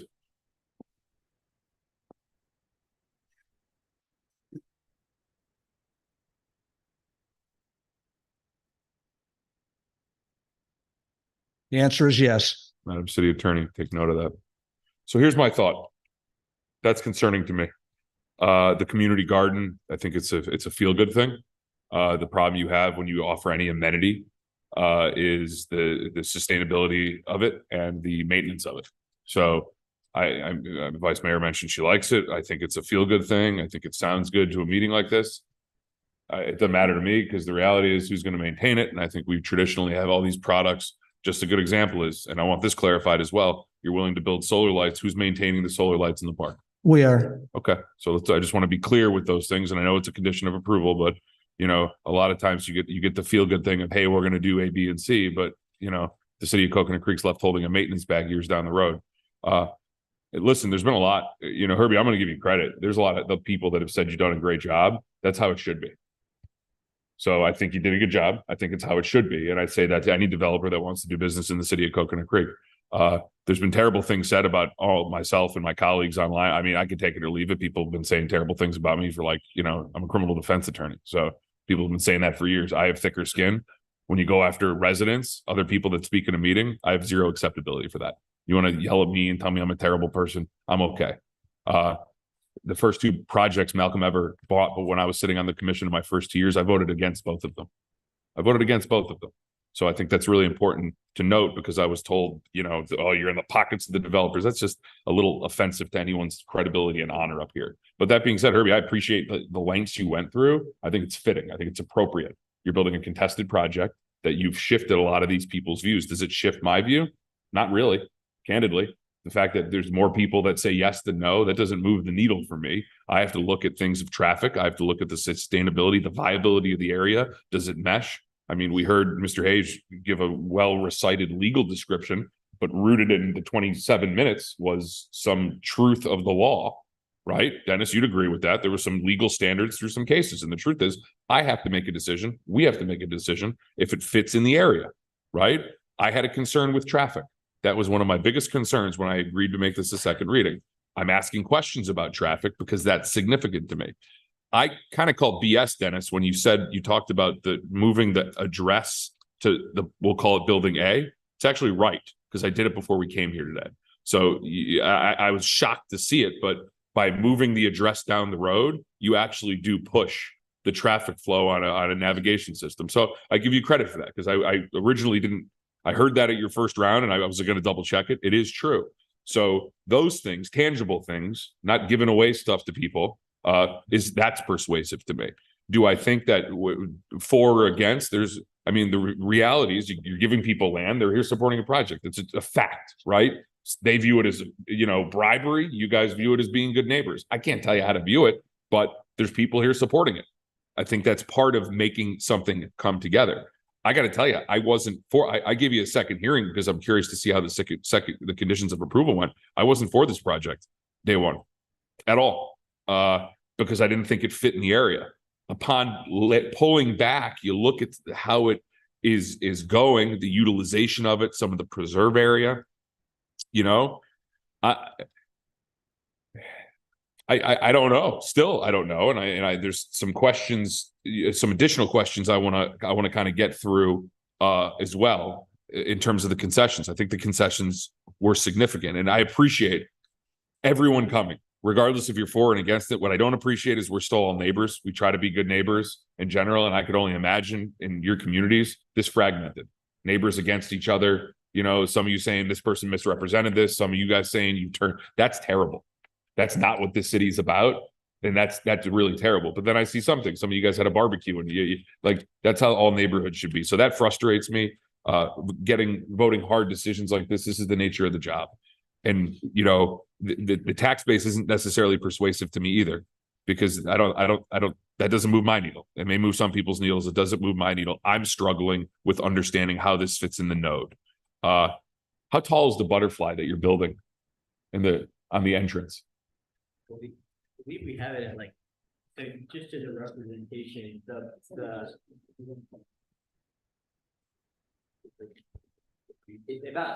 When the answer is, can you tell us on the record? Thank you. It's approximately 8 feet in height. The model, I think, for reference is like. Harvey, come on up to the microphone if you're going to talk. You've been sworn in and everything, so you can talk. You haven't said a word tonight, Herbie. We may as well hear from you. You've heard from me enough over the past couple, months and years here. Yeah, so I think I've been sworn on the record, but the model is, for reference, I think like 5'5". My understanding is that statue is 8 feet. Okay. 6, 7, 8 feet is the rough all in. Pull it up. How big can the butterfly be? How what? Well, I'm asking a question. I'm just curious. How big can the butterfly be? It's just a fair question, an honest question. How big can the butterfly be? I think what Herbie was referencing is we're talking about approximately 6 feet, but remember what I said earlier, this is a picture and a drawing we came up with. If you want to tinker with it, you want to change it, you want to make it bigger, you want to make it smaller, that's perfectly okay with us. I'll flip it back to Jackie. Commissioner Rayleigh just asked if there's a code on the monument. I'll turn to Development Services. Yes, however, for the purposes of this entrance sign, we are including it in the PCD and would not be held to traditional code standards. Okay. Would not. How big of a butterfly do you want, Commissioner Rayleigh? Yeah. You got anything on that, Herbie? Mr. Mayor, Commission, I've been fortunate to spend a lot of time in the city, and I've driven every single entrance point. I'm pleased to. I'm sorry, Mr. Klotz, can you talk in the You got it. microphone? Yeah, Thank you. So, obviously we've grown to love and just admire, the city. And so I've been fortunate, and I made the effort to actually go drive every single entrance point and see every single monument signage, entering the city. Rest assured, what we're talking about here as it sits is the biggest butterfly I have seen to date by a multiple, almost Walmart metrics, if we're being honest. Dennis, can you talk to me about in terms of how many trees are going to be moved and preserved from the current land? Yes, I need to find that slide.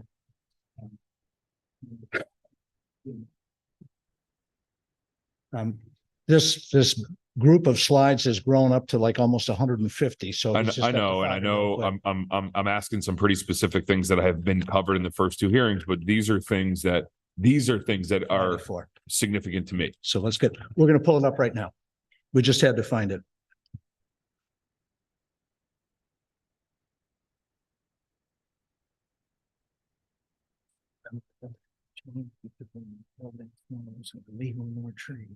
Understood. Okay. So this is the plan that we showed in the meeting in July. Now Aaron Goldisich, who just came up to tell me something, he's our environmental consultant.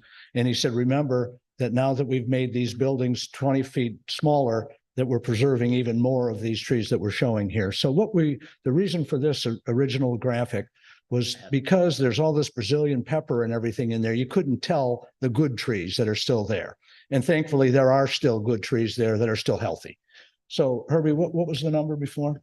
So our tree breakdown as it stands is you're going to have 960 trees. Now, palms are differentiated. Yep. 358 palms, 9,000 shrubs. Yep. That is something that's persuasive to me, because I think that is something that makes it in concert with neighboring areas. My other question is regarding the preserves. We all know that the preserve area is you can't touch it, but is there any intent of the property owner to do anything creative with it? For example, we have a plethora of preserves in the city that we'll call it passive uses in some capacity, or is the point to be completely unused? So we have. Go ahead, Herbie. Yes. So we were actually incredibly excited about the opportunity to enhance the preserve. I mean, this is one of the only projects I've ever heard of in South Florida where we're actually like adding wetlands, right? Because the wetlands has been totally degraded. Aaron Goldisich is here, our environmental consultant. But unfortunately, my understanding is the county standards effectively require you to fence this in, which is a shame, right? Because our hope had been it would be super cool to have a walking trail through there, amenitize it in that way, and it wasn't an option. But Aaron, is that correct? That is correct. That was also why you heard me mention earlier that we have to keep the chain link fence adjacent to the preserve. And if we wanted to do the wall, we had to do it north of that because we can't encroach on this preserve even 1 square foot. We have to keep the boundary exactly as it is. Of course, we're enhancing it by taking out the exotic trees and planting good ones, but we can't encroach into it with a trail, anything. Now, one of the last things I'll comment on is Mr. Butters' position at the table, because I will say this: I think there's a big difference when you talk about an industrial park. People have different metrics by what that means. There's logistical centers, there's trucking centers, there's a wide array of those things. I don't think there's one project that Malcolm works on, and this is coming from somebody that I don't even vote on his stuff positively all the time. But I don't think there's something he's worked on that is a true logistical center. It is persuasive to me that you have made him a leasing agent. I'm telling you that because that is something that's weighing in your favor to me today. And I give you credit, Mr. Butters, especially from what you said, you circulated earlier and bridging the relationship with Willis and some of these entities that candidly no one in the city knows about. Everyone that's in this room probably doesn't know some of the gems that are in Lions Tech Park that are candidly the lifeblood of that 2% industrial. And I know you like hammering on that fact. You did today. So listen, I appreciate, I'll flip it back to everybody, but I appreciate everyone being here, and I appreciate your voices. We represent the people, but this is a really harder decision, at least for me, because I don't know if it meshes in the area or not. I don't know. I appreciate the lengths you went to. Candidly, this is going to be the new norm for me of an expectation of anybody that wants to develop a redevelopment. And I will tell you, in the past 3 years, for those who are new, something our previous commission worked on was increasing public outreach, was increasing public participation, was increasing notification requirements. This commission has spoke volumes in the past years of what we expect. So while you're getting a lot of accolades, I think you met expectations. I appreciate what you said to all the neighbors, but I'll leave it at that and I'll give it back to my colleagues, Vice Mayor. Yeah, just a couple of questions. Scott, are you able to address the concrete wall south of Cocoa Point Park, adjacent to the chain link fence that goes around that piece of the preserve? Because that is our decision whether we do or don't accept that piece, right? That is correct. It would need to be. What is the city's position on that? That we will accept it? If the commission's desire is to have a wall there, it is completely up to the city on that decision. Well, if you're asking me, I would think that it would be an aesthetic improvement to the security of the park as well, at least from that end. Yeah. Pardon me? I was just gonna, and you have a willing developer to install it and maintain it. Exactly. And I'm a couple of things that I did want to point out that I thought were significant, because on some projects, not nearly as big as this, we didn't ask to have the wall built first.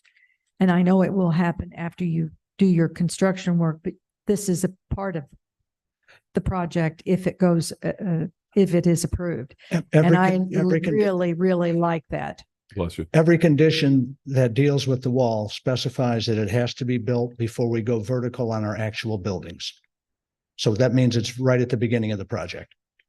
Which I think that the neighbors could then see some of the things that had been promised as quickly as into the project as possible. That's correct. And that's a good thing. Okay, that's all I had. Thank you. Anyone else? Mr. Mealy, do you have any closing remarks? No, not unless you have any questions for me. Mr. Stoudemire, is there anything that you want cleared up in regarding things from the applicant that's been said now? No, sir. Madam City Attorney, I know you want to maybe make some clarifications. Yes. You do, right? I do. Okay, yeah. Let me know. Is now okay? Now is the time to clarify. Thank anything. you. As it relates to additional conditions that were stated earlier, most of those, I believe, are going to go to the site plan. So when we get to those, we'll probably need to vote on an amendment to the site plan as proposed first to add those conditions, and then we can go forward with voting on that. So to be clear, you're talking about what's been previously reviewed by staff as conditions of improvement, or the concessions made based on Commissioner Wasserman's comments tonight? The discussions pertaining to Commissioner Wasserman's comments tonight, as well as Vice Mayor Welch's comment as it related to the wall for Cocoa Park. And I'll go over that specifically once we get to the site plan. I just wanted to make sure that's clear. As you know, we're going to have to vote on each item separately. First, it will be the rezoning ordinance, then it's going to be the master business list ordinance, and then it's going to be the rezoning resolution. I'm sorry, the resolution for the site plan. I had already said rezoning. I apologize. Additionally, when you are ready to make a motion on the first ordinance having to do with the rezoning, I would like to just add some additional findings into the record.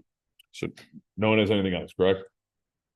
Seeing no one has anything else, Madam City Attorney, I was going to call the item on 10, but I turn to you if you have anything you'd wish to say on 10. Well, when you're ready to make a motion, I will say some things on 10, but what I apologize. I'm ready to ask for a motion. So Okay. this is it. Fair enough. So I did leave something out as well, though. It also appeared, perhaps based on your comments, Mr. Mayor, that there may be some interest in making sure that the bonding is in place for 4 years. So that would be an additional condition as well. on the rezone or on the site plan? I Both? believe that's Scott, on you both. said both. Yeah. Yes. Yes. Okay. So someone's getting creative if they're doing something. Okay. Sorry, just trying to make sure I got everything down. No. So what I guess to my colleagues, what I'm hearing is that if there is a motion, before I call for a motion, there would need to be a motion to amend, most likely on 10, 11, and 12. Madam City Attorney, you agree? I agree there would need to be a motion on 10 and 12. Actually, you know what? Hold on, let me back up, because there was a change to the ordinance that was proposed before you tonight. Also on 11, you are correct. It would has to be go- for it 10, has to- 11, and 12 that you'd have to vote on those amendments. So I would suggest to my colleagues that if someone would like to make a motion to amend the item to include the items as discussed by myself, the Vice Mayor, and Commissioner Wasserman, that item would need to be moved and seconded and conditioned on the vote. So I turn to the commission.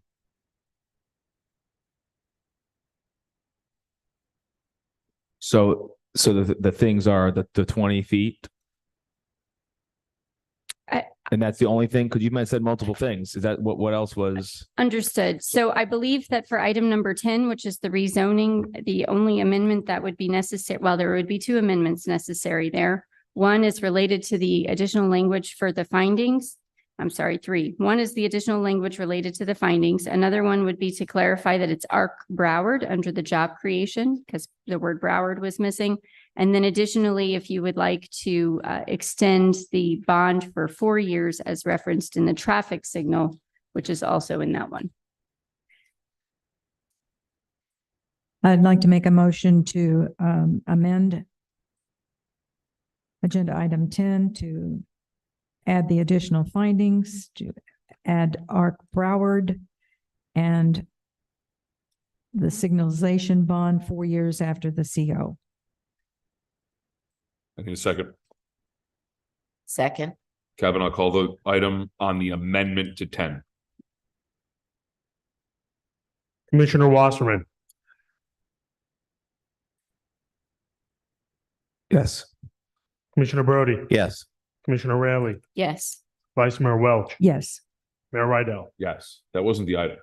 That was the amendment. Correct. That wasn't the item. Correct. So now I now need a motion and a second on item number 10, this the Greystar Cocomar rezoning application that has duly been amended and approved on the amendment, I need a motion and a second on 10 as amended. Move it. Second. Moved by the Vice Mayor, seconded by Commissioner Rayleigh. And before you call the roll, I would like to just, so this is to move for approval on item 10 as amended. Yes, ma'am. I would like to further state and to make sure it's part of the record that certain elements of the city's comprehensive plan were touched upon throughout the course of the public hearings on the pending applications. It appears that there is a motion to approve item number 10 before you tonight. To crystallize the findings of the commission in support of a motion to approve, may I propose the following list of sections within the comprehensive plan that were touched upon.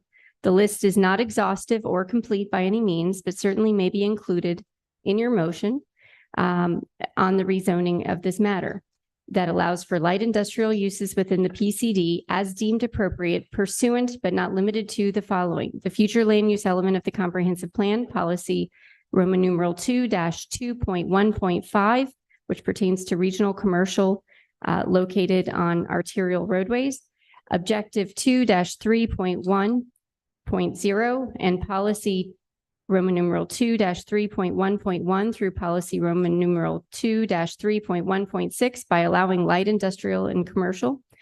Policy Roman numeral 2-5.3.6, regional facilities located on major traffic corridors.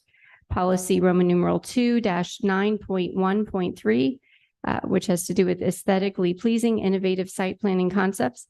Policy Roman numeral 2-11.1.6, which has to do with access to principal arterials, expressways, or other regional transportation facilities, as well as the transportation element of the comprehensive plan, objective Roman numeral 3-5, policy Roman numeral 3-5.1, and policy Roman numeral 3-5.2, which pertains to enhanced pedestrian, bike, and streetscape features. Again, I want to caution you that this list is not exhaustive, and there are many other goals, objectives, and policies that were discussed throughout the course of the public hearings and offered throughout the various testimony of those various public hearings in order for the commission to deem the use appropriate under its comprehensive plan. Is your motion amended to reflect those findings? I forget who moved it just a minute ago. Okay, Vice Mayor Welch and Commissioner Rayleigh. Is it amended to reflect that? Thank you. Yes. Now we may call the roll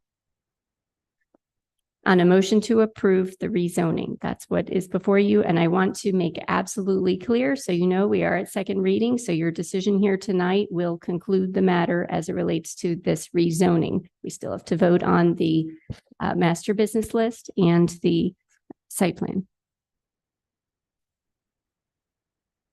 Call the roll, Kavanaugh. Commissioner Wasserman, Yes. Commissioner Brody, Yes. Commissioner Rayleigh, Yes. Vice Mayor Welch, Yes. Mayor Rydell. Yes. We're now going to hear item number 11, chapter 13, amendment to the code of the Greystar Cocomar PCD permitted in special land uses PCD master business list. I need an amendment on the motion prior to calling the motion. Do any of my colleagues have an amendment? So for the master business list, That's the gyms. right, that provided for exercise clubs and gyms Somebody would need to make an amendment suggesting that exercise clubs and gyms. as a permitted use. Does anyone have a motion? I'll make an amendment to motion. A motion to amend, I'm sorry. Sorry, did I say it correctly? Because I don't have it. Gymnasiums, gyms and exercise clubs. My apologies. Make a motion to amend to add gyms and exercise Motion on the clubs. floor. Is there a second? Second. That's seconded by Commissioner Rayleigh. Mr. Kavanaugh, call the motion to amend to add gyms and exercise clubs to item 11 on the master business list. Call the roll on the motion to amend, please, sir. Commissioner Wasserman, Yes. Commissioner Brody, Yes. Commissioner Rayleigh, Yes. Vice Mayor Welch, Yes. Mayor Rydell. Yes. Now we're going to go on the item as amended to approve Cocomar Greystar PCD permitted special land use within the PCD master business list. Do you have anything you want to say on this one? I do not. Thank you. Okay. Call the roll as amended. Mr. Kavanaugh. Oh, I need a motion in a second. Motion. Amended. Moved by Brody, Second. seconded by Rayleigh. It's been moved and seconded. Call the vote, Mr. Kavanaugh. Commissioner Wasserman, Yes. As amended. Yes. Commissioner Brody, Yes. Commissioner Rayleigh, Yes. Vice Mayor Welch, Yes. Mayor Rydell. Yes, we're gonna go to number 12. This is the site plan application. On the site plan application, there's been modifications suggested. I would need an amendment to the motion of 11. Does anyone have an amendment they'd like to make? And I would like to clarify that it's for item 12, the site plan resolution, and that the amendments that were discussed were to reduce the length of buildings A and B.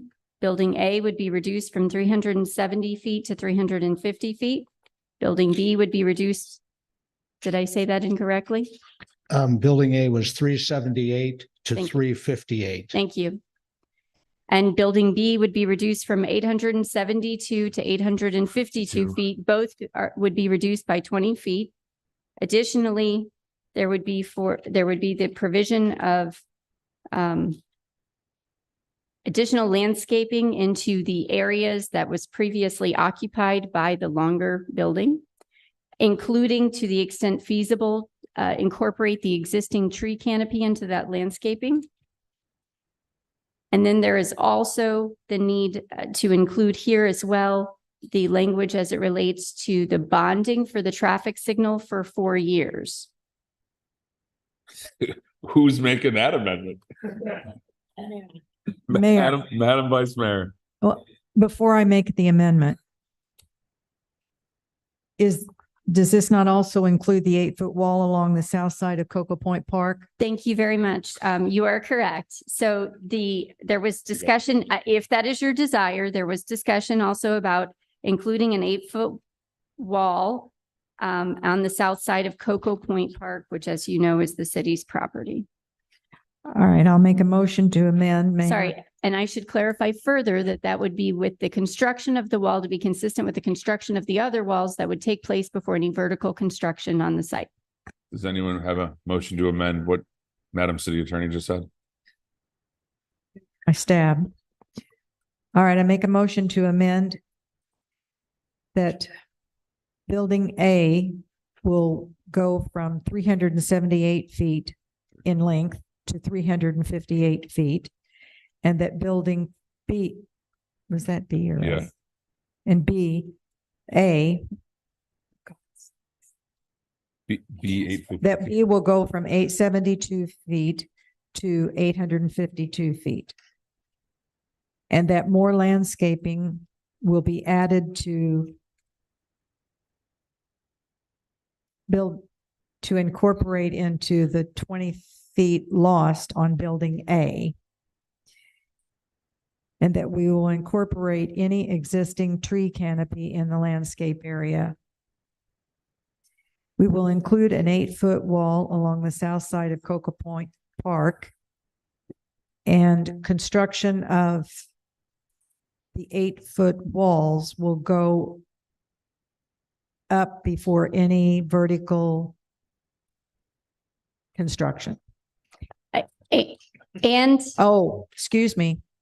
And 4 years. This signalization bond will extend 4 years after certificate of occupancy. There's a motion to amend made by Vice Mayor Welch. Is there a second? May I just ask for a quick question before you get a second on that? Did you also intend for made the a motion. landscaping to fill in the Yeah, she did. area next to building B as well? You only said building A. She said to fill in based on the change. I don't think I mentioned building A. I think you just said landscape. I don't think- Yes, I landscaping into the areas. Okay. For both buildings. Is that Yeah, okay? that's the amendment. Is there a second on the amendment? Second. Kevin, I'll call the amendment on 20 feet less on building A, 20 feet less on building B. Landscaping buffers in lieu of both the 20 feet on both respective buildings. The addition of the 8-foot wall in lieu of the south side of Cocoa Palm. the 5-foot traffic signalization and the wall to be built before. Call the amendment on. Commissioner Wasserman, Yes. Commissioner Brody, Yes. Commissioner Raley, Yes. Vice Mayor Welch, Yes. Mayor Rydell. Yes.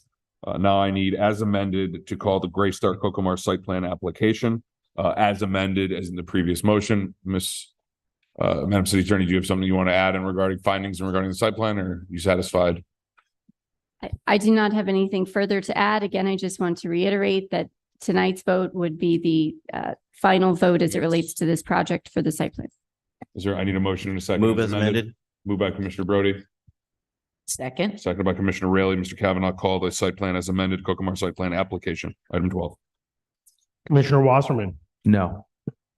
Commissioner Brody, Yes. Commissioner Raley, Yes. Vice Mayor Welch, Yes. Mayor Rydell. Yes.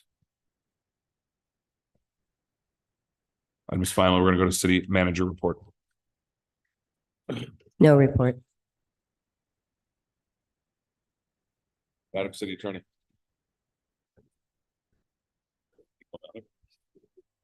Thank you. I just want to update you on the PFAS litigation. Maybe I'll wait just a second. No, please keep going. Okay. Can you hear me?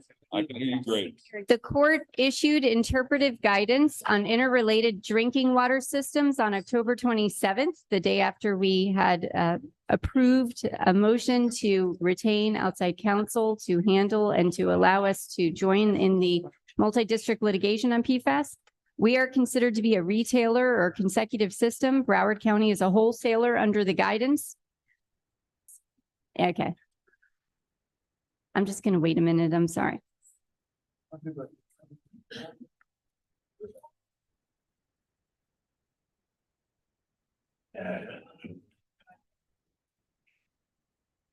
Keep going, please.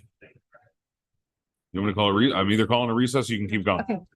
So keep going. All right, so we are considered a retailer. Broward County is a wholesaler under the interpretive guidance of the court. We do not treat raw water. The county treats it. Therefore, we probably cannot have a claim. We can be named in the county's claim, but we would not really collect anything because they treat raw water and provide us with the potable water. The county commission is taking a vote on Tuesday to delegate authority to opt into the lawsuit to the county administrator. County administrator has to decide by December 11th if the county is going to opt in. If they do, we will be part of their claim. If they opt out, we may then pursue our own claim by opting in. Then we can claim essentially their cost increase related to anything that would have impacted us. Any questions? So what I'm trying to say is the county is voting on this on Tuesday to whether or not to opt in. If they opt in, we'll be part of their claim, but we don't get any independent funds from that. Basically, our portion, because they treat our water and they provide us with water under the large user agreement that we have with them, would go to them to help with the cost. No, as it relates to now, if they decide to opt out, then we can file our own to try to make sure that we are able to claim sort of on their behalf for that portion, which it would ultimately cost us. Their staff's recommending opt-in. Their staff is recommending opt-in, but the board still has to vote on it. I'm just letting you know that we would not get any money ourselves. It would go to them, but it still would impact our residents in that, You looking yes. for action by us, or you're just informing us? I just wanted you to be aware of it. We don't really have much choice in the matter at this point. Got it. Thank you. Commissioner, you had no report. No, you're up, Wasserman. Hold on, give me a second.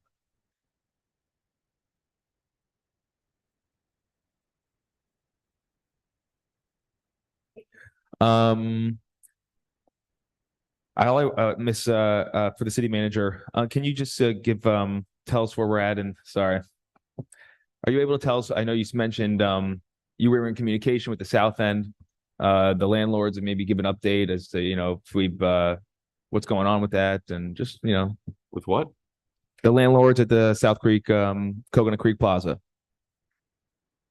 I know we were working on getting in touch with them. Yes, you had requested to meet with the owners of Coconut Creek Plaza. I believe they're Australian, and we are working on trying to set that meeting for you. You looking for consensus to go to Australia? I'm sure they have representatives here, but yeah, staff That what we're is, gonna are that what we're gonna have to? Are we gonna have to do Zoom or do they have Zoom? They have to have Zoom. no. No, we are working on trying to effectuate that meeting for you. Thank you. Sure. Just happy Thanksgiving, and I'm gonna wrap it up at that for tonight. Brody. First of all, I want to say happy birthday to the Marines. Tomorrow is their birthday, so they're going to be celebrating pretty hard, which is why you always see those guys hung over on Veterans Day. But my heart goes out to them. They're a great bunch of people, and I'm glad they can be part of our joint service. I work with a lot of the Marines in my joint service work, and good guys, and I wish them a happy birthday. Secondly, I want to invite everybody out to our Veterans Day celebration, or not celebration, but our Veterans Day. To come out and hear some great speeches and to meet some great people. Let's not forget, while we were in this meeting, there was people sleeping in dirt, eating MREs, and protecting us. So it's always good to keep these things in mind when we talk about our veterans, because they are not living the greatest life ever. I can attest to that. And I'm excited for Veterans Day to be able to speak to my brothers and sisters in the force and kind of meet up with them. It's always a good event. We do a great job. I think last year I was pretty impressed with the quick response to the Park and Recs of putting that together. So they did a great job, and I look forward to doing it again. Thank you, Commissioner Brody. Anything else? Commissioner Riley. I just want to say thank you to all our vets and their families, and keep all those innocent victims that are being torn apart by the conflicts around the world in your prayers. Thank you. Okay, I'll make it quick. At the MPO meeting, even though we weren't able to take our 3 Turnpike expansion items off of the 5-year enterprise plan for the Turnpike, we did get her to say on record that they had conceded to the 8-lane, and that it was on the website. Nowhere that I could see it, but I did get a good deal of other municipal support. I have to tell you that we shouldn't be buffaloed and bullied and be the only ones standing to try to, take the impact that is coming to our community, because it could be theirs too. So that was very encouraging, and that it will come back before the MPO before July, and they asked me to speak on June and put it at the top of the agenda so other municipalities could chime in as well. And the equestrian meeting is Tuesday, and I hope we have a good turnout. I plan to go door to door to see that those people that can't attend get all the information if possible. I've asked for this for quite some time, so I'm very anxious that we're finally having it and having people here to address their concerns and information that might come forward. I did meet with the Filthy Organics people that are located right here in the city and that are servicing the pilot project for Deerfield Beach. So I hope that we have more information to come and see how the rest of the commission feels about moving forward with grants to get some type of pilot project here for our city as well. An update on the glass crusher. The final piece is supposed to be here for all the components to make it come about in mid-December. So I hope that in 2024, we can put that first glass bottle through the glass crusher, and I'll be there to celebrate in the recycle drop-off center. But anyway, it was a good meeting tonight. It was good government in action, and I know not everybody went on happy, but I think we all did our due diligence. And that's all I have. Speaking of grants, I had the fortunate opportunity of happenstancing into the special grants committee meeting prior to shooting a video with with John. And so we have this committee that is like the arbiter of giving out money. Candidly, the final say of that should really be with us. So I asked Karen for like the past year, and we've given out about 10 grants to various nonprofits and things like that. But at the end of the day, we're approving it. So I believe that there shouldn't be a staff committee giving out money. It should come to us. That's what I kind of wanted to bring up to you guys to see, especially if we're giving to a nonprofit or a charity. I think it's a nice event to have somebody come to the commission and we award the money. And I think it's a pretty, a feel good kind of thing. So I wanted to get your consensus on that. May I? Sure. I'd just like to add to the conversation. So we budget $25,000 a year for this program. There are guidelines that you all had approved for it. Each grant, when I looked at those records of what we've done in the past, haven't been over $3,000. The city manager has a spending authority for up to $50,000. And our procurement quote levels are at 3,000. So these grants are under all of that. So I just want you to be aware of that this is what we're talking about, the dollar amount and the dollar levels. In addition, some of these nonprofit organizations, you all serve on the boards of them. So if they're going to be coming back to vote before you, it just seems impractical. So, I just ask that you keep that in mind as you make that consideration. Listen, I think that anything that we're giving away to special events and things like that, I think it looks good. I mean, we have the purse strings of the city. I don't care if it's $500, $5,000 or $50,000. It begets another interesting question about maybe bringing down the amount of city manager authority as well, going back to what it used to be, because it used to be $25,000 and now it's 50. And I don't know if you guys know that, Commissioner Brody and Commissioner Wasserman and Commissioner Raley. So, a couple of years ago, we changed that. And I think good government says it should probably, I didn't plan on even talking about that, but it should probably be less than that.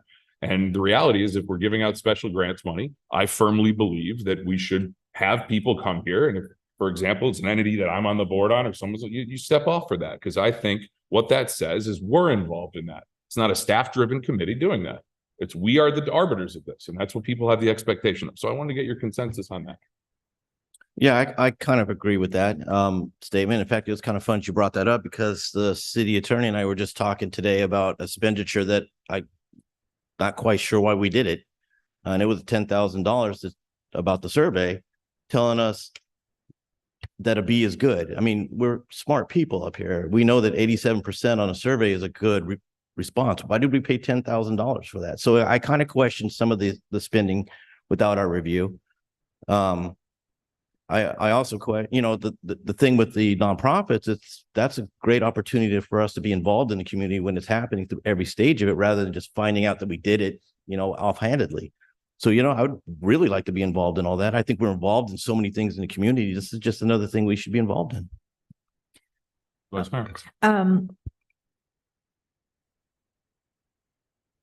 See, how do I start with this? Having been on the side where I was part of a nonprofit applying for one of these reimbursement grants, there are a lot of administrative tasks involved in it. It isn't just, to my understanding, it isn't just an application or an appearance. A nonprofit doesn't really appear before them. Only the application does. So it's fairly black and white, to my knowledge. That's actually not true. Okay. Let's give you some education on it. Okay, So please do, because I've only been from the we actually fighting. have an application. Okay. Madam Brooks can share it with all of you. But we have an application that gets filled out, and then even more after that, they make a request to the city. Right. So let me find all of it. They make an application, and then the grants committee meets and makes a decision of how much money to in fact give them. Where is the last one? So it looks like a bunch of these were requested. I don't even know where it is. I got to find it. But anyway, the point of it being, I have it on my phone. I can take it out. If, for example, we want $5,000, the grants committee meets and says, we're going to give you $2,500. That's the black and white thing. But that's the grants committee finding up that final number as opposed to the ask. I got an issue with that. So let me give you an example. Well, I do too, Mayor, because if we're saying we're approving these things, how are they overriding what the commission will is? That's the issue. So let me just go to be factual here. Special events requests. There you go. So in the past year, we had people that asked for example, I'll give just an example. The Women's Club of Coconut Creek for Book a Bunny to Your Yard asked for $2,193. They got $2,193. SOS asked for their Wonderland High Tea. They asked for $8,000. The grants committee awarded them $3,000 and change. Little League Baseball for a jamboree asked for $5,000. They were given $2,500. So that's staff doing that. That's not us. Where that discussion should be with us. So the point I'm saying is let there be a staff committee. Let that recommendation come to this commission, and this commission makes a decision on it.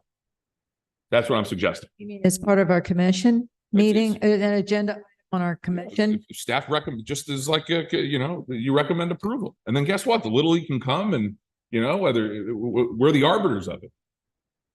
Oh, and the administration of the check or reimbursement. Yeah, there's still the administrative process, but as opposed to the final. Until they turn in their Yeah. receipts.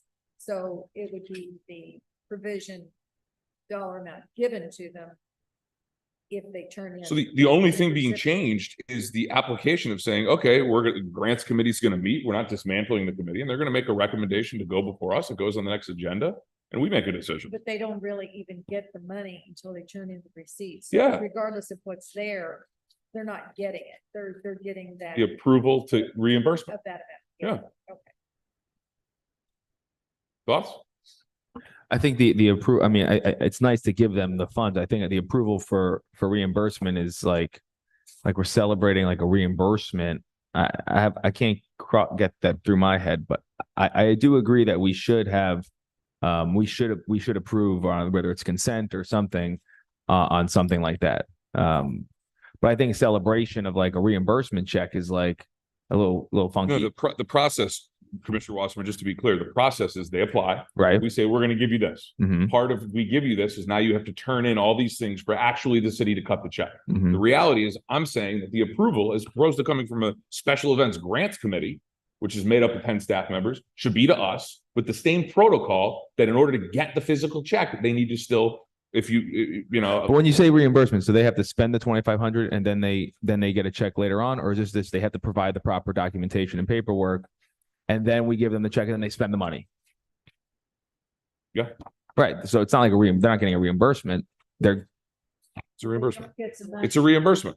They don't get the So they're spending the money first, their own money, and then we're giving them a check to replenish their account. Okay. So it's not actually a grant. It's just reimbursement for money spent. They're actually all amended. Or is it a matching grant? I mean, why are we calling it a grant? It's providing funding to a nonprofit organization under certain criteria. So I'm saying we're adding a step that it's coming to us to approve the grant, and then obviously the same protocols get filled out to reimburse. Yeah, you got my consent on that. I'll give consent. Jackie, Sandy?